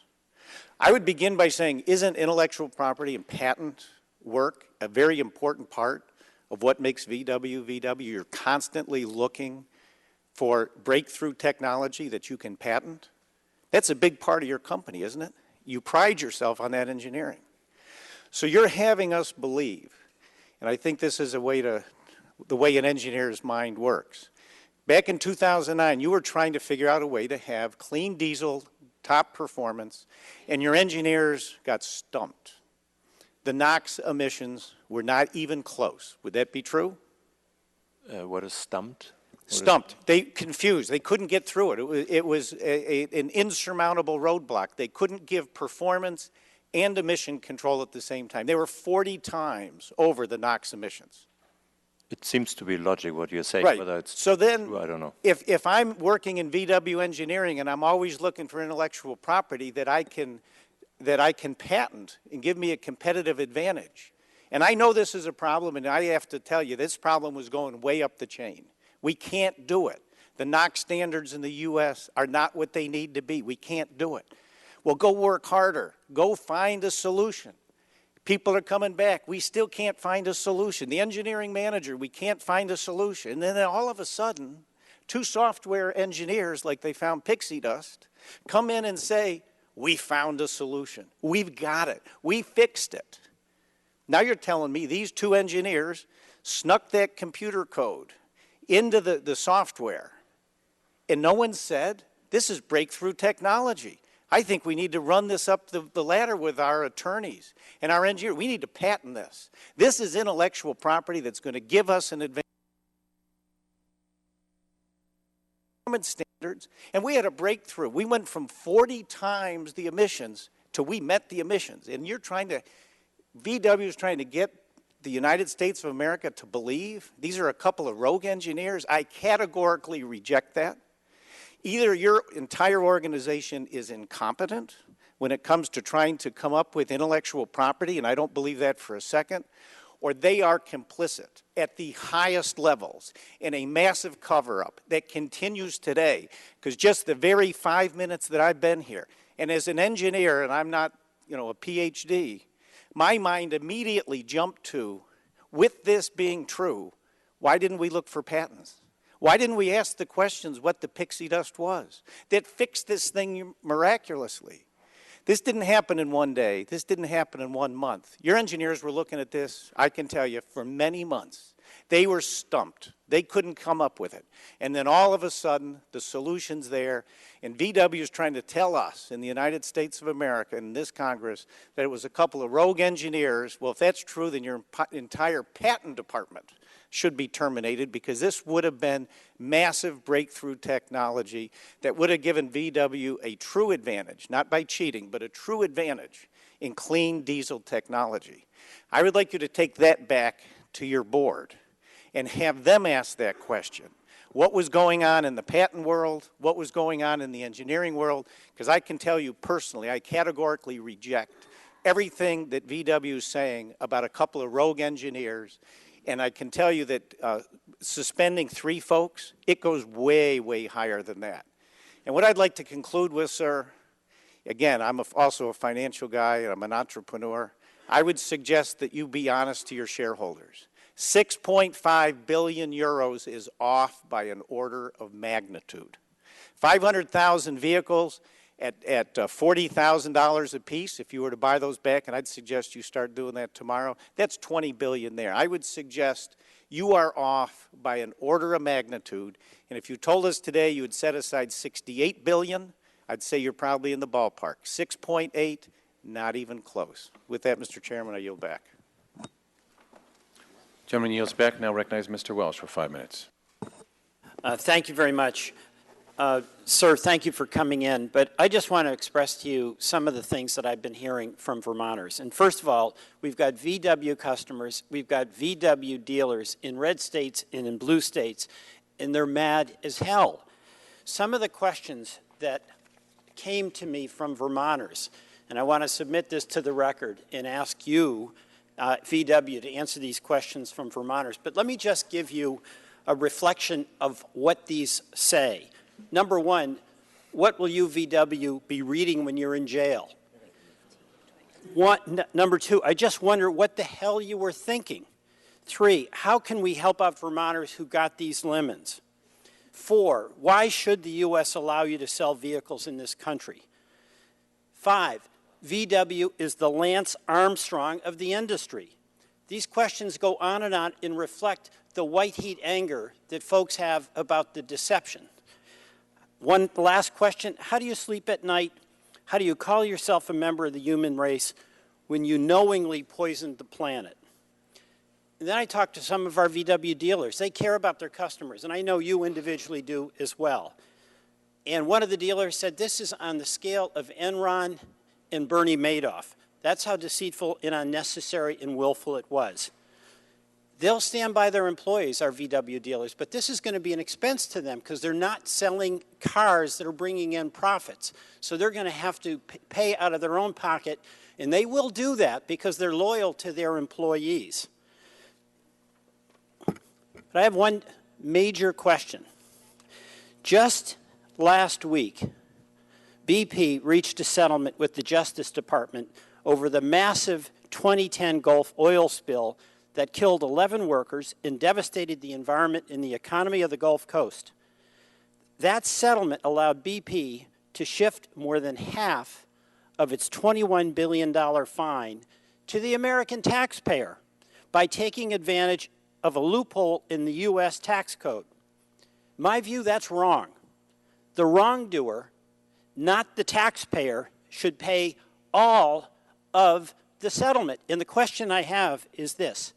Will you commit here today, under oath, that VW will not use this loophole to write off any future settlement payments related to the fraudulent and deceptive activity to which VW has already admitted? Sir. If you want a clear answer under oath, I would have to really understand these tax loopholes, and I don't understand them. Let me explain it very simply. BP got to write off about half of the cost of that, and that shifts the burden to the taxpayer instead of their shareholders. My understanding is that we will work very hard in order to get this right, and that they should not be a burden to the taxpayers. Should not be. Thank you. Another question taken up where Mr. Collins was, I know you individually are appalled at what happened at VW, and you've asked your question, how did it happen? Someone, somewhere, made a decision to make it happen. Mm-hmm. Someone, somewhere, implemented that decision. You've asked yourself how that happened, correct? Yes, sir. And your answer to yourself is what? My answer to myself is that I do everything, and I don't sleep at night, to help our dealers, to help our customers, and to be there for my company and my employees to get us through this crisis here in the U.S. I appreciate that, and I know that's true. You individually have a very good reputation, sir. Thank you. But I asked you another question. You know the company. You've asked yourself who and how. And in your own mind, I'm asking you to share with us your own view about who and what that could happen in the corporate structure of VW. I think this is a speculation if I would start now, but I'm reading newspapers as well, and there have been lots of articles around there, and from my personal feeling, this was pressure in the system to get resolutions, and also in conjunction with cost pressure as well. This was discussed already here in one or the other instance. And I think dead wrong if you put corporate profits before people. And I think we have to get to the point that we put people first and not the pressure and corporate profits. What people? Thank you. In what department? My time is up. Yes, your time I is yield up. back. Thank you. Now recognize the gentleman from Texas, Mr. Flores, for 5 Thank you, minutes. Mr. Chairman. Mr. Horn, thank you for joining us today in a obviously tough situation for your company. VW's actions damaged the trust of the American people as well as the environment for billions around the globe. They have also economically damaged their customers, their dealers, and their shareholders. And I hope that VW will continue to work on the correct and fair resolution of those issues.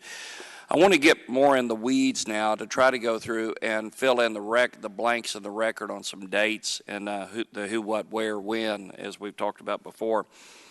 In May of 2014, independent researchers published a report that first identified higher than expected on-road emissions in VW vehicles, which prompted the investigations by CARB and the EPA.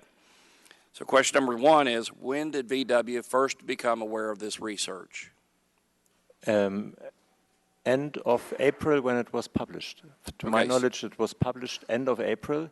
I got it mid-May. I got an information about this. Okay. What steps did VW take to evaluate the conclusions of the research at that time? First of all, to acknowledge that emission violations or higher emissions are not legal.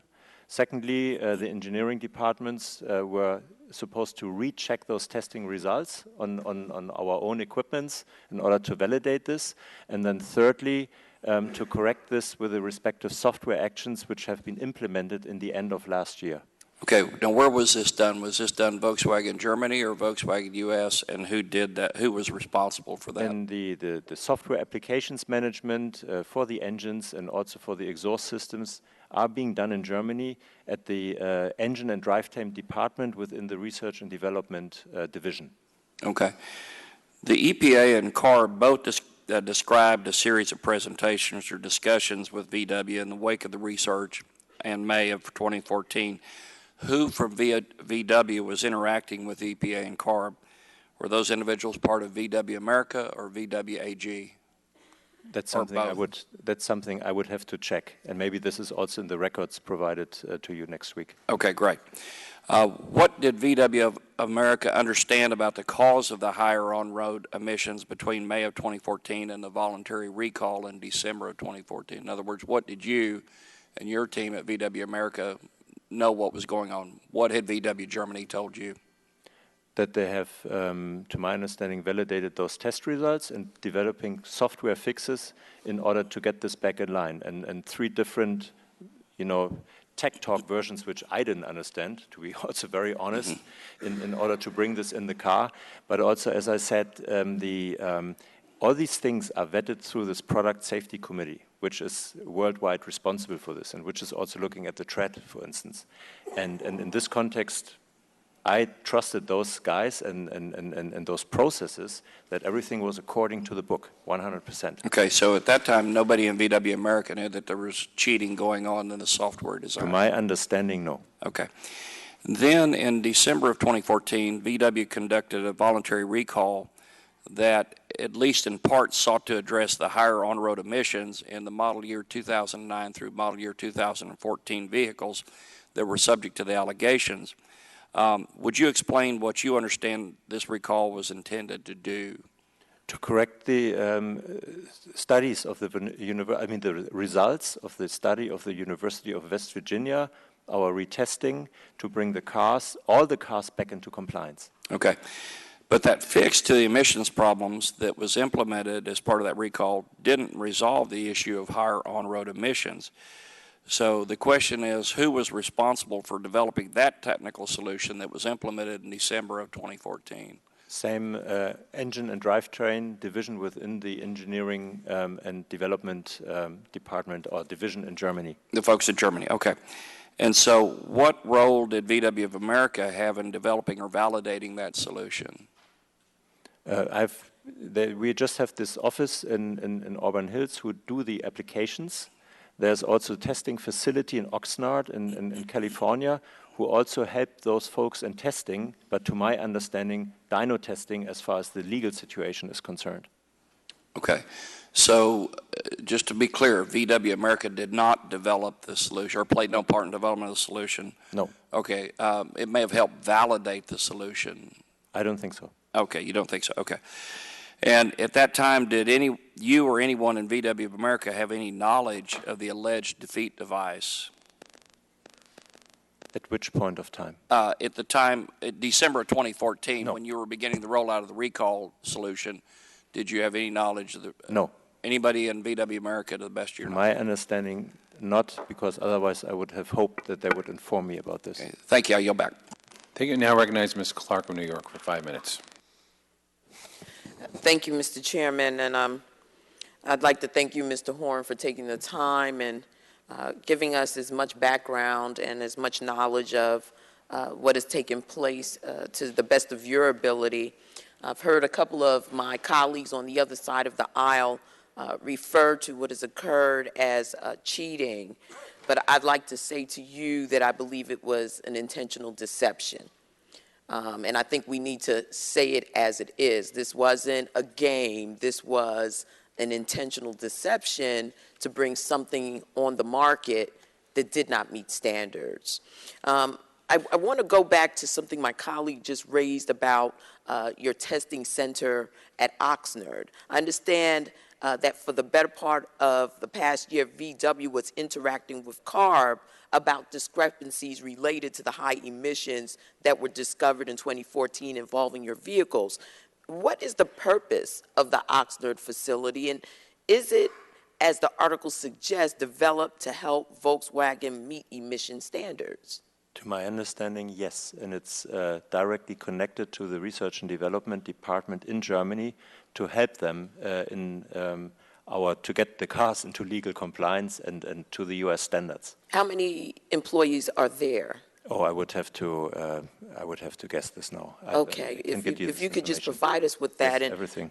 What was the role of the Oxnard facility in understanding the test results presented by CARB showing unexpectedly high on-road emissions? What was its role once it had that information? At this point of time, I can't answer this. I don't have the understanding. I only know that our department in Auburn Hills was interfacing with CARB and EPA for the compliance, for the applications and everything. So as you mentioned Auburn Hills, what is the role of that office? Excuse me? What is the role of the Auburn Hills office? To do the compliance and the application for certification with the U.S. authorities, and they work directly on a working level, on a management level, on a daily basis with EPA and CARB. And so do the Oxnard and Auburn Hills facilities work together? Now, yes, there's a structural change in terms of... So prior to the unveiling of this deception, they were separate entities, they didn't interface? Well, I think they work together. My explanation is about the structural situation of these facilities, and they're now under one roof. Okay, but they collaborate?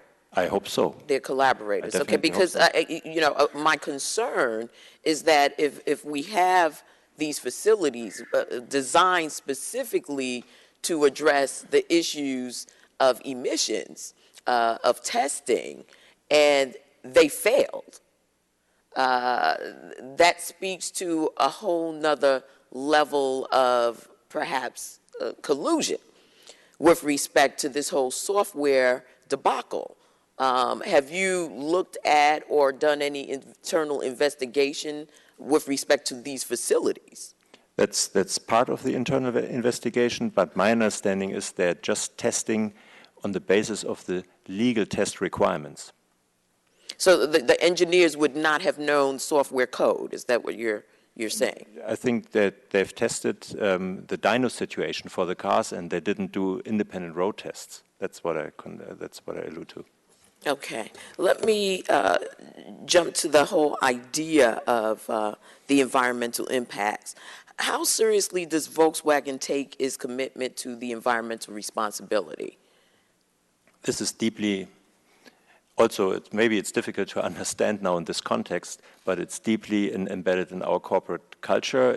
We have three values, which is innovative, valuable, and responsible towards our employees and the environment.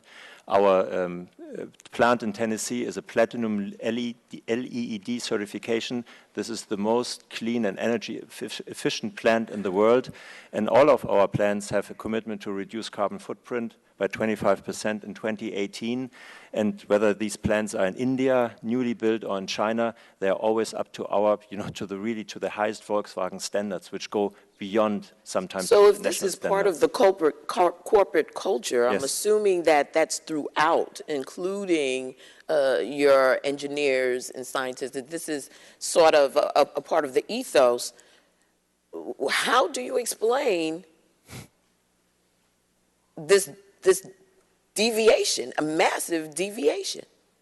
That's myself and the majority of all Volkswagen employees ask the same question, and it's a relevant question.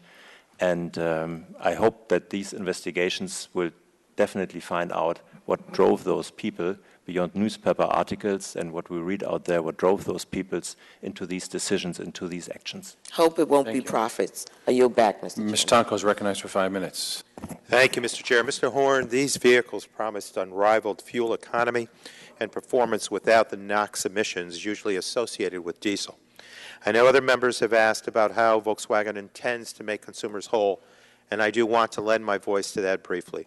Because consumers, including people in my district, purchased a car believing it would be a clean, environmentally friendly choice, they have every right to feel defrauded. Consumers were sold a bill of goods that simply does not exist. And I think it is likely that whatever fixes to comply with emission standards will hurt the vehicle's performance in other ways. This is not what consumers thought they were buying, and it is not what dealers thought they were selling. Worse still, the resale value on these vehicles, which I am sure was a selling point, has certainly been destroyed. So Volkswagen has a lot to think about, I believe, in terms of how it intends to make right by consumers. Now, let me ask, typically when deciding whether to issue a recall and develop a solution, does Volkswagen conduct its own emissions testing? Yes.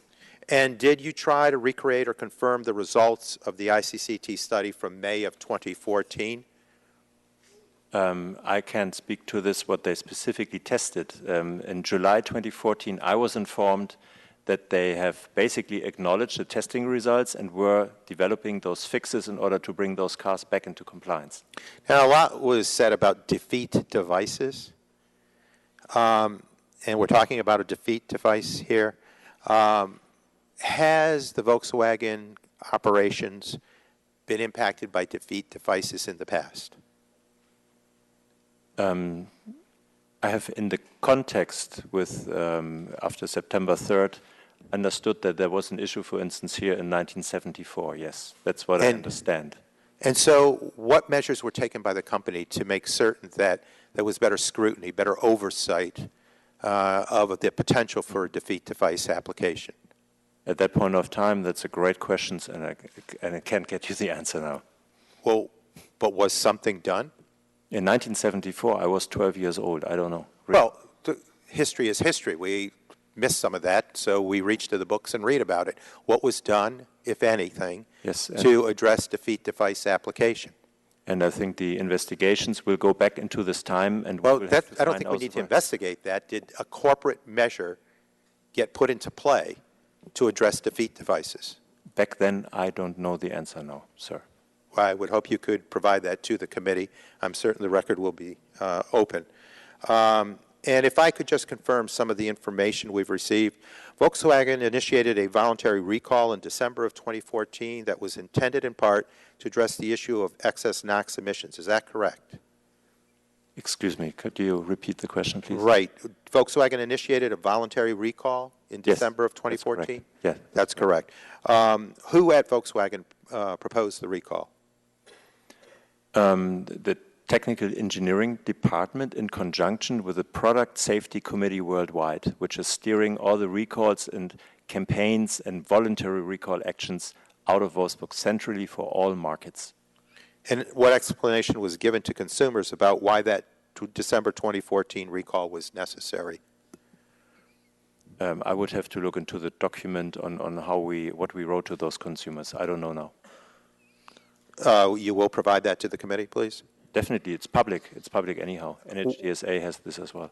And what explanation was given to regulators about why that December 2014 recall was necessary? That's also something we will have to provide in the document, with the documents. And what fix did the Volkswagen organization implement for cars brought in under that recall? All have been software fixes. New software versions have been flashed into the specific steering, onboard steering units. And who at Volkswagen developed that fix? The engine and drivetrain development, software, after treatment departments in Germany, Wolfsburg. And did they know at the time that it would not work?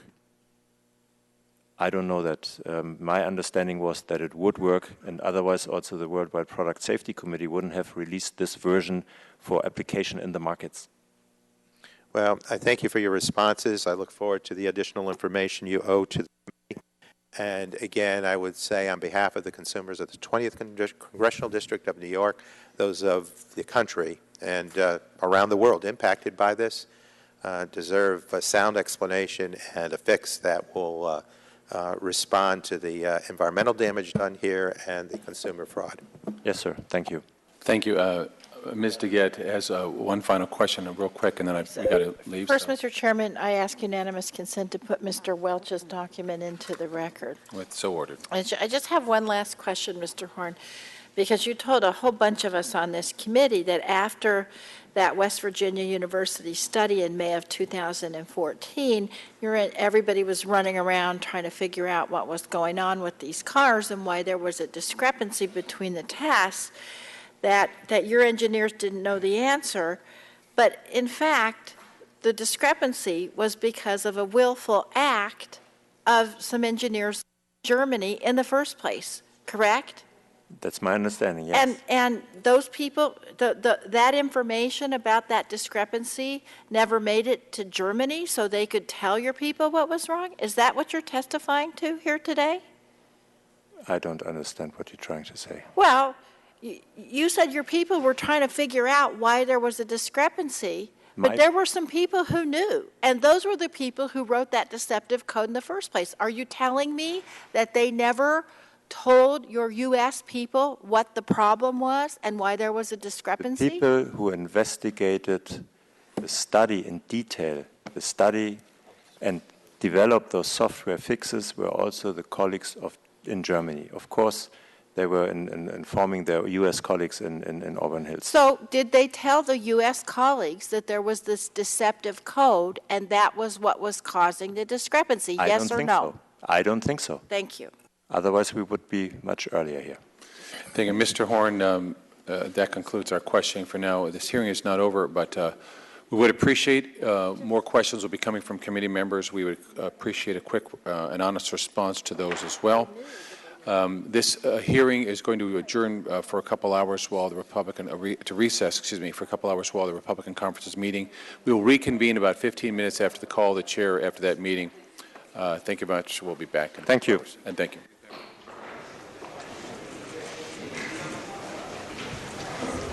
All right, guys, that is a wrap on our coverage of the Volkswagen emissions cheating allegation hearing from this morning. Obviously, lots of intense questioning. It was, I was joking with Mike earlier, saying that kind of reminded me of that hearing that the House held with Planned Parenthood over the abortion drama, just because I felt like at moments it was fairly feisty. Just my opinion. Wanted to read a couple of your comments before I wrap things up. Tree saying big corporations suck. That's my final thought. And Tess adding, Volkswagen has failed the consumer miserably. I'm pissed off. It doesn't sound like anyone higher up will be held accountable. And Mike D chiming in saying Volkswagen software engineers are very clever. So, on that note, I have read a few of your comments on this topic. We're going to wrap up the morning edition of News Now, but I will be back with you guys in just a couple minutes, 5 minutes max, so just stay right here. We're going to continue this show right on the stream. You don't even have to click a new stream. I'll be back right here in 5 minutes. Stay tuned, guys. More News Now right ahead.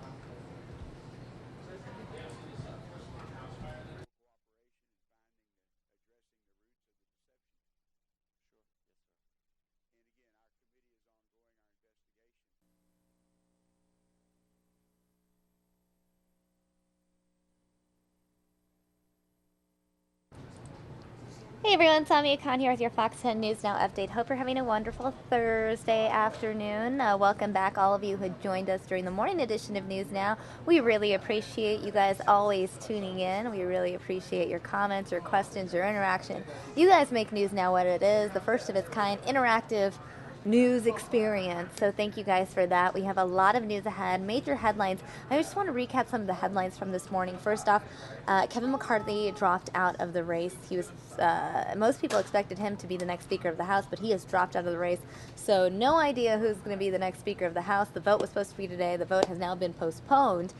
In terms of other headlines, Sheriff Joe Arpaio in court today testifying.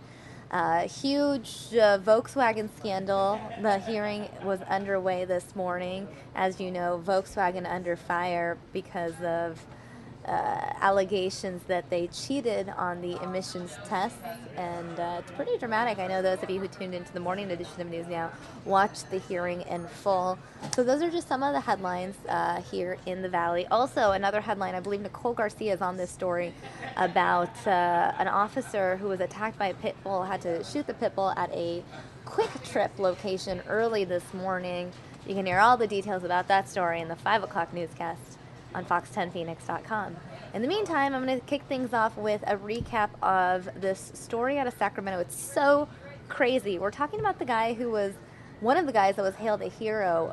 As you know, 3 Americans were hailed heroes after thwarting a terrorist attack on a train in France. Well, one of those guys was stabbed severely this morning at a bar in Sacramento. When I say this morning, I mean overnight, essentially. It was just after midnight in Sacramento. At one point, investigators thought he would not survive. Thankfully, he is now in stable condition.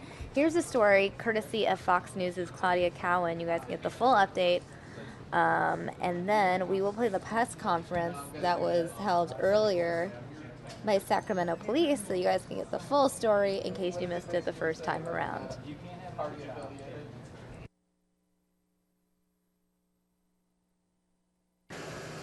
U.S. Airman First Class and hometown hero Spencer Stone is recovering after being stabbed several times in the chest.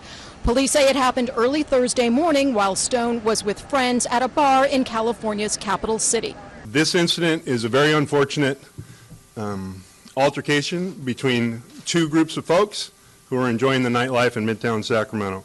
Surveillance tape was rolling as the brawl spilled out into the street. You can see 2 groups of people throwing punches at one another before they disperse. The assault does not appear to be a random act. It's believed to be related to a nightclub incident. You may remember Stone from his act of heroism back in August. He and his 2 friends helped to tackle an armed terrorist on a train headed to Paris. Their actions earned them a hometown parade in Sacramento and a meeting with President Obama in Washington, D.C. That I had a chance to shake their hands in person and to tell them they represent the very best of America. Although the investigation into the stabbing is ongoing, officials have determined this act of violence is unrelated to the train attack. This incident is not related to terrorism in any way, and we do not believe in any way, we know it's not related to what occurred in France. U.S. Airman Spencer Stone continues to recover here at the UC Davis Medical Center. His family is by his side, and at this time, they are asking for privacy. In Sacramento, Claudia Cowan, Fox News.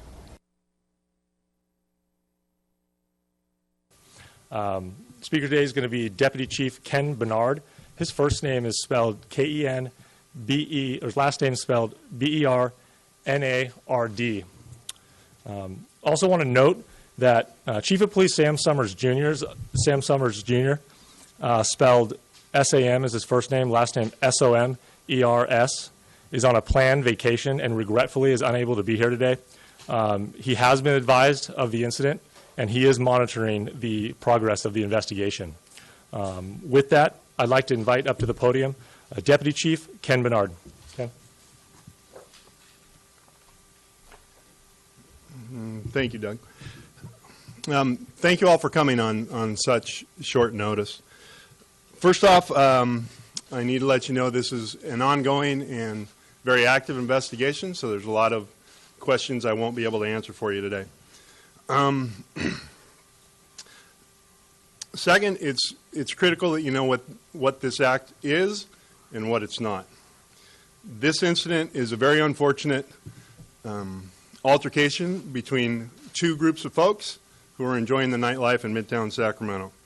This incident is not related to terrorism in any way,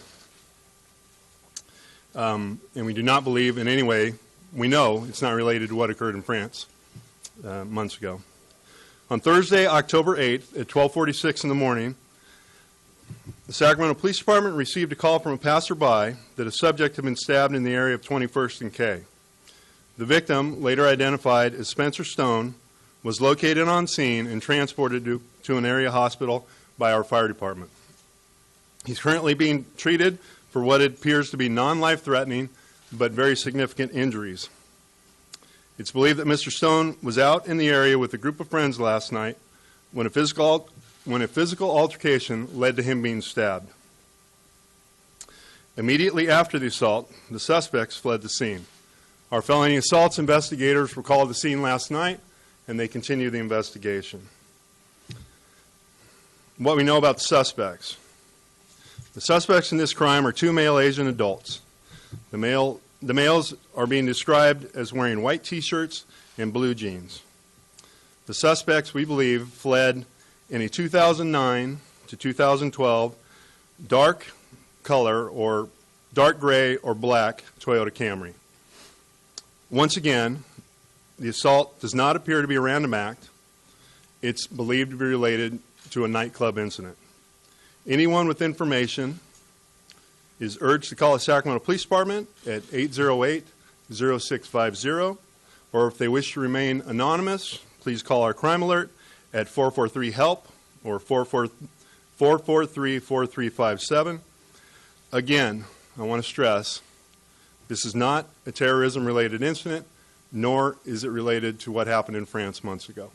We'll answer a few questions, and then we'll be out of here.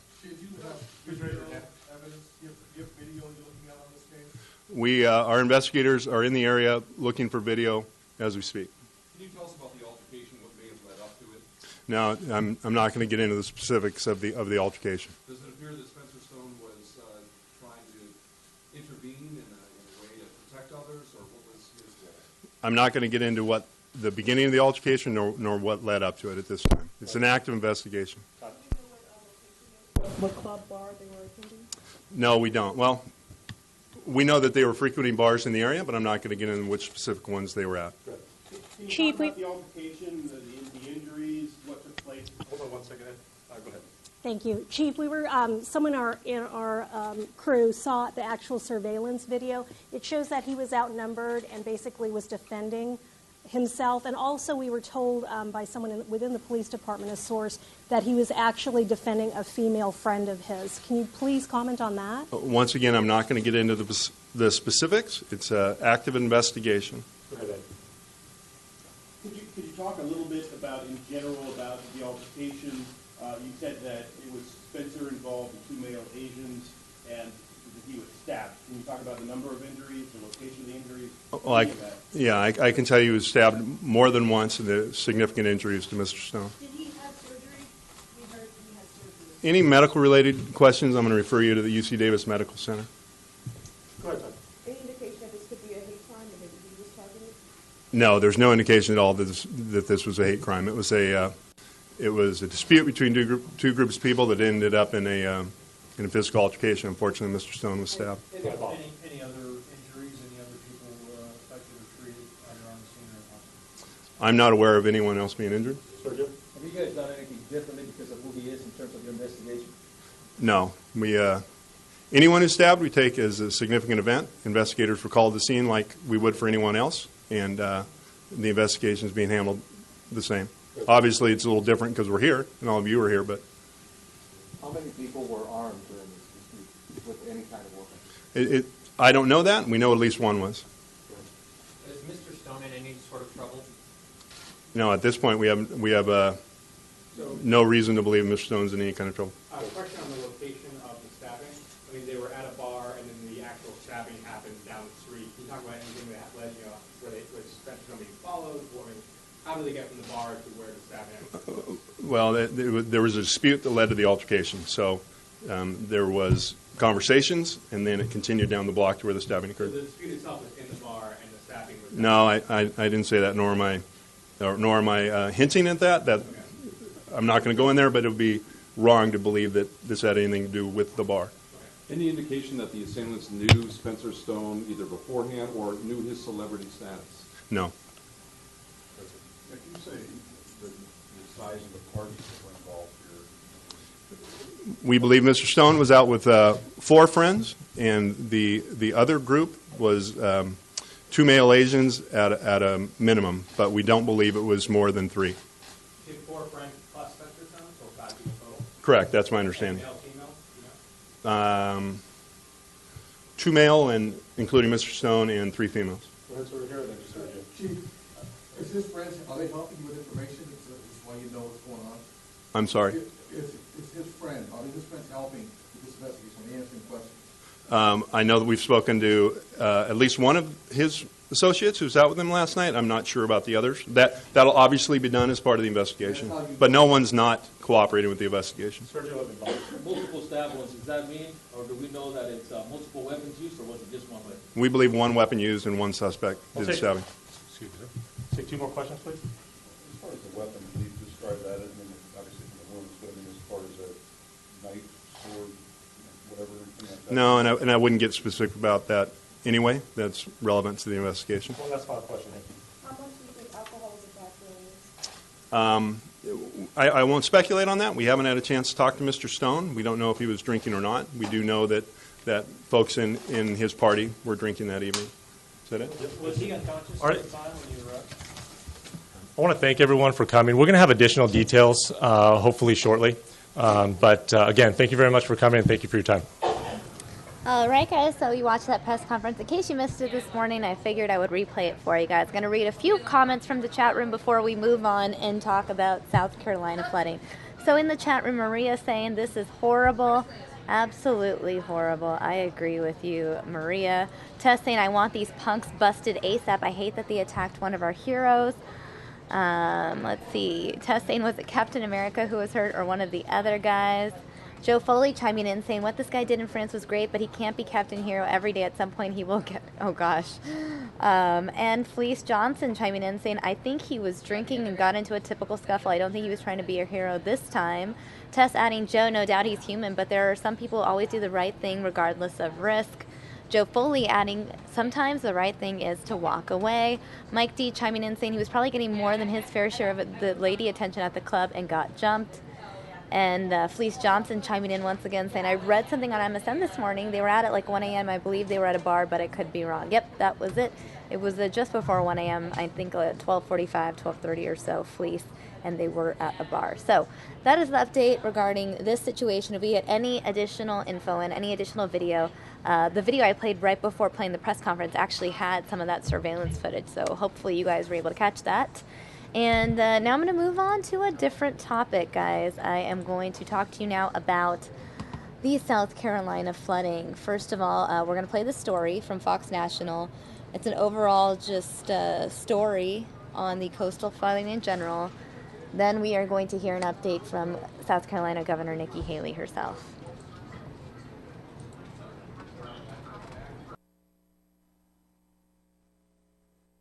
It could take until the weekend for the threat of flooding to ease in storm-ravaged South Carolina. That's according to officials who are warning people along the coast to prepare for more flooding as water from swollen rivers makes its way towards the Atlantic Ocean. This is not over yet, but we need to continue our prayers. We need to continue to be responsible and diligent as we move forward, and we need to continue to remember that it is all hands on deck. Crews are also watching more than 60 dams for potential failure. At least 13 have already collapsed. And in Columbia, the National Guard is working to patch a breached canal that's part of the city's water system. This is probably the worst I've ever seen since I've been living here. And, of course, my heart goes out to a lot of the families in the Columbia and the surrounding areas. Meantime, the death toll from the flooding continues to rise, with police finding the bodies of 2 men Wednesday. They were in a pickup truck when it drove past a barricade and plunged into the water. A lot of the deaths that we've had, if the people had just paid attention, maybe it could have been a different outcome. In addition to the human cost, the storm is also taking a toll on property in the state. Thousands of homes have been destroyed or severely damaged, leaving residents wondering when their lives will return to normal. How am I going to fix this? I'm going to get my kids to school. My cars are underwater. So I'm glad it's stuff and not my family. It's not clear how much it will cost to repair the damage in the state, but officials are estimating South Carolina could need up to $1 billion in federal aid. Will Carr, Fox News. National Guardsmen down here. You've got your Swiftwater rescue teams down here, DNR, you name it, we've got it. So we flew over a lot of areas. We flew over King Street. We flew over Gavans Ferry, and what we saw was devastating. Joe, come on up here. Get with us. What we saw was devastating, and I'll tell you, you're seeing boats in yards, and you're seeing houses underwater, and you're seeing damage at levels we never thought we would see. The problem is more is coming. And we saw that. We saw the water levels high. We see the water moving. We see which way it's going, and it's coming here. And so everything south of Gavans Ferry, we want to be careful. What we want everybody to know is, first of all, if you have already experienced damage of any kind, we want you to call and register with FEMA. That's 1-800-621-FEMA, 1-800-621-FEMA. We want to make sure that you get on there. Secondly, we want you to be careful. If someone comes and knocks on your door and tells you to leave, I know you've lived there a long time. I know that all your belongings are there. I know that you might have been through weather-related issues before. This is different. I know the sun is shining and the wind's not blowing and the rain isn't coming down, but the floods are. And you are going to see that not only does the water rise, but it will rise and stay for up to 12 days. So we don't want you to get caught. So when they come and knock on your door, grab whatever you want to take, but please try and leave. This is for your safety. It's not about, sometimes it's not about convenience. It's about taking care of you first. And what we've really tried hard in South Carolina is to make sure that we're all working together. I met with members of your legislature. I met with county council. I met with the EMD just to make sure they have everything. And you've got a team who's ready. I mean, this team is ready. They've done everything they're supposed to. The way that the state wants to do is we just want to make sure everything they need, they have. And that's why I'm here, is to make sure that there's nothing that they are lacking. But with that, I think the first thing I'll do is I will turn it over to Chairman Chinnis and let him add to that, and then we'll go over to the EMD director. Thank you, Governor. Thank you. I think the most important thing is to reiterate what the governor said, and that is to ask people that are in these areas that have been flooded or may be flooded to leave. We don't take this lightly. To date, I don't think we've lost a life in Dorchester County as a result of this, and I'd like to keep that record going. Your belongings are not worth your life. We've got National Guard, we've got SLED, we've got Dorchester County Sheriff's Department out here watching these areas. They'll be as safe as they can possibly be with the amount of water that we've got coming. I flew in last night and saw the water coming. It will be here, so please leave. Great that we have sun that'll help, but the water's coming, and we need to take heed of that. Thank you. Now I want to turn it over to one of our best EMD directors in the state, Mario. Thank you. We're right now in the process of maintaining our operational readiness for life safety activities. So a lot of the things that we're closely monitoring on the Edisto River and along the upper part of the Ashley River, we're still maintaining a level of readiness to make sure that we're in a position to respond to rescue operations, potential evacuations, and security missions. We're also in the process of transitioning into community recovery. So we've been out in the field for the last 2 days conducting damage assessments and needs assessments, directing our community that have been impacted over to FEMA so that they can apply and determine their eligibility for federal assistance. And we're also working with a number of faith-based organizations that are coming into the area to assist residents that have been impacted with construction and demolition, to get their house mucked out, to do things to get their residency restored, and expedite the recovery process to get us back to the community's new normal. Thank you, Mario. And then you are going to see road closures come and go. Some that may have opened up may close again.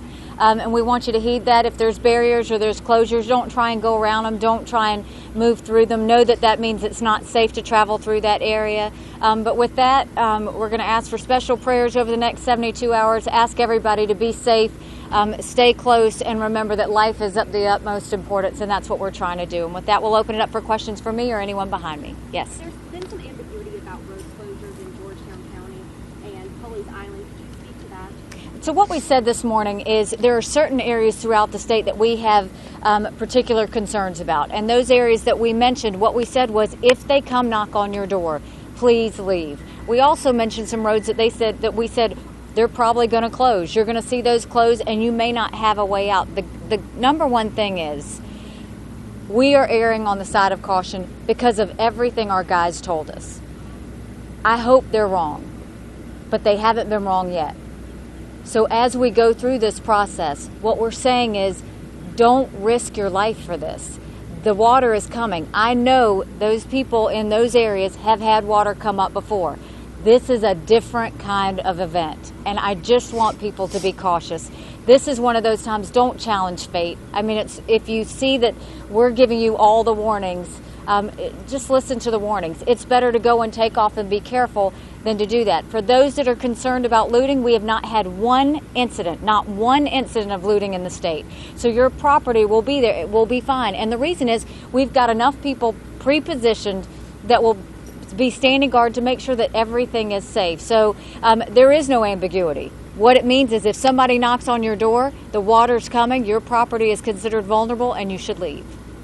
But as of right now, there's not a forced evacuation of Pawleys Island or the city of Georgetown? So evacuations are up to the locals to decide. What we have said, though, is those locals are going to come knocking on doors that we know are low-lying. They're going to come knocking on doors to areas that we know are of concern. We've got those Georgetown areas for the next 12 hours. We've got the other areas over the next 72 hours. If they come, don't wait for them to come 3 times.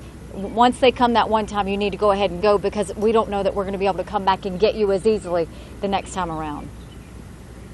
I think the level of concern is different from what we're hearing over in Georgetown or what's coming from your office.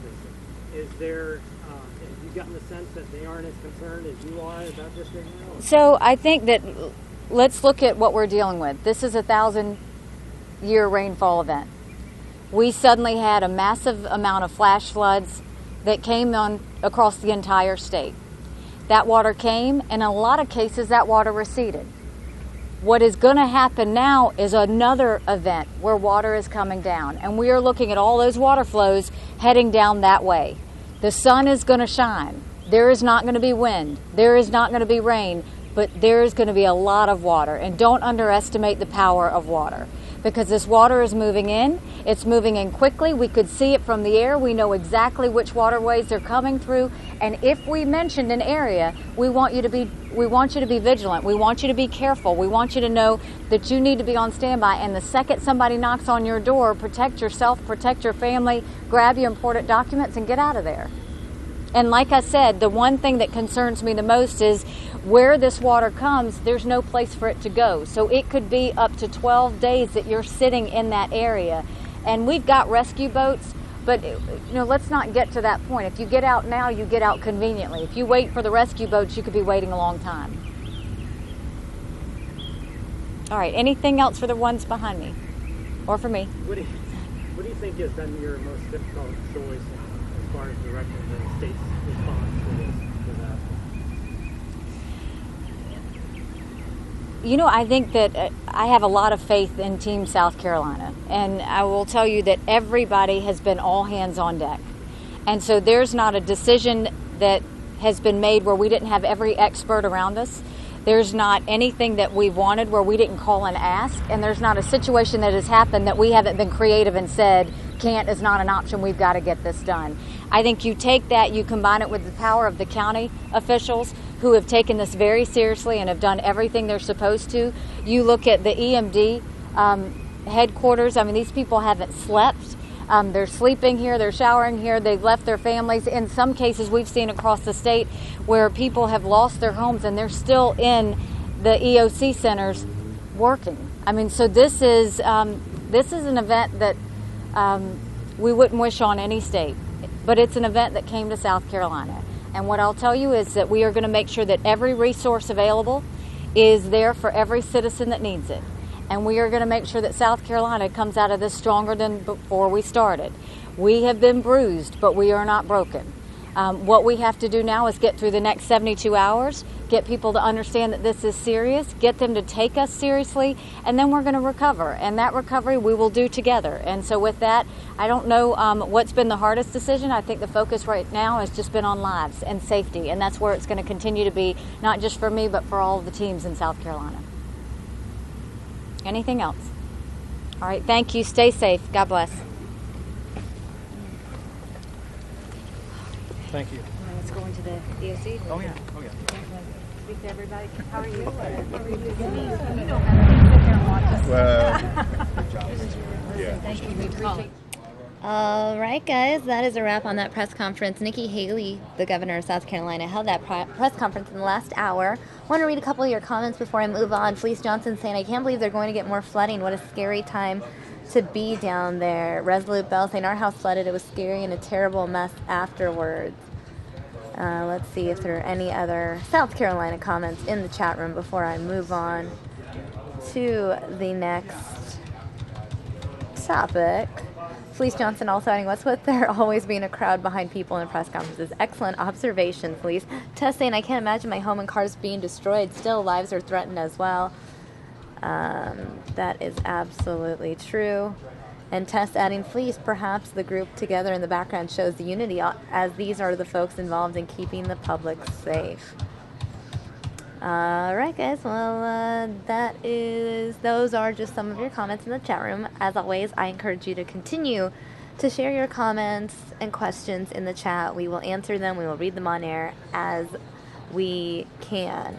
All right, moving on. We are going to show you a video now of Joe Biden speaking in Washington, D.C. as the vice president and potential presidential candidate spoke this morning.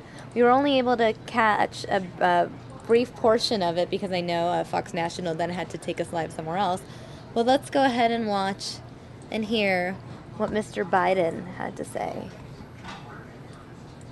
The whole Recovery Act cost more than $800 billion.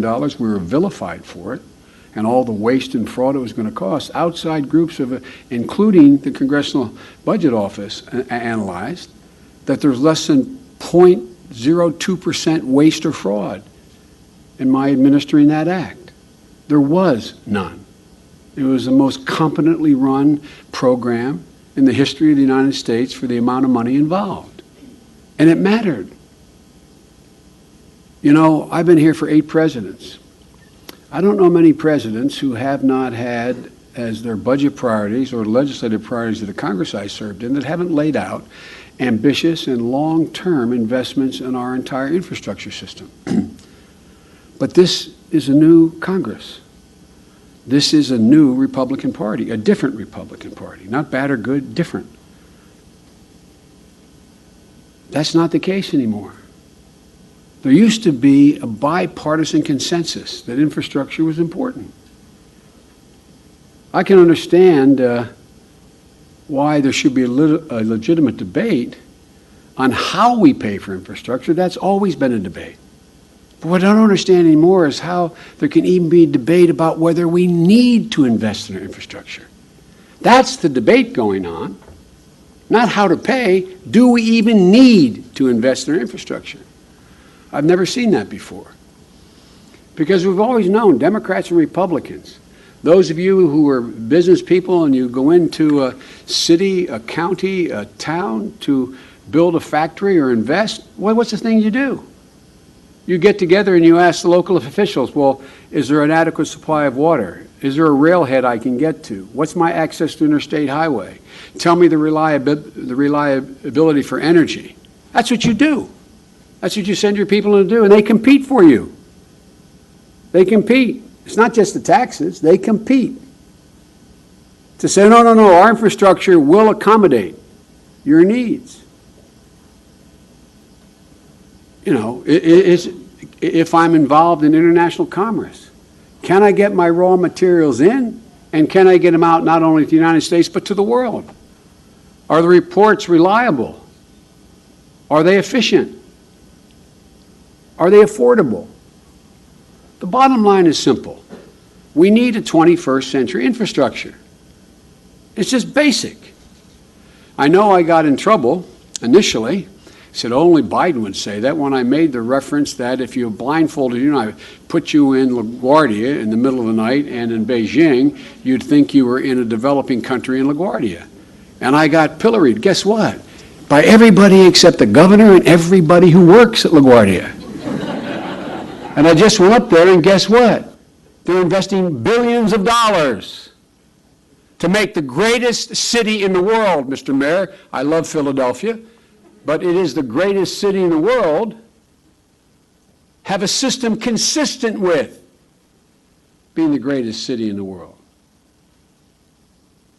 When we were growing by leaps and bounds, and the middle class was growing in a direct correlation between increased productivity, increased middle class wages.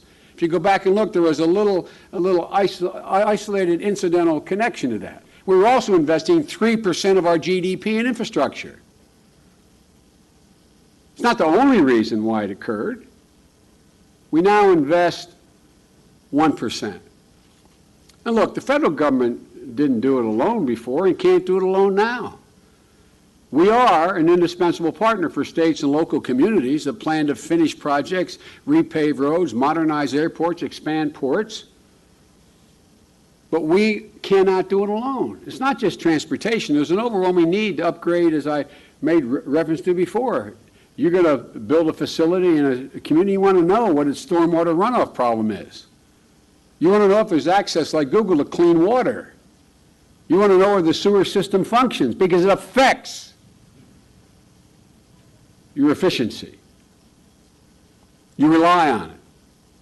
Earlier this year, I was in Philadelphia, Mr. Mayor, and I was up there with Ernie Moniz speaking with the utility facilities that also cover Delaware and parts of New Jersey.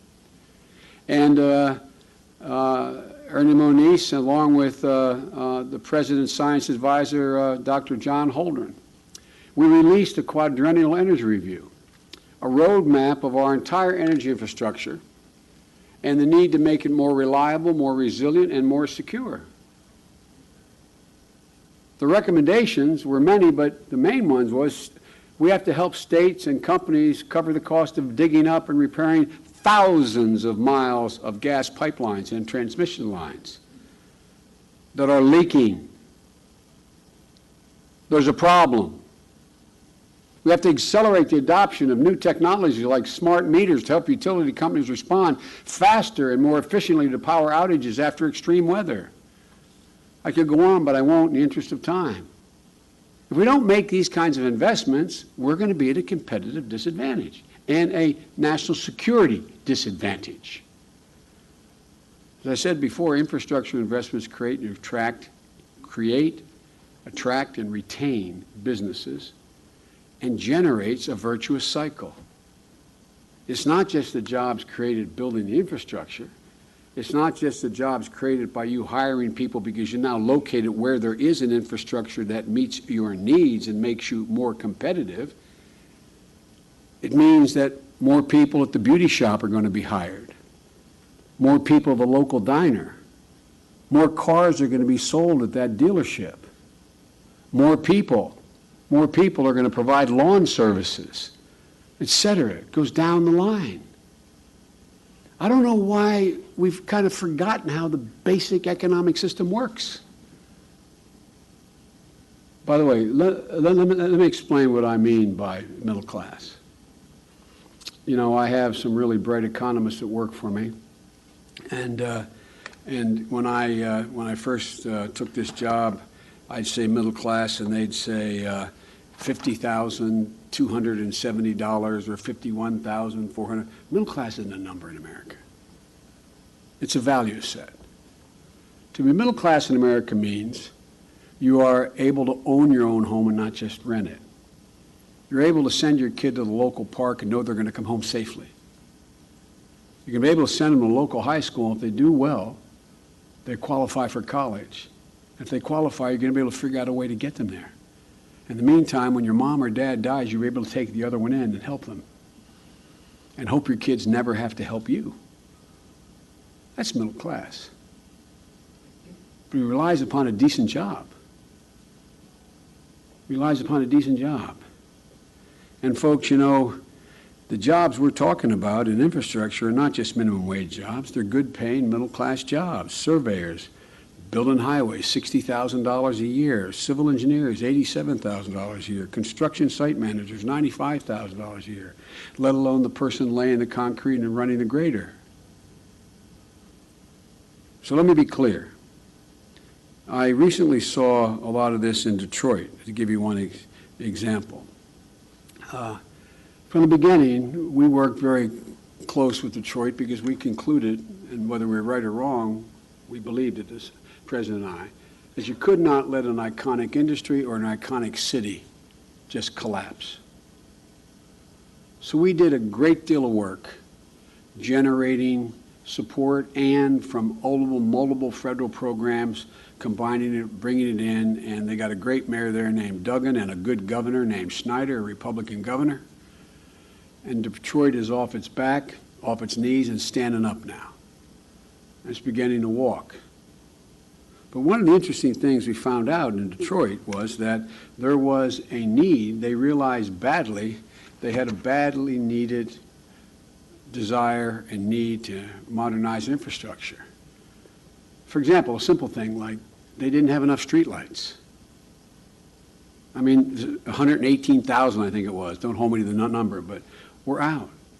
Didn't have the money to screw in new energy-saving bulbs that save them millions of dollars a year. And guess what? They also found out that they didn't have a transportation system anymore. And the vast majority of the people in Detroit don't have cars. So a few weeks ago, the mayor asked me, Mayor Duggan, I said, if there's anything I could do for you, this was 5 months ago, what would he? He said, Joe, can you get me buses? Can you get me buses?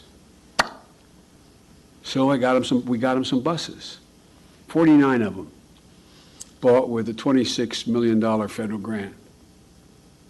We weren't investing in buses. We were investing in the people of Detroit, helping them move up the ladder in the middle class. Detroit, like hundreds of American cities, now face a different problem. It used to be suburban sprawl. Now it's job sprawl.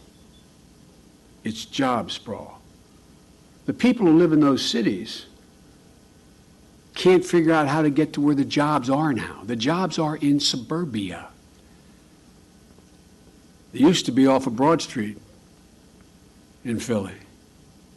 They're now out in Havertown. And so there's emerging academic work that seems to confirm what the mayors and county executives have known all along. People can't move up the ladder of the middle class unless they have access to reliable transportation. They got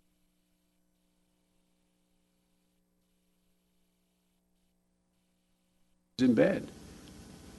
So in Detroit, more than 3/4 of the jobs are 10 miles outside the city.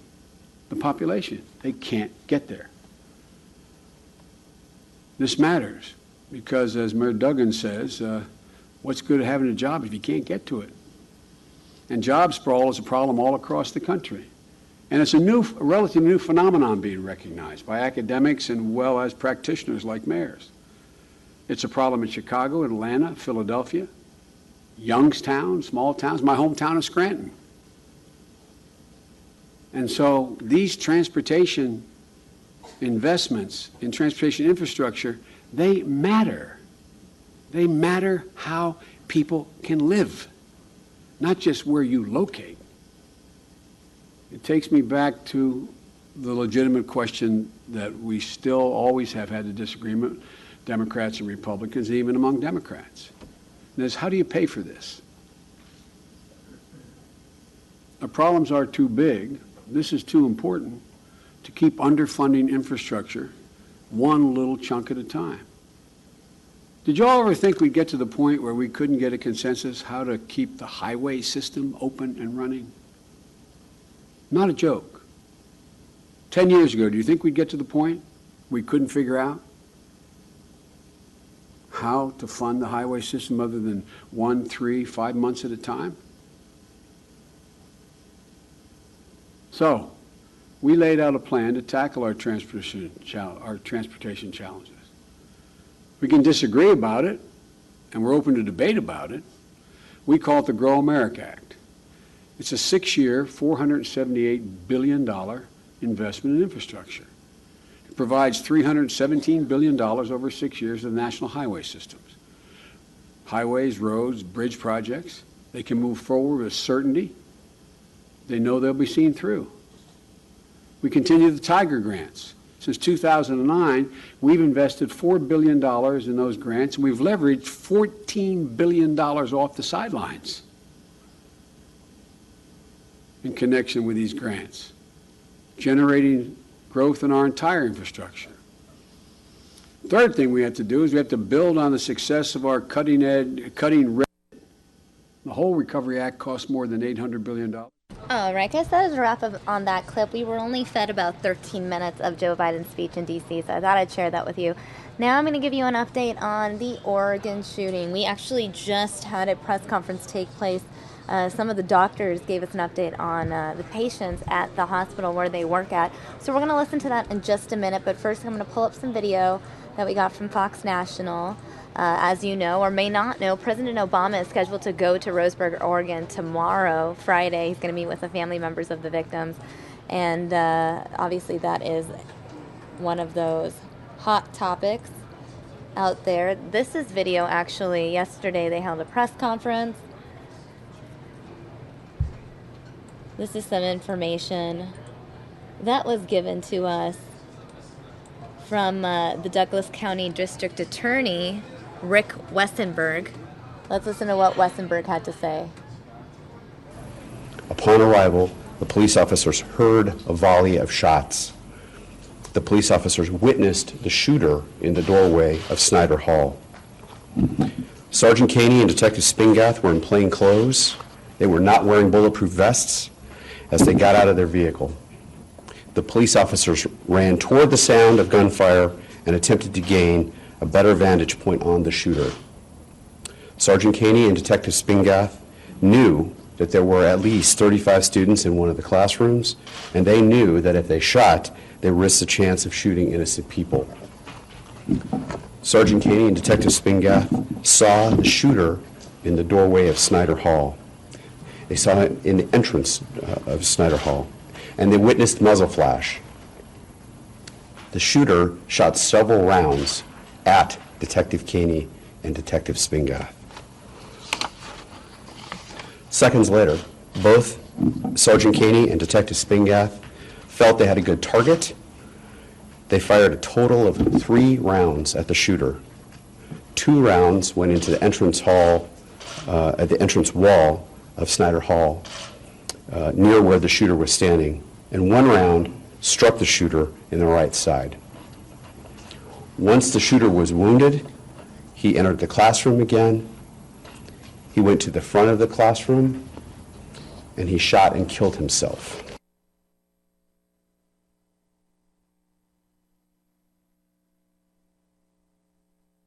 I am very proud of how Sergeant Caney and Detective Todd Spingath, as well as all the public safety organizations, responded and conducted themselves during this ordeal. I, like many other people in this community, consider them to be heroes. They knew that they could be injured or killed during this confrontation as they ran toward the sound of gunfire. I have spoken with both officers, and I can tell you they do not want to be heralded as heroes. They feel that they are only first responders who got there first and did a job they were trained and entrusted to do. All right, guys, now officials speak on the president's visit. Let's listen.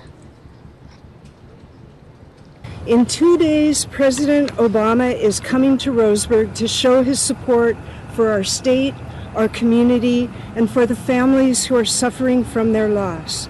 Regardless of our differences with the president on policy issues, we await the president's arrival and look forward to his show of support for a community whose grieving and whose heartache is immeasurable, especially the families of those killed.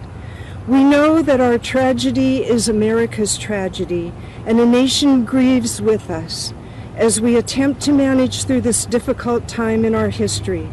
Make no mistake, we will get through this.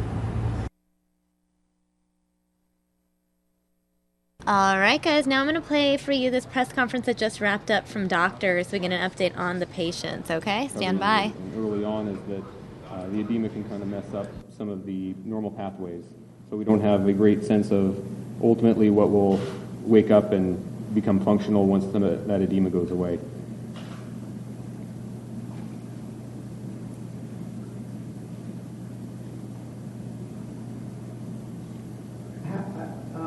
Obviously, I think a question that a lot of people have is just kind of looking forward, and I realize it's very early on, but when do you reach a point where you can provide some type of glimpse of what the future may look like for a patient? That's a very, very difficult question to answer. I think, again, that part of that speaks to speculating ultimately what she's going to get back.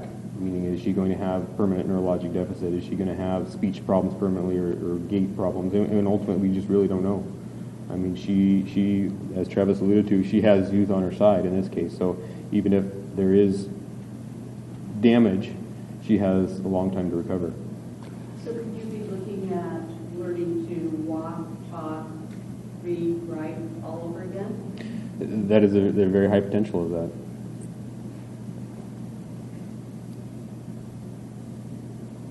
I recognize her family's asked for privacy.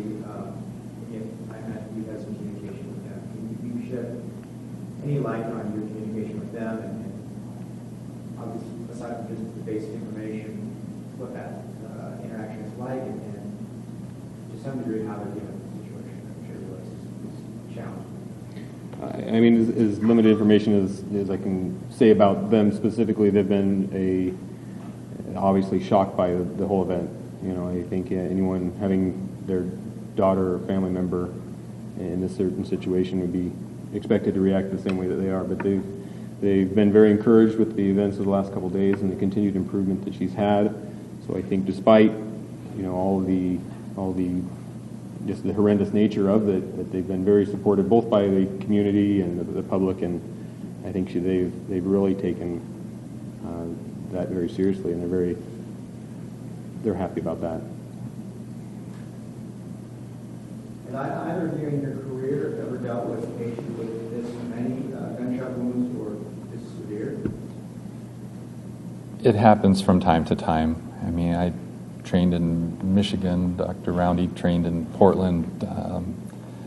The number of victims and the number of gunshot wounds, and whether it's a single assailant or an event like this, it's always dramatic. You know, it's something that we unfortunately have the ability to get some experience with in training in the U.S. You know, each gunshot wound pattern like this is unique. In general, we break it down by system. What has to get fixed, what's broken, you know, you triage those by the injury that's the most severe and you work backwards, and that's part of why it takes a team. You have somebody who's an expert in head trauma, you have somebody who's an expert in skeletal trauma, you have somebody who's an expert in soft tissue trauma, and you roll them together and you have a trauma team. And you know, we have a remarkable pool of talent here at Sacred Heart, and I've just been amazed over and over again at the types of injuries that we get and the types of injuries that we can get people through. You know, we've also got a tremendous trauma system backing us up here in Oregon, and I mean the fact that we have such collegial relations with other level 2 system or hospitals in the Oregon area and the level 1 supporting us in Portland, you know, we can take care of patients that get injured like this every day, and you get them to the right place. Oftentimes that's here. If it's not, you know, there's a great system backing us up. But violence like this is more rare, but it does happen. What was it like for you guys when she woke up and you realized she was on the mend? Well, I think the waking up is a gradual process. So it's not that someone flutters their eyes open and all of a sudden all is better. In her case, it's a slow, gradual process. So being off the ventilator is a huge step in that direction, and you know, that feels good to see her making those kind of recoveries every single day. So I think, yeah, it's a good day when someone meets that milestone. You mentioned 13 minutes. Is that from the time that she left? Was she choppered here? Is that right? She was helicoptered in. She landed on the roof just before 1 o'clock, but was brought down to the emergency department, was seen by a team that had been assigned to her care, and then within about 13 minutes had been taken out of the ER back upstairs, having finished that initial evaluation and cataloging of injuries and was in the OR for getting her head treated. Dr. Roundy was able to start operating about 40 minutes after she arrived, just from an anesthesia standpoint, making sure that she was appropriately positioned and had all the lines and monitors that she needed to be put in. But it was a remarkable response. We work hard at trying to get our operative times, or time from when a patient comes in to the time that they're in the OR for our most serious cases, of under 15 minutes, and we had 2 of the traumas that we got that hit that threshold. So, I mean, it's something that we drill for, and it's something that we hit, and I'm very proud of our team for having accomplished that. Dr. Ryan, how long was her surgery, that initial surgery? The initial surgery was about an hour and a half long. How many surgeries has she had? 2 trips to the OR in total. She has had about 4 different procedures, but just to save anesthesia time, some of those procedures have been coupled.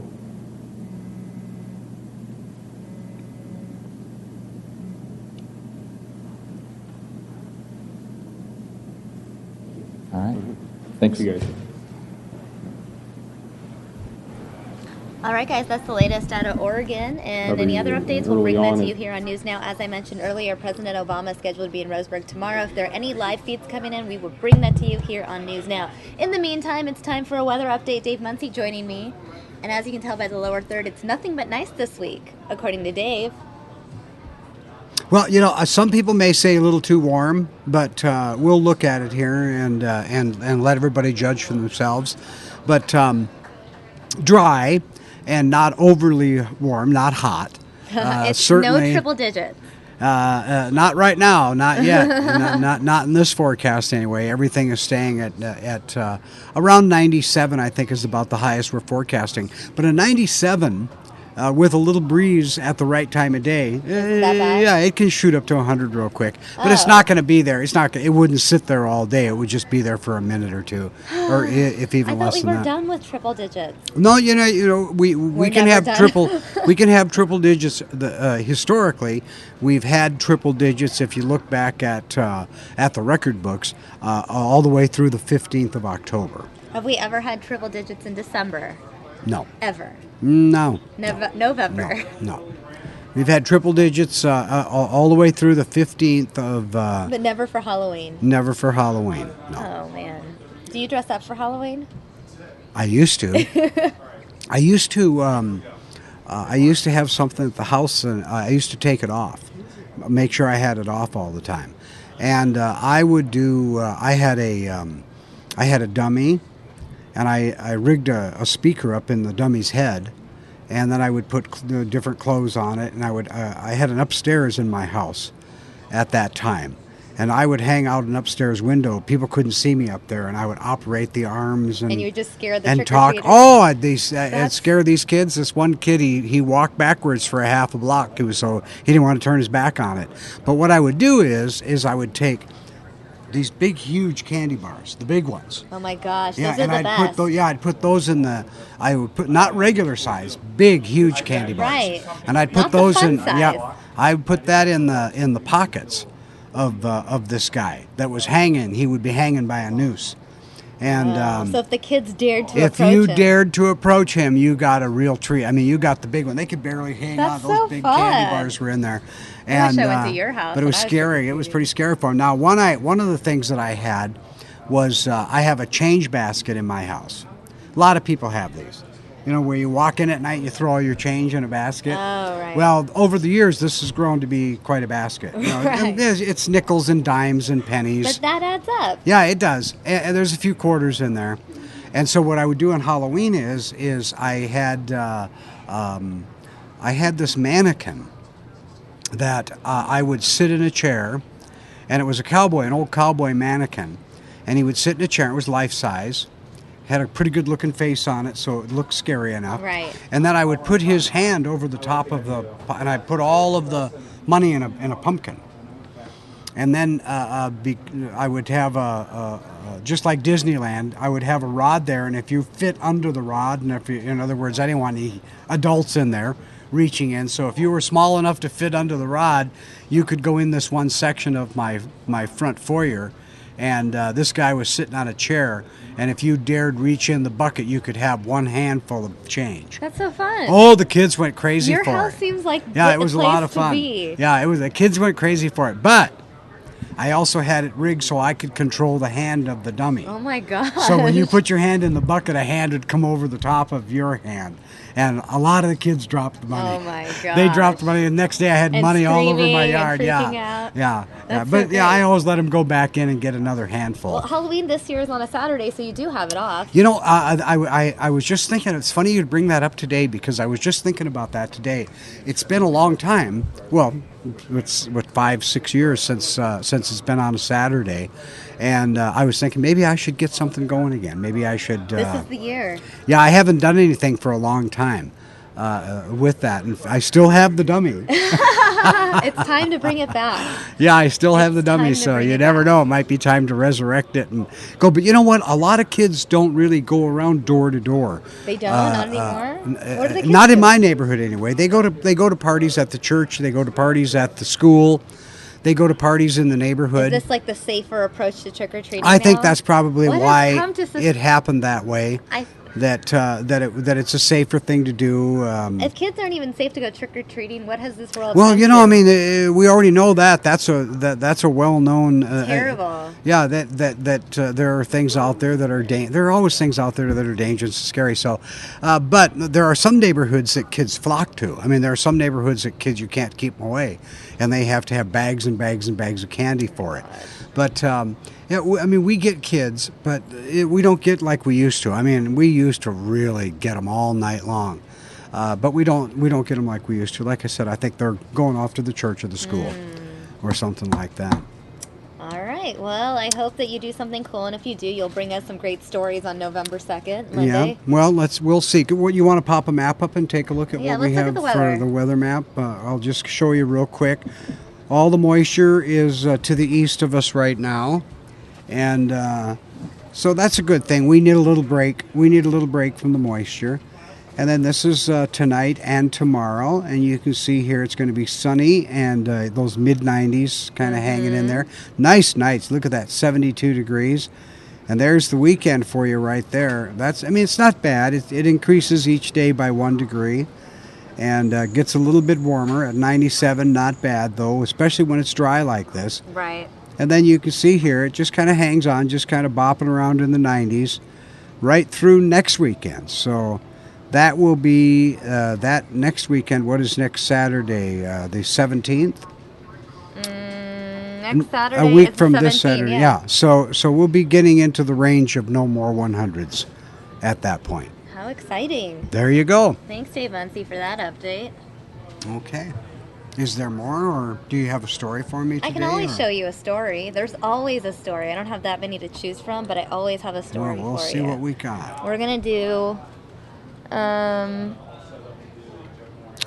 right interesting. here, buried money in California. 'Cause Okay, it's the love only that. one that's not sad. Love that. I have to find something that's not crazy. Because I buried some money there. I hope people didn't find it. All right, let's go ahead and watch this story.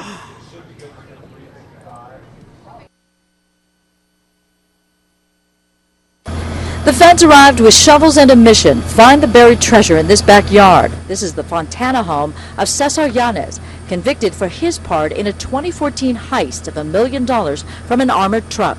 It didn't take long for agents to hit pay dirt. In about an hour, they actually hit a Tupperware type of a bin, and in that bin discovered approximately $600,000 made up of denominations of 20s and 100s. An agent carried a blue bin off the property and into the evidence response team's truck. This is what more than $500,000 looks like. It's enough to make the greedy drool. This isn't the first time the feds came to the Yanez home to look for money. They did come and you know, they did bring the kids out and put them in the curb, and it was cold that day, and I did feel bad for the kids and the mom. At that time, investigators found about $85,000, which left about 9/10 of the money still missing. Now with this cache of cash, there's still about $300,000 missing. Could there be another hiding place on this property? Yes, I only digging all the time, fixing the floor and the garage and everything. Other neighbors say they had no clue Yanez was living with a secret stash. it's something we couldn't imagine, you know? I mean, it's a lot of money. Oh, all I could say is they seem like a very nice, regular, normal family. Very polite. The children very polite. So were the lady and husband. Well, Well, there you go, and that's what he was. Story because it did yeah. was linked to a heist, but it was cool. Well, I'm sure he's in prison, and he was thinking, well, I've got that money when I get out anyway. Not anymore. Not anymore. Not Well, there's anymore. 300 million. I think the dog has it, or 300,000 still missing. Right, Fleece in the chat room saying, "Why would you bury Check money? the doghouse. Check the doghouse. You can't spend it when it's buried." That Ah. is great. And Tess saying, "I haven't been in the pool in a couple of weeks. I sat on the steps today. It felt pretty cool. I think I'll have to jump in. It is pool weather." I'm out of the pool. I did my last pool day about a week ago. Let's see, when was it? It was Thursday the 21st was my last pool day. It just got too cold for me to get in. And so Maya and we swim together all the time. And I told her last Thursday, I said, this is it. No, but it's still warm. The pool, no, the water, the nights determine how cool what your pool's like, not necessarily the days. But I mean, the lows are still, what are the lows? Look at the lows. Well, they're still in the 70s. We had a low at 64 the other night. Oh, but I'm saying now maybe Yeah. you could swim again. Well, no, the thing is it's effervescent. I mean, it's chilly, it's cold. It's not too cold to swim in. It's too cold for me. I don't particularly care for it at that degree, and so I'm out. But yeah, some folks may jump in this weekend. Kids don't mind; they don't care how cold it is. They'll jump in. I might try it as well. Okay, well, tell us how it goes. I will. Show If us I your do. goose pimples when you get in. But I can't even take a picture because I don't want to drop my phone in the water. Oh, you could do one of those things where you dangle your phone. That's risky, Dave Muncie. I know, more ridiculous stuff they're doing, right? I know. Well, thanks for hanging out. Okay. Thanks for giving us the weather update. Okay. And thank you for the water and keeping me Okay. hydrated. You're All always right. so kind. Always got to be hydrated. All right, guys. Well, Okay, I'm going folks. to switch things up. Dave Muncie getting out of here. Kinsey Schofield will join you in just a minute. While we wait for Kinsey's arrival, I'm going to go ahead and show you how lovely it looks outside. That is a look at our tower cam. And we'll be right back momentarily.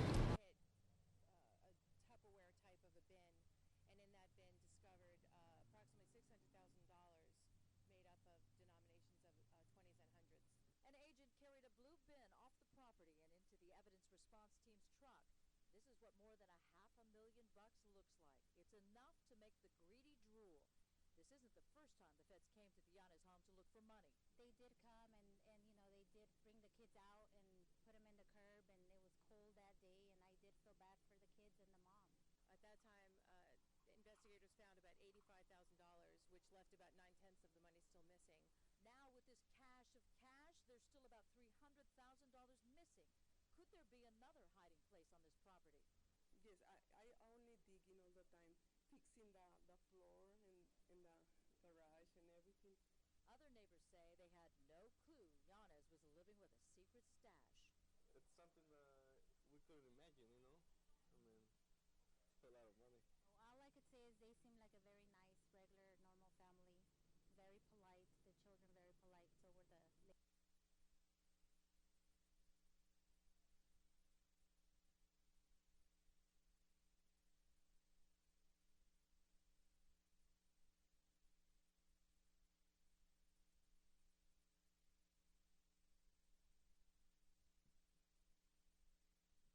So were the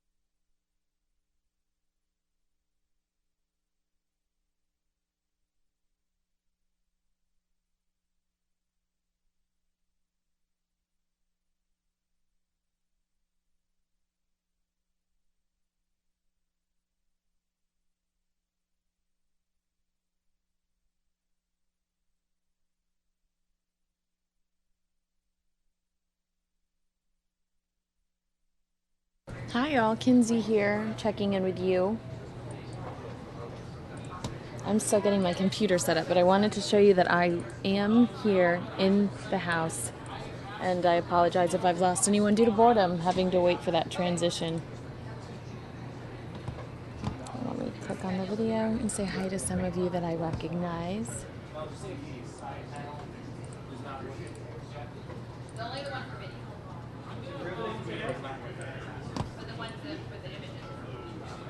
Oh, I think I have breaking news.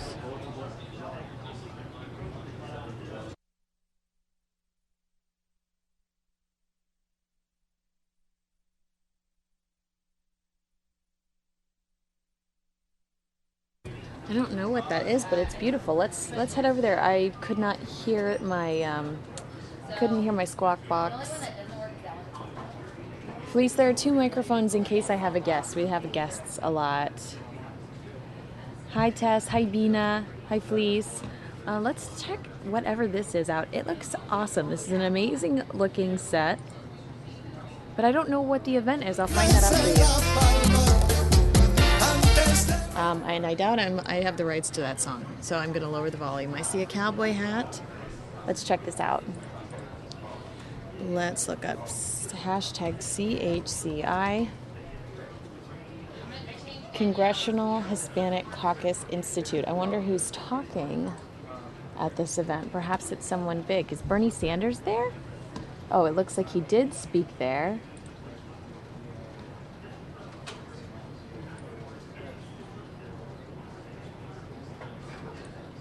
Let's see what else we can find out about this.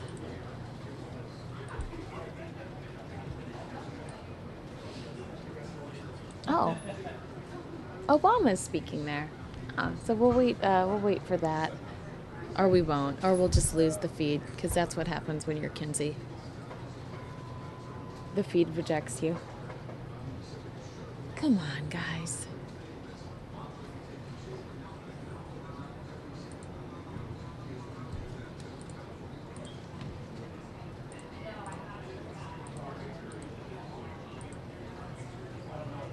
I think it's gone. What is life?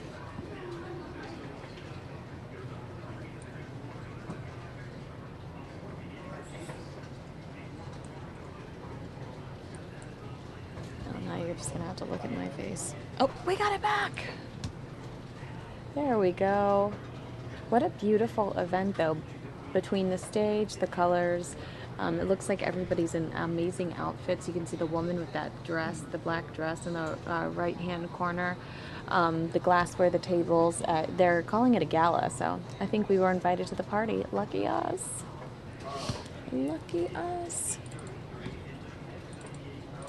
Let me throw up a lower third here.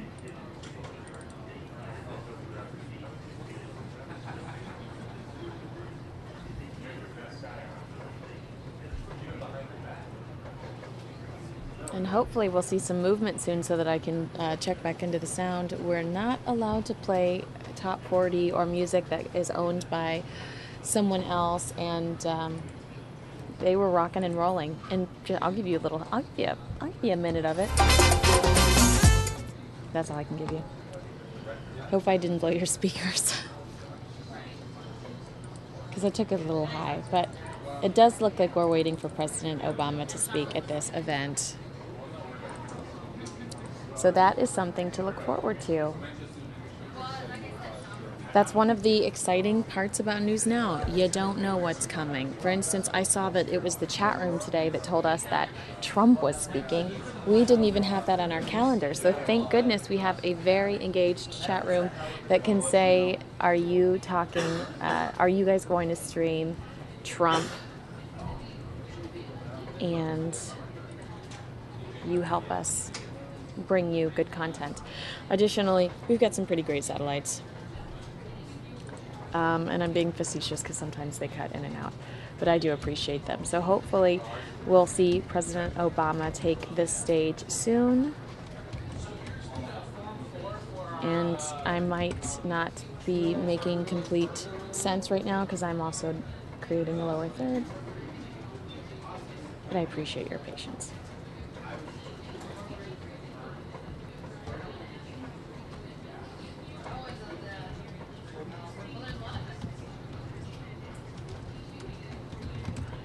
I'm always interested in what they say at events like this, because this is an award gala. So I wonder what the topic will be, because it does feel like whenever the president is speaking, he always has some sort of, and I mean this respectfully, I think it's a smart thing to do, he always has some sort of political agenda, so it will be interesting to see what that is today, what the message will be underneath all of the layers of his very charming speech. He's very good at giving speeches. Let's just check on the status of the tunes now.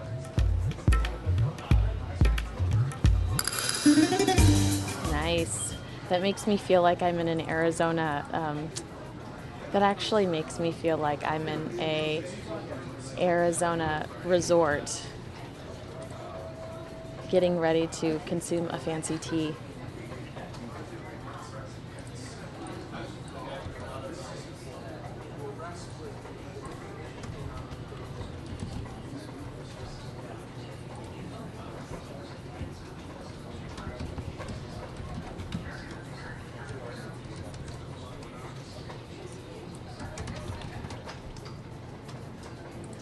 Now what you're missing on the other side of me is that everybody's running around like a chicken with their head cut off, getting ready for our 5 p.m. broadcast.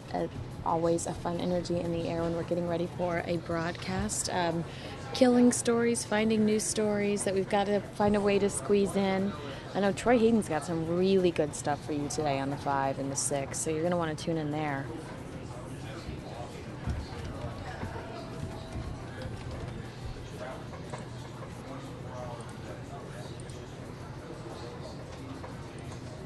This is the 38th annual Congressional Hispanic Caucus Institute Awards Gala. This gala has existed longer than I have. Thank you.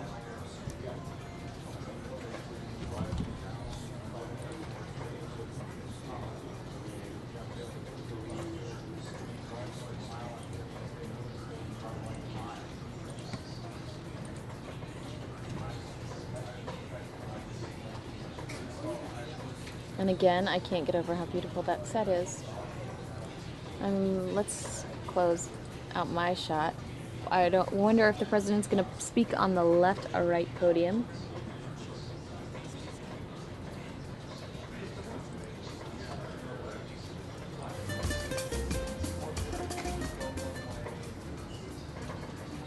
I would be surprised if this music is owned. Well, I'm sure I would be surprised if we were flagged for this music. It's not Flo Rida, is what I'm trying to say.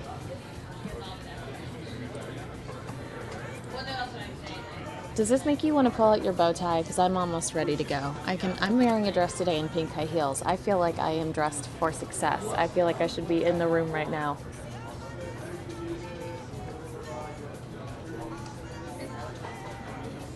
Tess loves this music. So do I.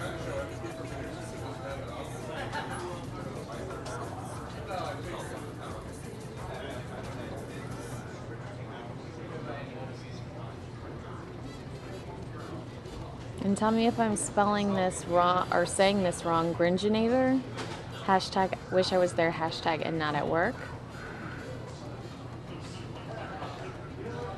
Tess says one of the first things she did when she moved to Arizona was buy herself a straw sombrero. I love it. I love it too. What a cute story. Thank you, Bina, in reaction to my concentration face. Appreciate you. Yeah, a lot of people just talking about how fun this party looks.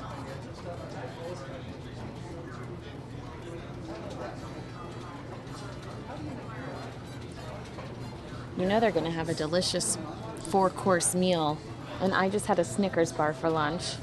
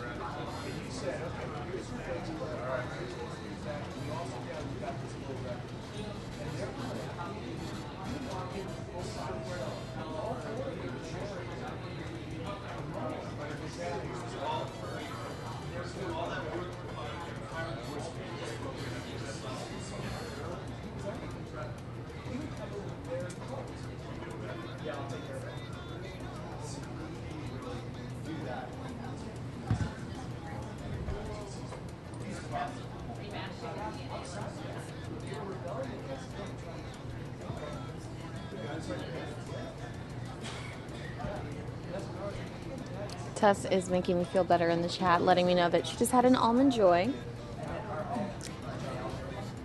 in reaction to my Snicker bar lunch.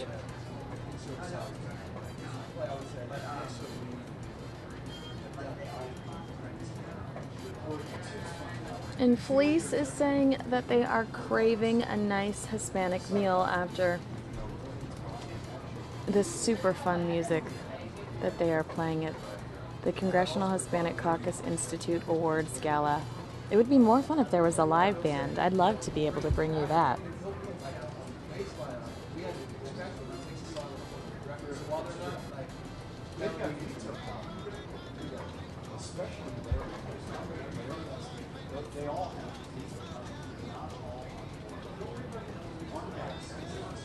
Ladies and gentlemen, our program will now begin. Uh-oh, here we go.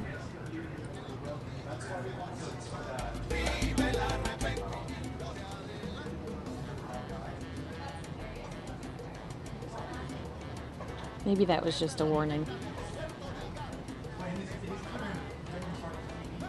Ladies and gentlemen, our program will now begin.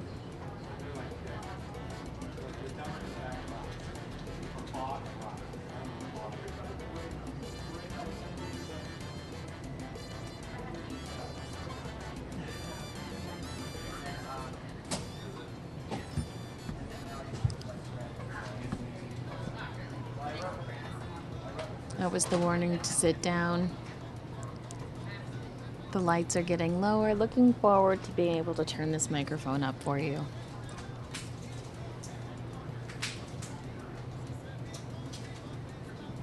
Hi, Rat. Welcome to the party. Literally. Ladies and gentlemen, our program will now begin.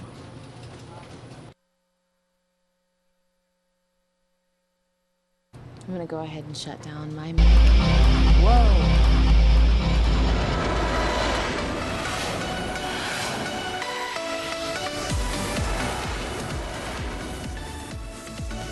Ladies and gentlemen, welcome to the CHCI 38th Annual Awards Gala. Here to power up our program is the Grammy Award-winning Brooklyn Youth Chorus, a collective of young singers representing nearly 200 New York City schools citywide. Tonight's performance features one of their premier groups, conducted by Christopher Burke. Please welcome the Brooklyn Youth Chorus Men's Ensemble.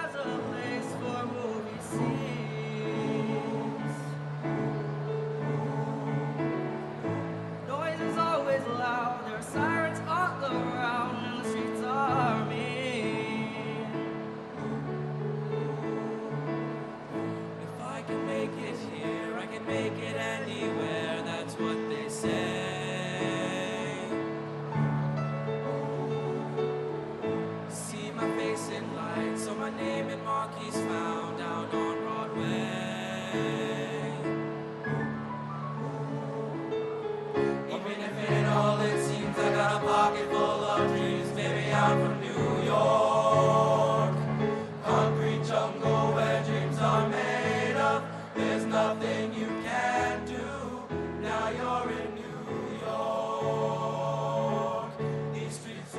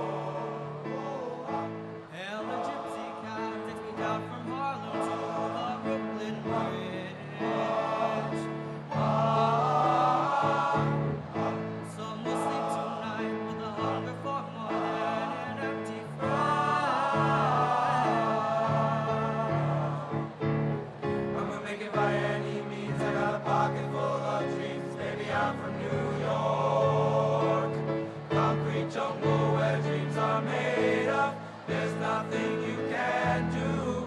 Now you're in New York. These streets will make you feel brand new. Big lights will inspire you. Hear it for New York, New York, New York. One hand in the air for the big city. Street lights, big dreams, all looking pretty. No place in the world can compare. Put your lighters in the air, everybody say yeah, yeah. Yeah, yeah. Yeah, yeah. Yeah, yeah. In New York, concrete jungle where dreams are made up. There's nothing you can do. Now you're in New York. These streets will make you feel brand new. Big lights will inspire you. Hear it for New York, New York, New York. One hand in the air for the big city. Street lights, big dreams, all looking pretty. No place in the world can compare. Put your lighters in the air, everybody say yeah, yeah. Yeah, yeah. Yeah, yeah. Yeah, yeah. In New York. Concrete jungle where dreams are made up. There's nothing you can do. Now you're in New York. These streets will make you feel brand new. Big lights will inspire you. Hear it for New York, New York, New York.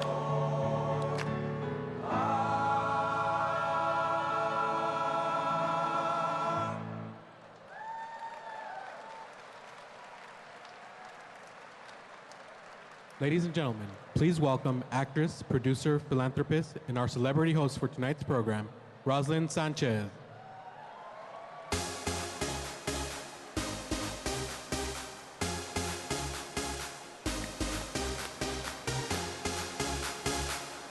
Oh my goodness. Buenas noches. Buenas noches, good evening. And welcome to CHCI's 38th Annual Awards Gala. Performance by the Brooklyn Youth Chorusmen's Ensemble. Amazing. Thank you so much. Es un placer, de verdad estoy bien contenta. My pleasure to help host this evening's event. Like our theme, Powering Growth and Influence, we have a powerful program for you. So let's get started by welcoming the leaders that are powering our community's growth and influence, the Hispanic members of the 114th Congress. We have them right here. CHCI Chair California Congresswoman Linda T. Sanchez. New Jersey Senator Robert Menendez. New York Congressman Jose E. Serrano. California Congressman Xavier Becerra. California Congresswoman Lucille Roybal Allard. New York Congresswoman Nidia Velázquez. La boricua como yo. California Congresswoman Loretta Sanchez. California Congressman Jim Costa. New Mexico Congressman Ben Ray Lujan. California Congressman Tony Cárdenas. Texas Congressman Joaquin Castro. New Mexico Congresswoman Michelle Lujan Grisham. California Congressman Raúl Ruiz. California Congressman Juan Vargas. California Congressman Pete Aguilar. Arizona Congressman Rubén Gallego. California Congresswoman Norma Torres and the Honorable Bob Garcia.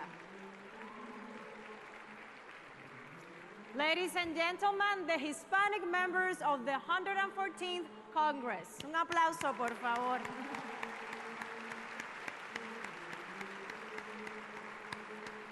Now please rise for the presentation of colors by the Armed Forces Color Guard from the Military District of Washington and our national anthem.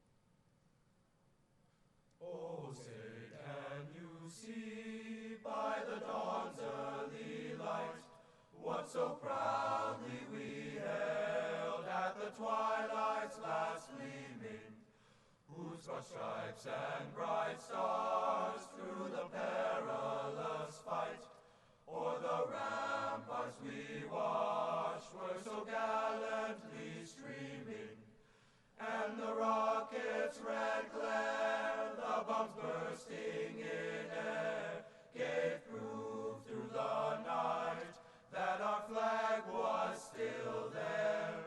Oh, say, does that star-spangled banner yet wave o'er the land of the free and the home of the brave?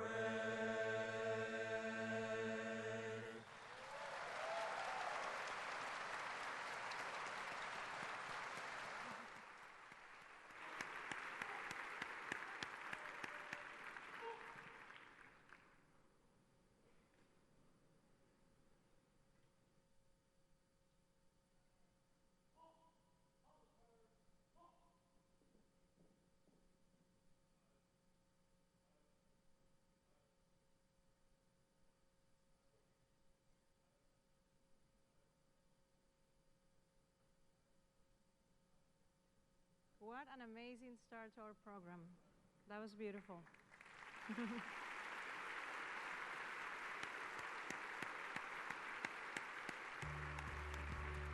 What a powerhouse of individuals. Let's welcome one of them now.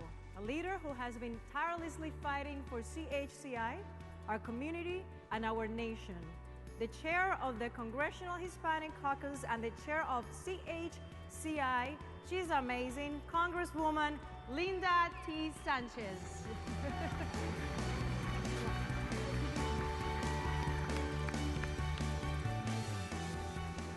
Rosalind, thank you so much for joining us here this evening. Buenas noches a todos, good evening.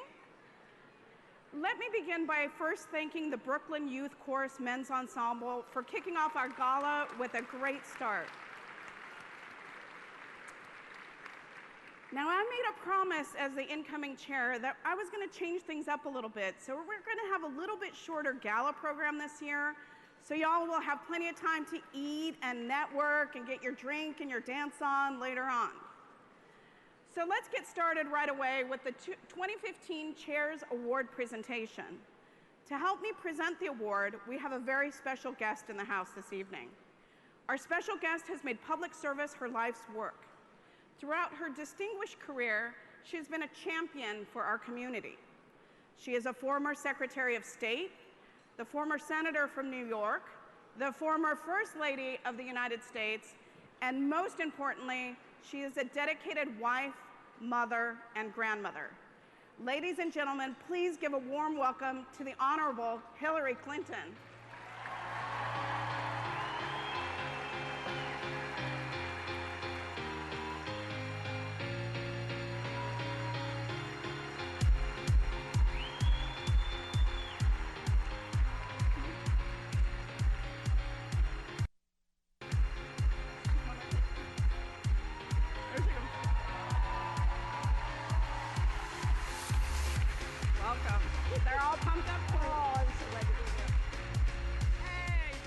all. Good evening, everyone. What a great event. It's so wonderful to be here with friends supporting the terrific work of the Congressional Hispanic Caucus Institute. I just met some of the fellows and interns. All is well with that next generation. They are so impressive. That is what you are doing here at the Institute, helping to raise the next generation of Latino leaders. And that's important for those future leaders, and it's even more important for our country. Because the United States needs, and let me stress that, we need the contributions of Latinos in every capacity. As political leaders, business leaders, educators, innovators, and community leaders. Latinos make America stronger. You make America smarter. You make America more creative and innovative. And of course, so many aspects of our culture, our food, our music, the arts, sports, have been transformed by Latinos, all for the better. Now, this might seem the most obvious thing to say in the world, but as you know too well, many people in our own country don't see how vital Latinos are to the United States and our future. They don't see that Latinos are not strangers. You're not intruders. You are our neighbors, our colleagues, our friends, our families. And that gap, that mismatch between who Latinos are and who some people say you are, that's a problem. It's a problem when a leading Republican candidate for president says that immigrants from Mexico are rapists and drug dealers. It's a problem when candidates use offensive terms like anchor babies, or even talk about changing the Constitution to take citizenship away from those who were born here. We need people who will stand up to this ugly rhetoric and extreme thinking, who will say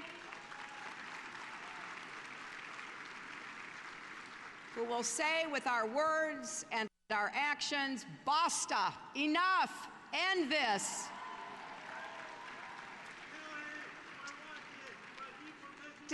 Tonight I'm introducing someone who is just like that, a wonderful man that I've had the privilege of knowing, Chef Jose Andres. I have known Jose for a number of years. He is, as you know, an incredibly talented chef. His food is delicious. His restaurants are gorgeous. But what a lot of people don't know is Jose is also a humanitarian. He's constantly searching for ways to use his expertise with food and kitchens to make life better for people around the world. So when the earthquake hit Haiti, Jose went down there with my husband to see how he could help. And he created an organization called the World Central Kitchen to feed people dealing with humanitarian crises worldwide. And at the State Department, when I started a new cultural culinary diplomacy project, I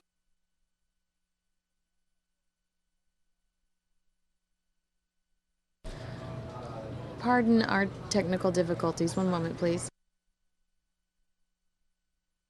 And enjoy each other's company. That is basically Jose's mission in life. So he helped us get that program off the ground. He and I also worked together on the Global Alliance for Clean Cook Stoves to help millions of families around the world cook their food not on the open fires that fill their homes and their lungs with toxic smoke, but on clean cook stoves.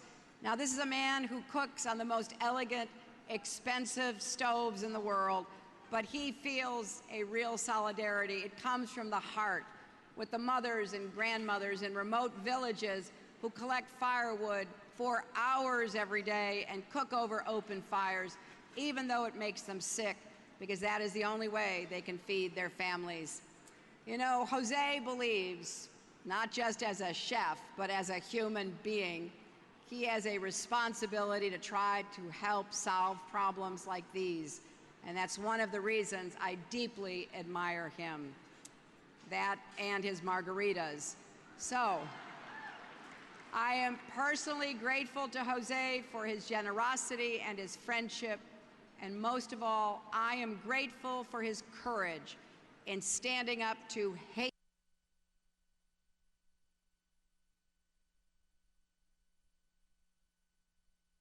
Sorry about our satellite situation here, but know that we are trying to get it back for you. Here we go.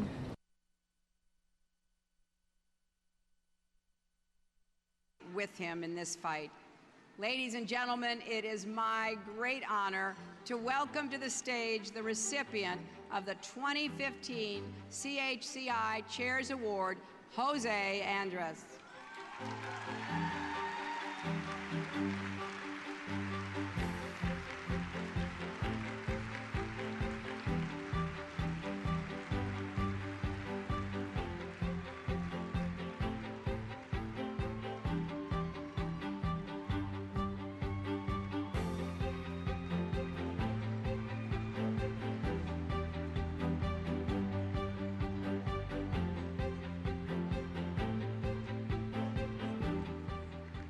Buenas noches.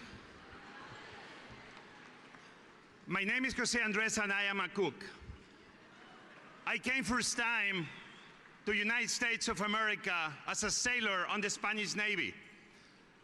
I came in a beautiful boat called Juan Sebastián del Cano, 4-mast, and we came under the Verrazano Bridge with the Statue of Liberty and Ellis Island on my left, and with a beautiful American flag. And that day I said, I want to be part of that dream. I want to be part of America. When I finished my military service, I came. 23 years later, I can tell you I have 3 amazing daughters, a great wife, and I can tell you right now that I call myself a proud American citizen. But I know you don't forget, and I can tell you I will never forget. I am an immigrant. I know where I come from, but I know where I belong. And I belong to America and for what America stands. And I love what our Constitution says, we the people. I'm going to guarantee you, and I know you are on this fight with me, that we the people means every single human being that is living in this beautiful country of ours.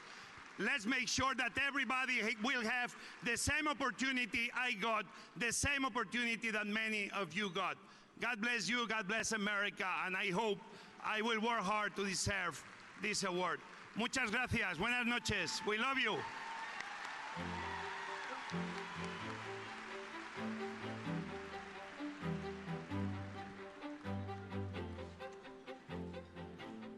Please join me again in congratulating the recipient of the CHCI Chairs Award, Jose Andres. I have to say something. This is not scripted, but I just have to say it. It's incredible how, I don't know how you guys do it, you know, as politicians, like, you're in the middle of a speech, and then you have somebody screaming at you, disturbing you, and you just have to keep going. That's incredible. My Puerto Rican temper would be like, excuse me. No, un momentito. Te vas. That's funny. That's why I get over politics. That was really intense. Did you see my face? I was like, I'm shaking. Anyway, before we go any further in the program, I'd like to introduce someone who has graciously offered to help me out tonight. He's an award-winning producer and a host of Cafecito, which airs on NBC, and my CHCI Gala co-host. Así que den la bienvenida, por favor, a Feliciano García.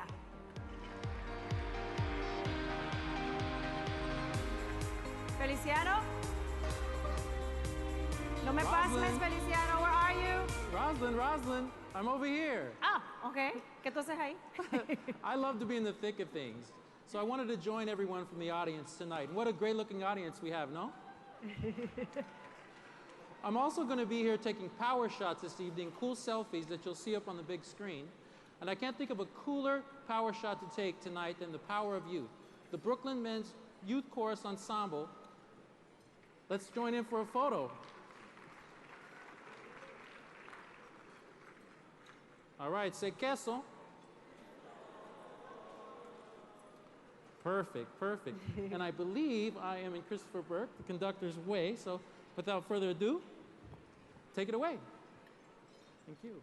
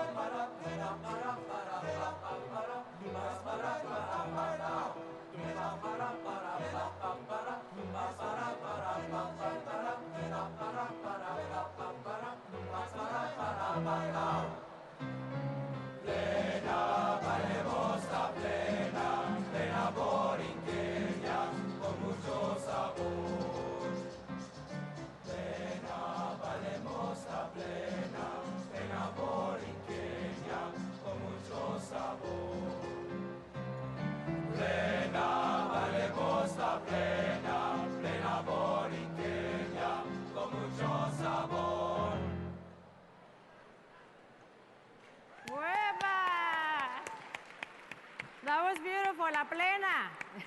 Thank you so much for your performance this evening. Y damas y caballeros, one final round of applause a estos jóvenes espectaculares, the Brooklyn Youth Chorus Men's Ensemble.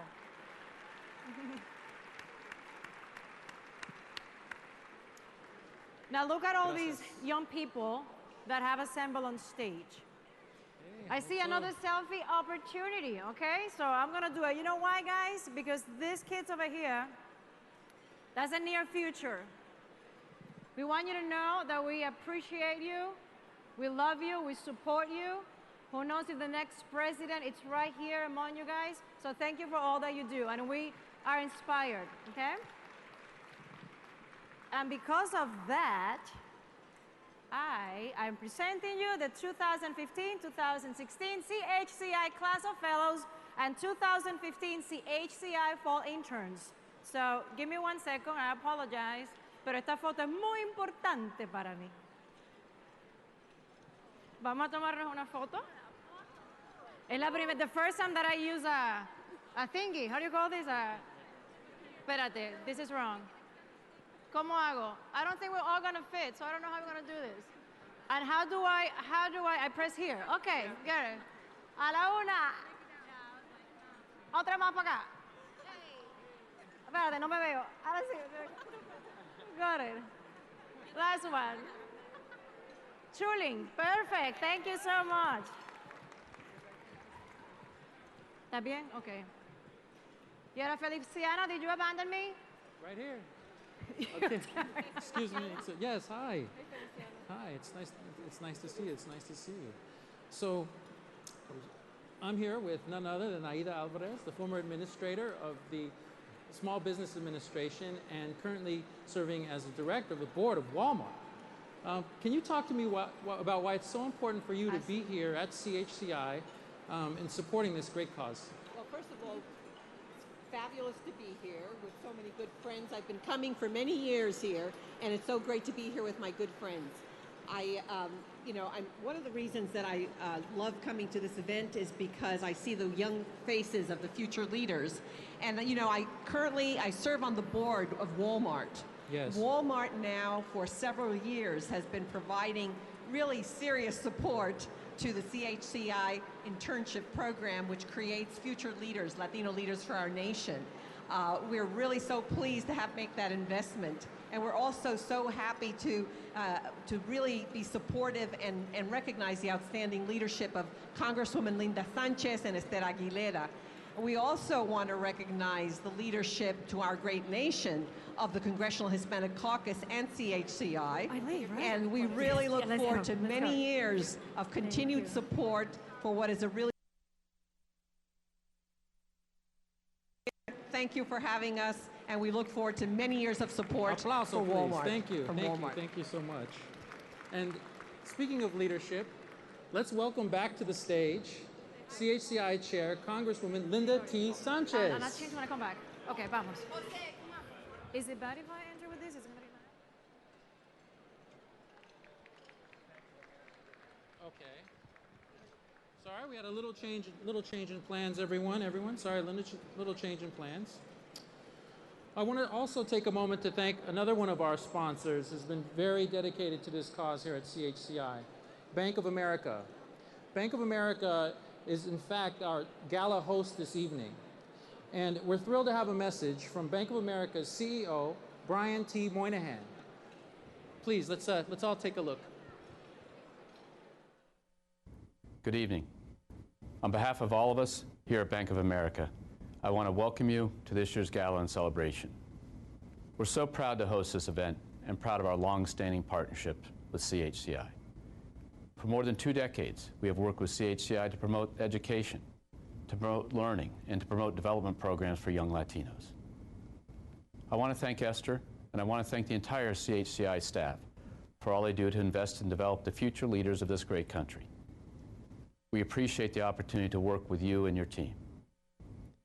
CHCI has a goal to create opportunity for promising young people to reach their full potential. That's a goal that all of us as leaders and citizens do share and must share. And tonight we celebrate the achievements of those leaders who are making a difference in their communities and creating a bright future for all of us. Thank you and enjoy this wonderful evening. Let's hear a round of applause for this great support from Brian and Bank of America, please. Oh, we can do better than that. Come on. Okay. Well, welcome back to the stage, President and CEO of CHCI, the one and only, Esther Aguilera.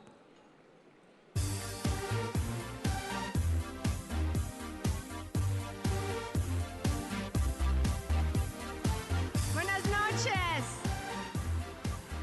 Buenas noches a todos. Let's congratulate the 41 CHCI interns and fellows that are on stage. They are the next generation of Latino leaders. Tonight is about these dynamic young leaders and investing in youth because they are our future. I am proud that this year we're bringing 175 young men and women for empowering programs in our nation's capital. Tonight is also about you, our alumni, friends, and partners who support our work year-round.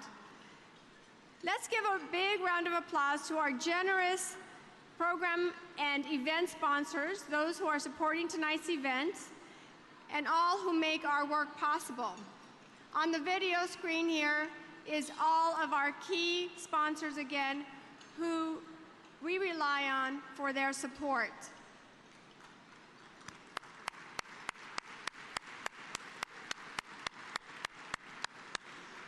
I also want to recognize PepsiCo, the PepsiCo Foundation, for making an investment in an American institution, in CHCI and our programs. I want to thank Coca-Cola, who is our conference sponsor. Thank you both for really stepping up and investing in our future. And as we heard, a special thanks to our gala host, Bank of America, for their support, for their vision, and for the future of our nation. Thank you, Bank of America. You heard from Aida Alvarez and the investment that Walmart is making. Walmart helped us start and grow our internship program with spring and fall internships. So only together can we power growth and influence. But every single one of you, every single one of our table sponsors tonight is investing in our future, and I want to personally thank you for coming this evening. Enjoy your evening. Muchísimas gracias.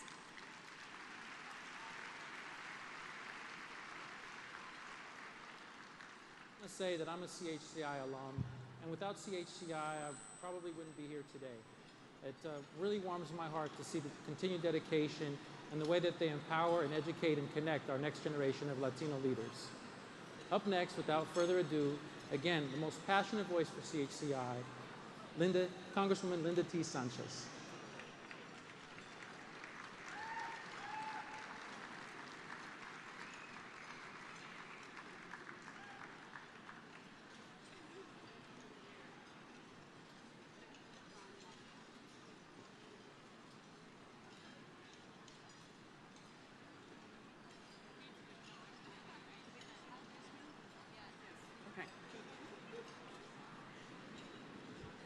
Good evening. Thank you to everyone for being here tonight to celebrate our next generation of leaders. I'd like to thank all our sponsors for their support, and I want to welcome our distinguished CHCI alumni from around the country. And in a new addition, late addition to the program, after the program, the Donald Trump piñata will be set up in that corner, so make sure you visit. This week wouldn't be possible without the dedicated work of our advisory committee and the entire CHCI staff. Please give them a round of applause for their hard work. Lastly, I'd like to recognize members of the cabinet that are with us this evening, the House and Senate leadership, and all of my distinguished colleagues who took the time to be with us this night. And of course, our honored guest, who will be speaking a little bit later in the program, the President of the United States.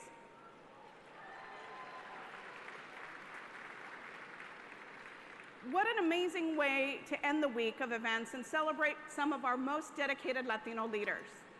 This year's CHCI theme, Powering Growth and Influence, calls on us to look beyond our community statistics. It's a call to action, a challenge for us to turn our numbers into real political and economic power. We all share similar stories in this room. Our parents or maybe grandparents immigrated to the United States. They did so without much money, with probably no family waiting for them, or a job even lined up. Many fled from violence, poverty, and oppression. But they made enormous sacrifices so that we, the next generation, could have the opportunities that they never had growing up. My Mexican parents certainly had big dreams for their 7 children, but I guarantee you, I bet they never imagined that one day they would be the only parents in the history of the United States to send not just one daughter to the US Congress, but 2 daughters to the United States Congress. What a testament to what we can achieve in this great country in just one generation. At this moment in our nation's history, our community is at a crossroads. The current outlook for our community is uncertain. Because today, even as our community grows stronger, unfortunately, so do the attacks. From Congress to candidates for the presidency, we hear hateful rhetoric, and it's shameful.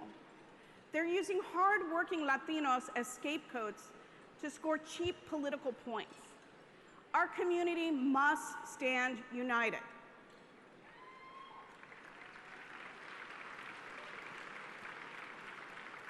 If we are going to grow in influence, our community must open the doors of opportunity for the next generation that follows behind us.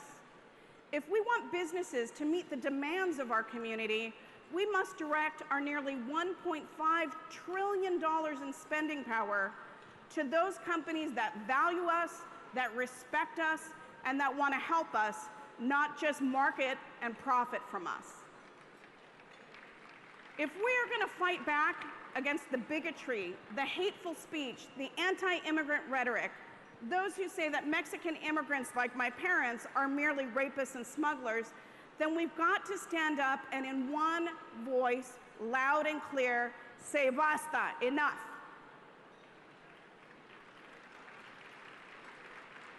"2016 will be a milestone year for our community. If we want political leaders to listen when we demand change, we've got to turn our political potential into real votes at the ballot box. Our message must be clear. If you disrespect our community, we will organize, we will flex our political muscle, and you will hear us loud and clear when we show up at the polls.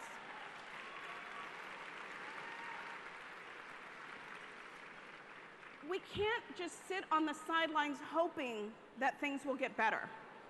Because do you know what the haters are counting on? They're counting on us to remain silent. They're counting on us not to bother to register and not to bother to vote. I am on a personal vendetta to get every Latino that I know fired up, registered to vote, and ready to cast a vote in every single election.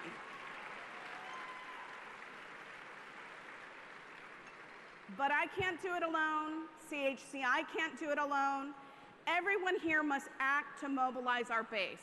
To influence those that don't think that they have a voice, we must convince them that yes, they do. If we stay home, we give up our power and our influence. And our demographic numbers, they will mean nothing. We cannot let our moment pass us by. Look around you. Our community is fierce. We have strength, determination, and we're not afraid of hard work. It's immigrants like the Irish, the Chinese, the Italians, and yes, the Latinos who have helped to make this country the envy of the world.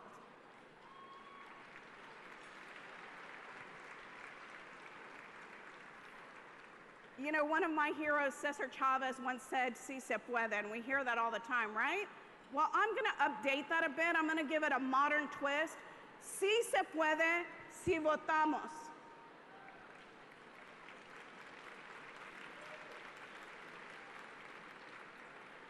CHCI is about empowering the next generation to lead. And I would be remiss if I didn't take this opportunity to send a very special message to every young Latina out there in the audience tonight. I know what this is like, ladies. People are going to try to dismiss you every chance they get. They're going to try to underestimate you time and time again. Make sure it's the biggest mistake that they ever make.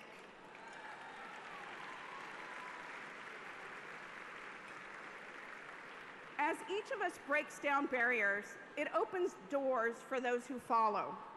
And if you doubt that, think of Nancy Pelosi. She is a remarkable leader. A granddaughter of immigrants herself, she is a champion for the Latino community. As Speaker, she broke the marble ceiling in Washington, D.C., and became an inspiration to young women everywhere. I'm honored to serve alongside her, and I'm proud to call her a role model, a trailblazer, and my amiga. Please join me now in welcoming Leader of the Democratic Caucus, Nancy Pelosi.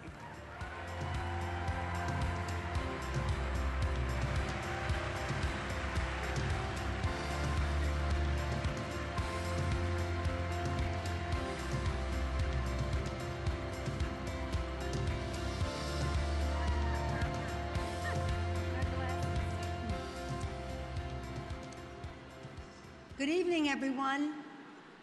Thank you, Chair Linda Sanchez. Let us all salute Linda for her inspirational leadership of the Congressional Hispanic Caucus and the CHCI. Thank you, Linda. On behalf of the Congress of the United States and their many members of Congress here this evening, I bring congratulations to this year's esteemed honorees.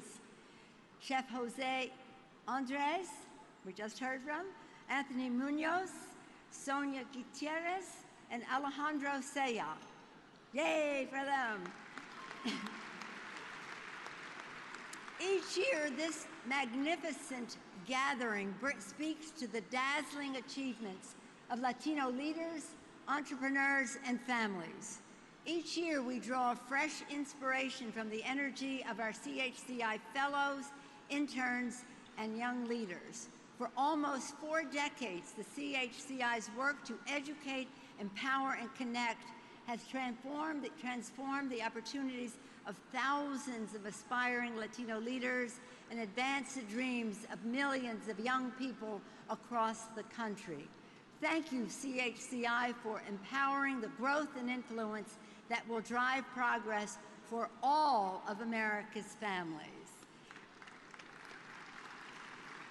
And so now, again, on behalf of the Congress of the United States, to honor the CHCI, let us raise our glasses.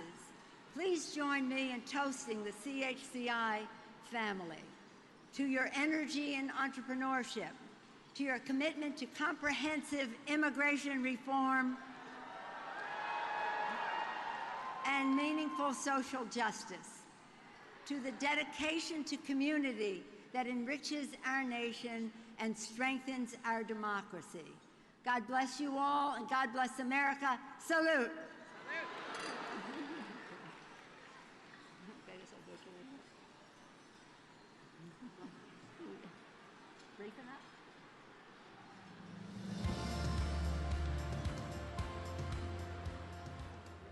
Now we're going to take a short breaks, but we want you to pay close attention to the screens so that you can see all the special VIP guests that we have here tonight.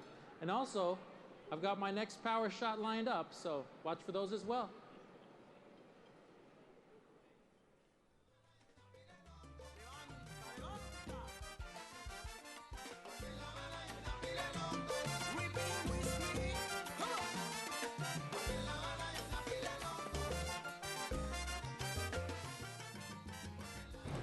I'm gonna lower the volume just a bit until we get that, until we have speakers back on the stage. You know, we're limited in what we are allowed to play for you here. I know I repeat that, but sometimes people stumble in the chat room for the first time and they wonder why we're not allowing them to hear Donald Trump. What does he exit on every time? We're not gonna take it.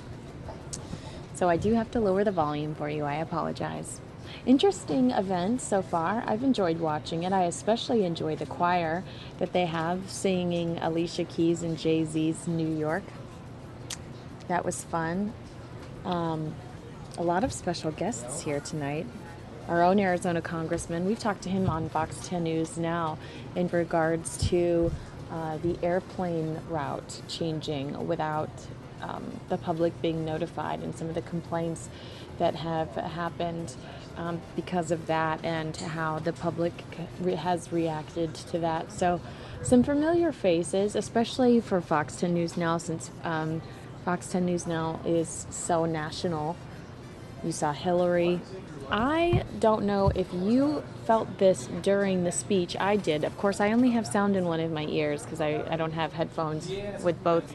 I don't have 2 headphones in when I'm working up here. I only have 1.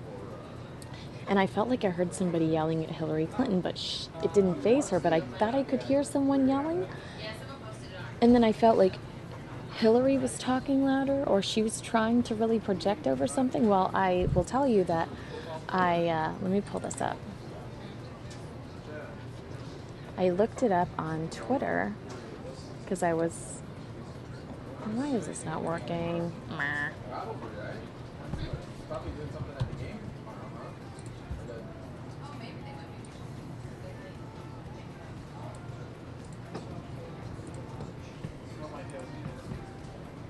Why would they need to take a break during this type of event? When's the last time you were at a Broadway show and they were like, break?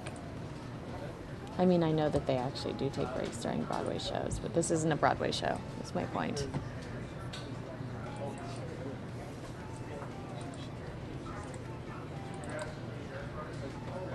Here we go.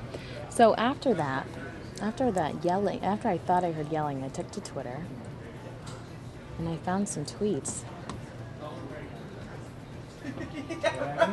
Do you hear Mike? Mike is a giggle king.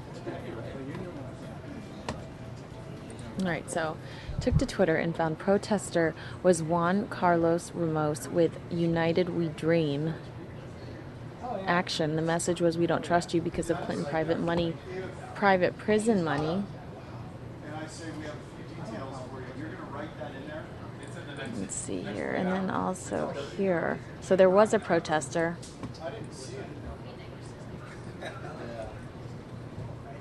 One in 11 million interrupts Hillary Clinton at CHCI and asks if she stands with immigrants or private prisons. She stays silent. So we did hear someone yelling during Hillary Clinton, and she was completely unfazed, apparently. I don't know if I could do that. But then the host came up immediately following, too. See, Alfredo says, Kins, I took an intermission when I went to see Rocky Horror. Yeah, they have intermissions, I know. I was just saying, this isn't the same type of production. Unless they come back with some dramatic stage change, I can't justify. But I'm just feeling sassy today. But, you know, the host came back, the MC came back after Clinton took the stage, and she said, now, this isn't scripted. What I'm about to say isn't scripted, but I do have a lot of respect for politicians who can stand up here and do a speech and people can scream at them and they look completely unfazed. I have to agree. I tend to agree. I don't think I'd be that brave. Sometimes I'm sitting in here in the chat and somebody says something that hurts my feelings and I regulate right here on air instead of just sucking it up. But we are waiting to hear from President Obama. It's the Congressional Hispanic Caucus Institute Awards Gala. It's the 38th annual, and I've enjoyed the evening so far. We saw some beautiful gowns. I love when men dress up to the nines, so I imagine that they're having a lot of fun here.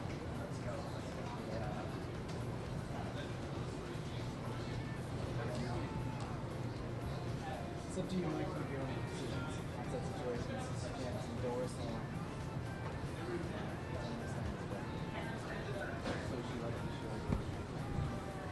And I'm going to take a look at see, this stage is same stage, no dramatic stage change. Although, did they build band? Is there a drum set in the center of the stage?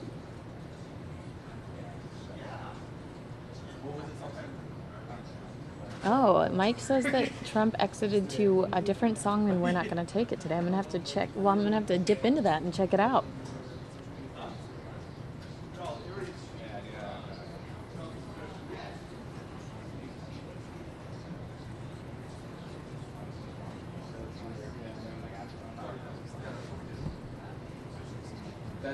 She seems like a candidate.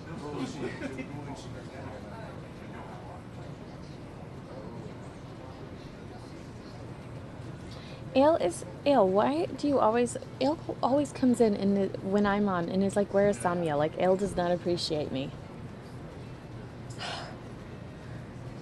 I'm going on an Ale strike.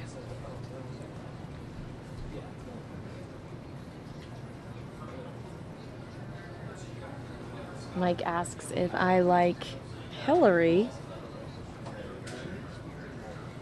And I am going to plead the fifth.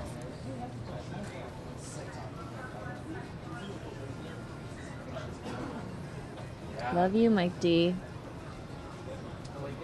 Thank you so much for your patience. We are on a break during the Congressional Hispanic Caucus Institute Awards Gala. And if this is being filmed and perhaps edited for a larger broadcast, which sometimes I know when I did a Comedy Central event, they did do breaks they did do these breaks specifically so that people could get up and take bathroom breaks. So perhaps that's what we're looking at, because we're seeing a lot of movement on the floor. Please, no, I'm not. I disagree. I'm actually the complete opposite. Yeah, you guys are great. Yeah, I'm done with you. Yeah, I'm good.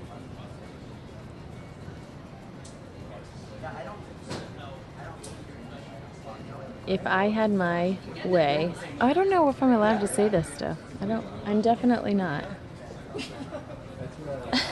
Joe. Or John Doe.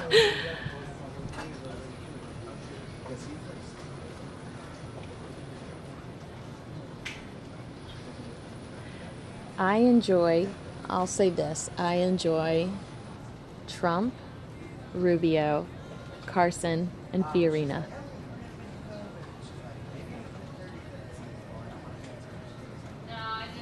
And I would never drive a Toyota, please. Thank you.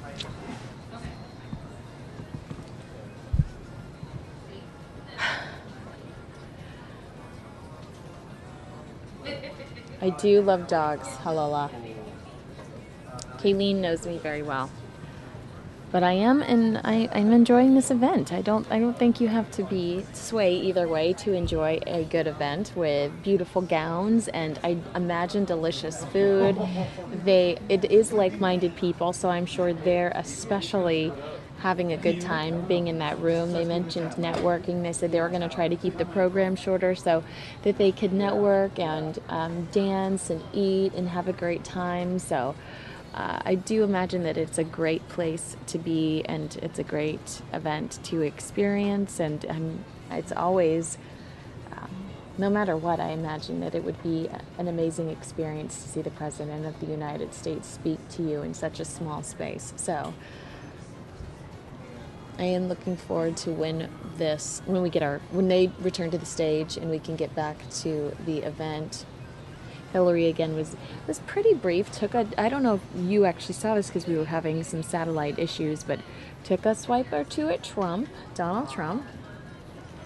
Don't know if that's the person she wants to go head to head with because he is awfully mouthy.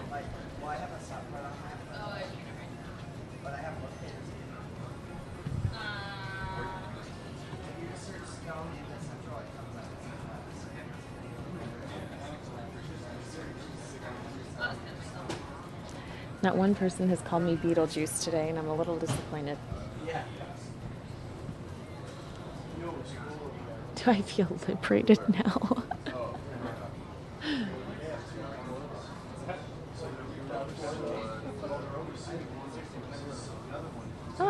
Mike D says, love it when Obama is late and we get to see the FNN crew. Yeah, I think that happens a lot.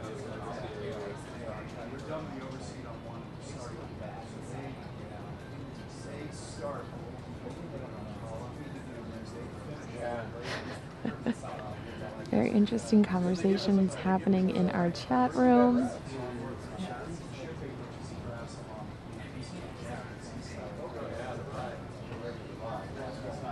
AL always with the interesting questions.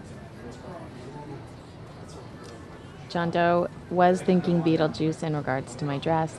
Good to know. I didn't want to get banned again, says John Doe.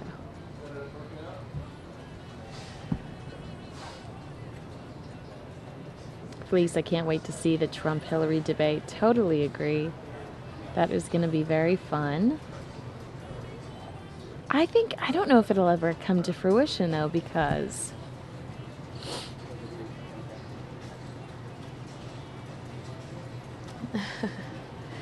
I don't know if we'll ever see it come to fruition. I'm interested in seeing Hillary Clinton debate just in general. I don't think that that's one of her strongest. I don't think that's one of her strengths. I think she is great at, she's good at speeches. She does not come off very sincere. So when she tells a joke, she has to only do it once or twice because the second time around, it's especially not sincere.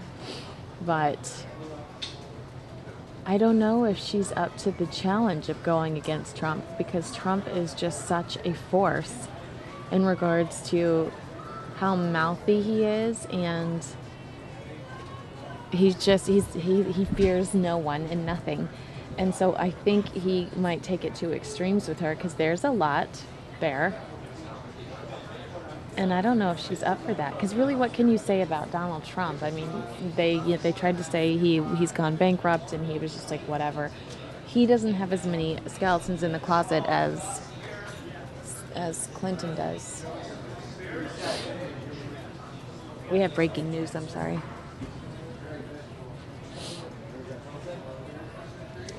Mikey, what is that? Mikey, what is it? Big action. In California, bear in a tree. Love it. I'm going to put it in my preview. There's a bear in a tree in California, and I'm going to go there while we wait for Obama. This is a bear in a tree in California.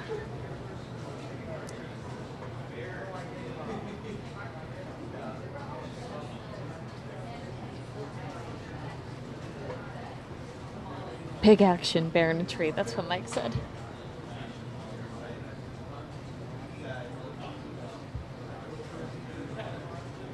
Hey, boo-boo.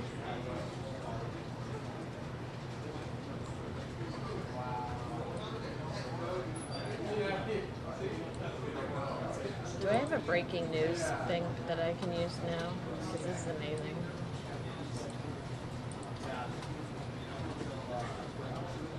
Bear in tree.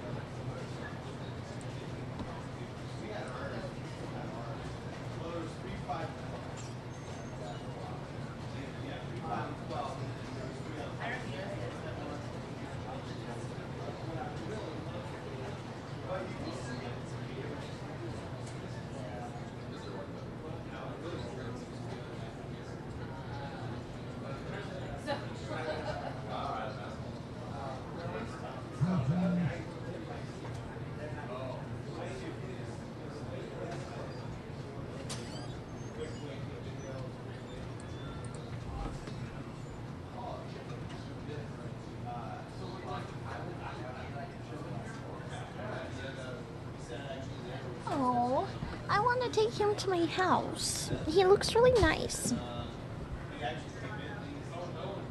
I'm probably going to get called in. They're going to say, stop talking in baby voice on air. But I love it. I think my dog that's this big looks like a bear and a bunny. This is out of California. I don't know if it's just in a neighborhood or what, but what a fun video we're getting. I can't bear it any longer, says Tess.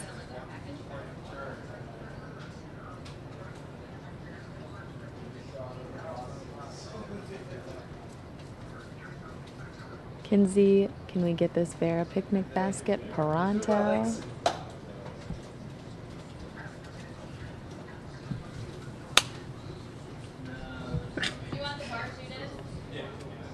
Boy, this is great. It is. Poor bear. Oh, it's yawning. I wonder if he's a Bernstein. Probably.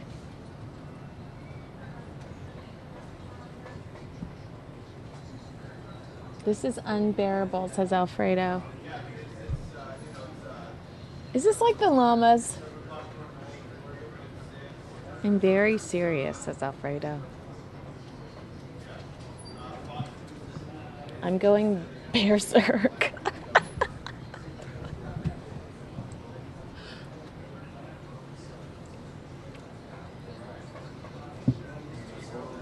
This is a grisly situation. I didn't realize I was on when I took that drink. I'm sorry. That was like so rude. I'm just like, oh. Sometimes I forget that there's a little camera on me, or I think that I've got it down.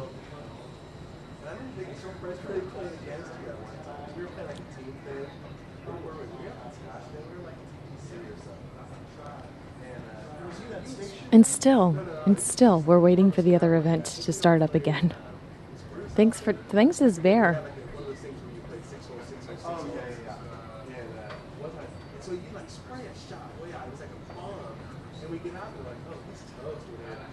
so far that you're letting me be in the Oh, it is in somebody's house.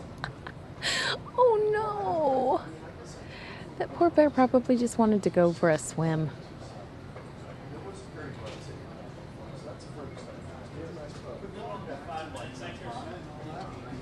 Oh, I'm hearing the 5-minute warning for the anchors.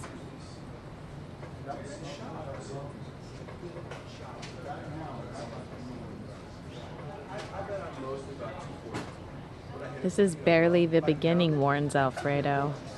Sky Bear on patrol, says Tess.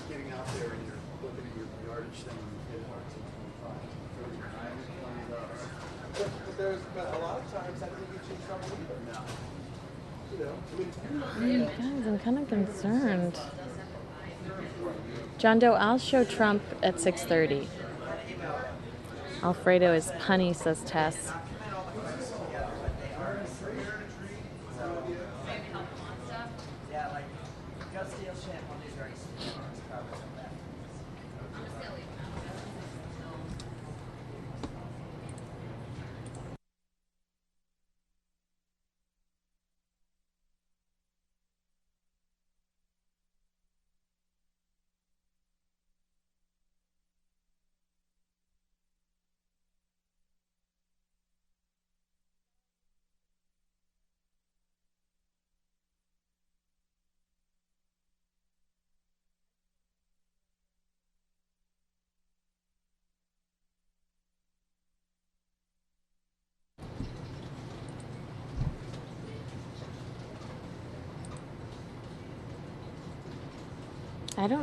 I'm not seeing any attempts to get the bear down.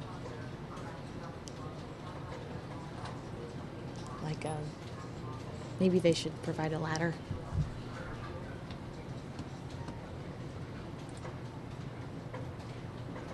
Barely hanging on, says Alfredo.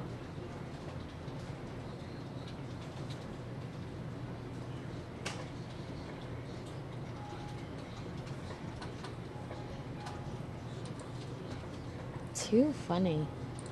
This is good stuff.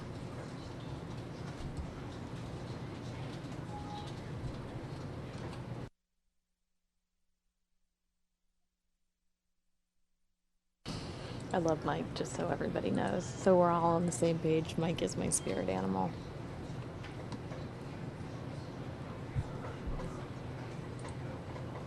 I feel like this bear video is very good and very important. And we have barely...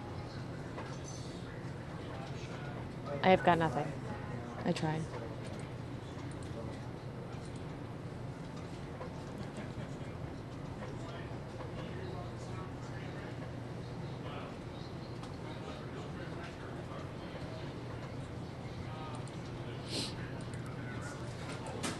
We've got barely any time until the 5 o'clock news.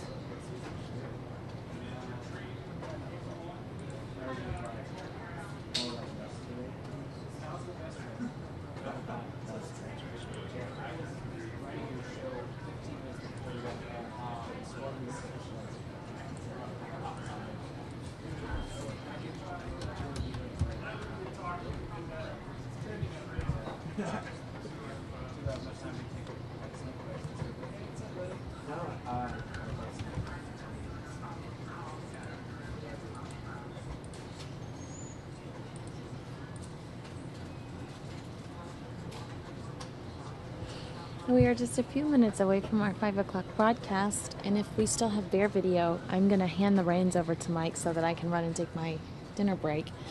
But we are a few minutes away from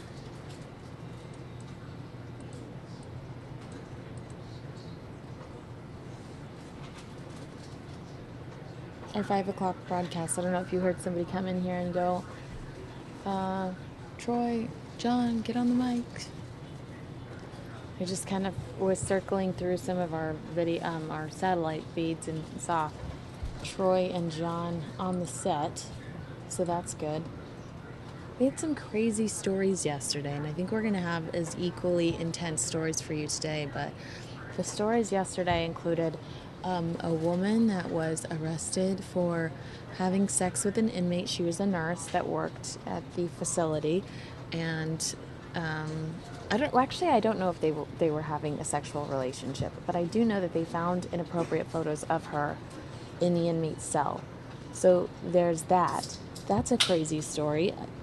It's very similar to the national story about the 2 inmates that escaped, and Joyce Mitchell, I think was her name. That was crazy. And what was the one that Bina was so upset about yesterday? But we had just a lot of really intense stories yesterday. Hopefully we'll have some good stuff for you today, but I can guarantee it actually because I work here and I was in the editorial meeting. Oh my gosh, look at the bear. The bear's getting a drink of water. How is this so exciting? I'm taking me off this so that you can enjoy it in all of its glory. Aww.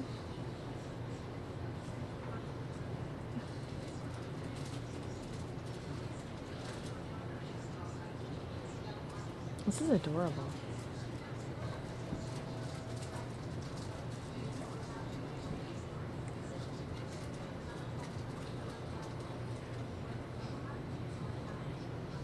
Bear on the loose. I wonder if they're knocking on the doors, telling people to stay inside. Shut your windows. Lock your doors. Bring your trash in.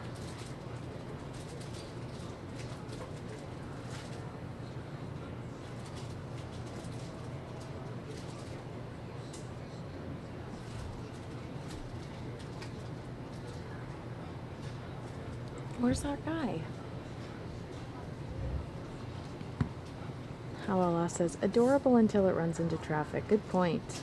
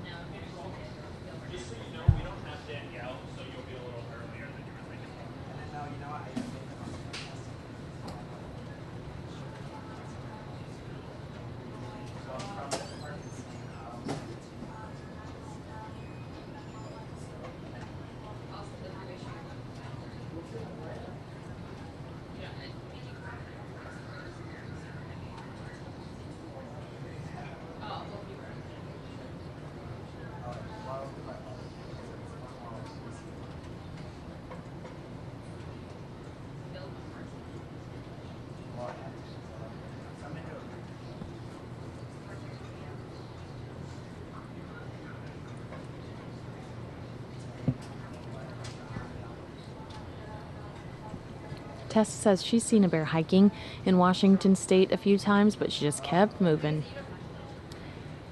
Oh, wow.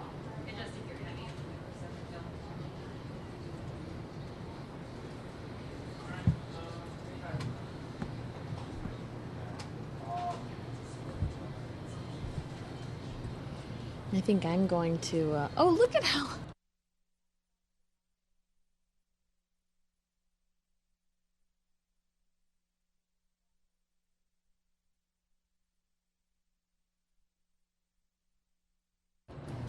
I do. Alfredo.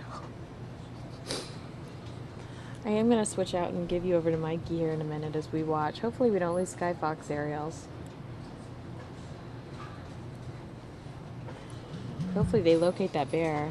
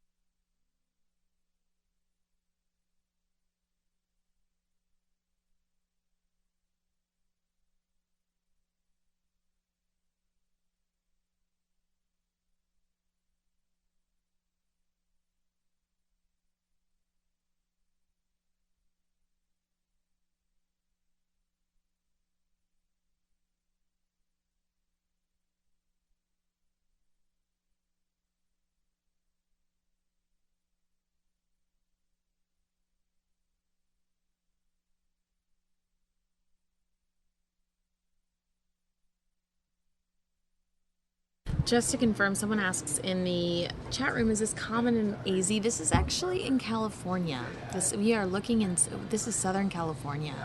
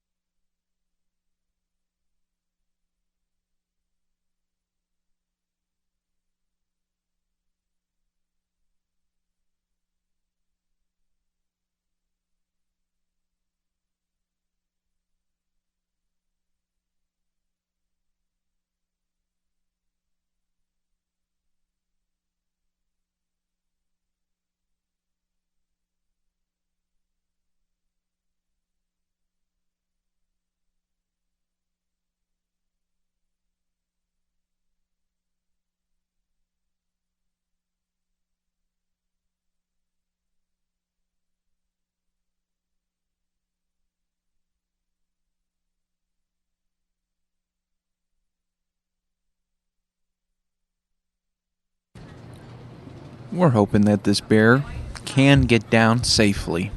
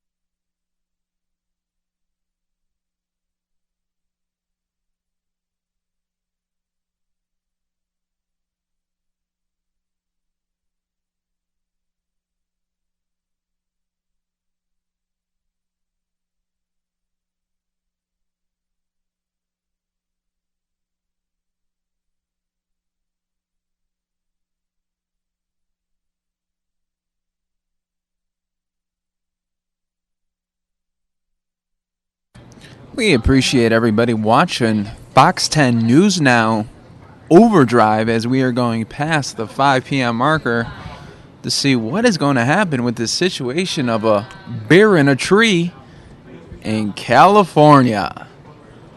We appreciate everyone watching on this Thursday evening. Hope it's a great one. We will continue now on with Bear Watch 2015.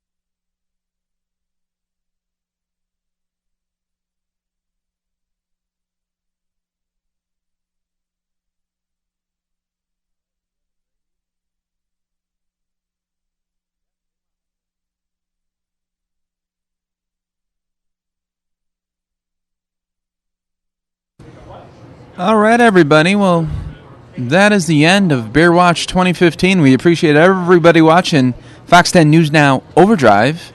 Kinsey will be back in less than an hour at 6:30 with probably the show of the year. I'm putting that out there now. Probably the show of the year. You're all going to want to tune in. It's going to be something. My name's Mike Page. Hope you have a great evening. I'll see you tomorrow at noon. Bye-bye.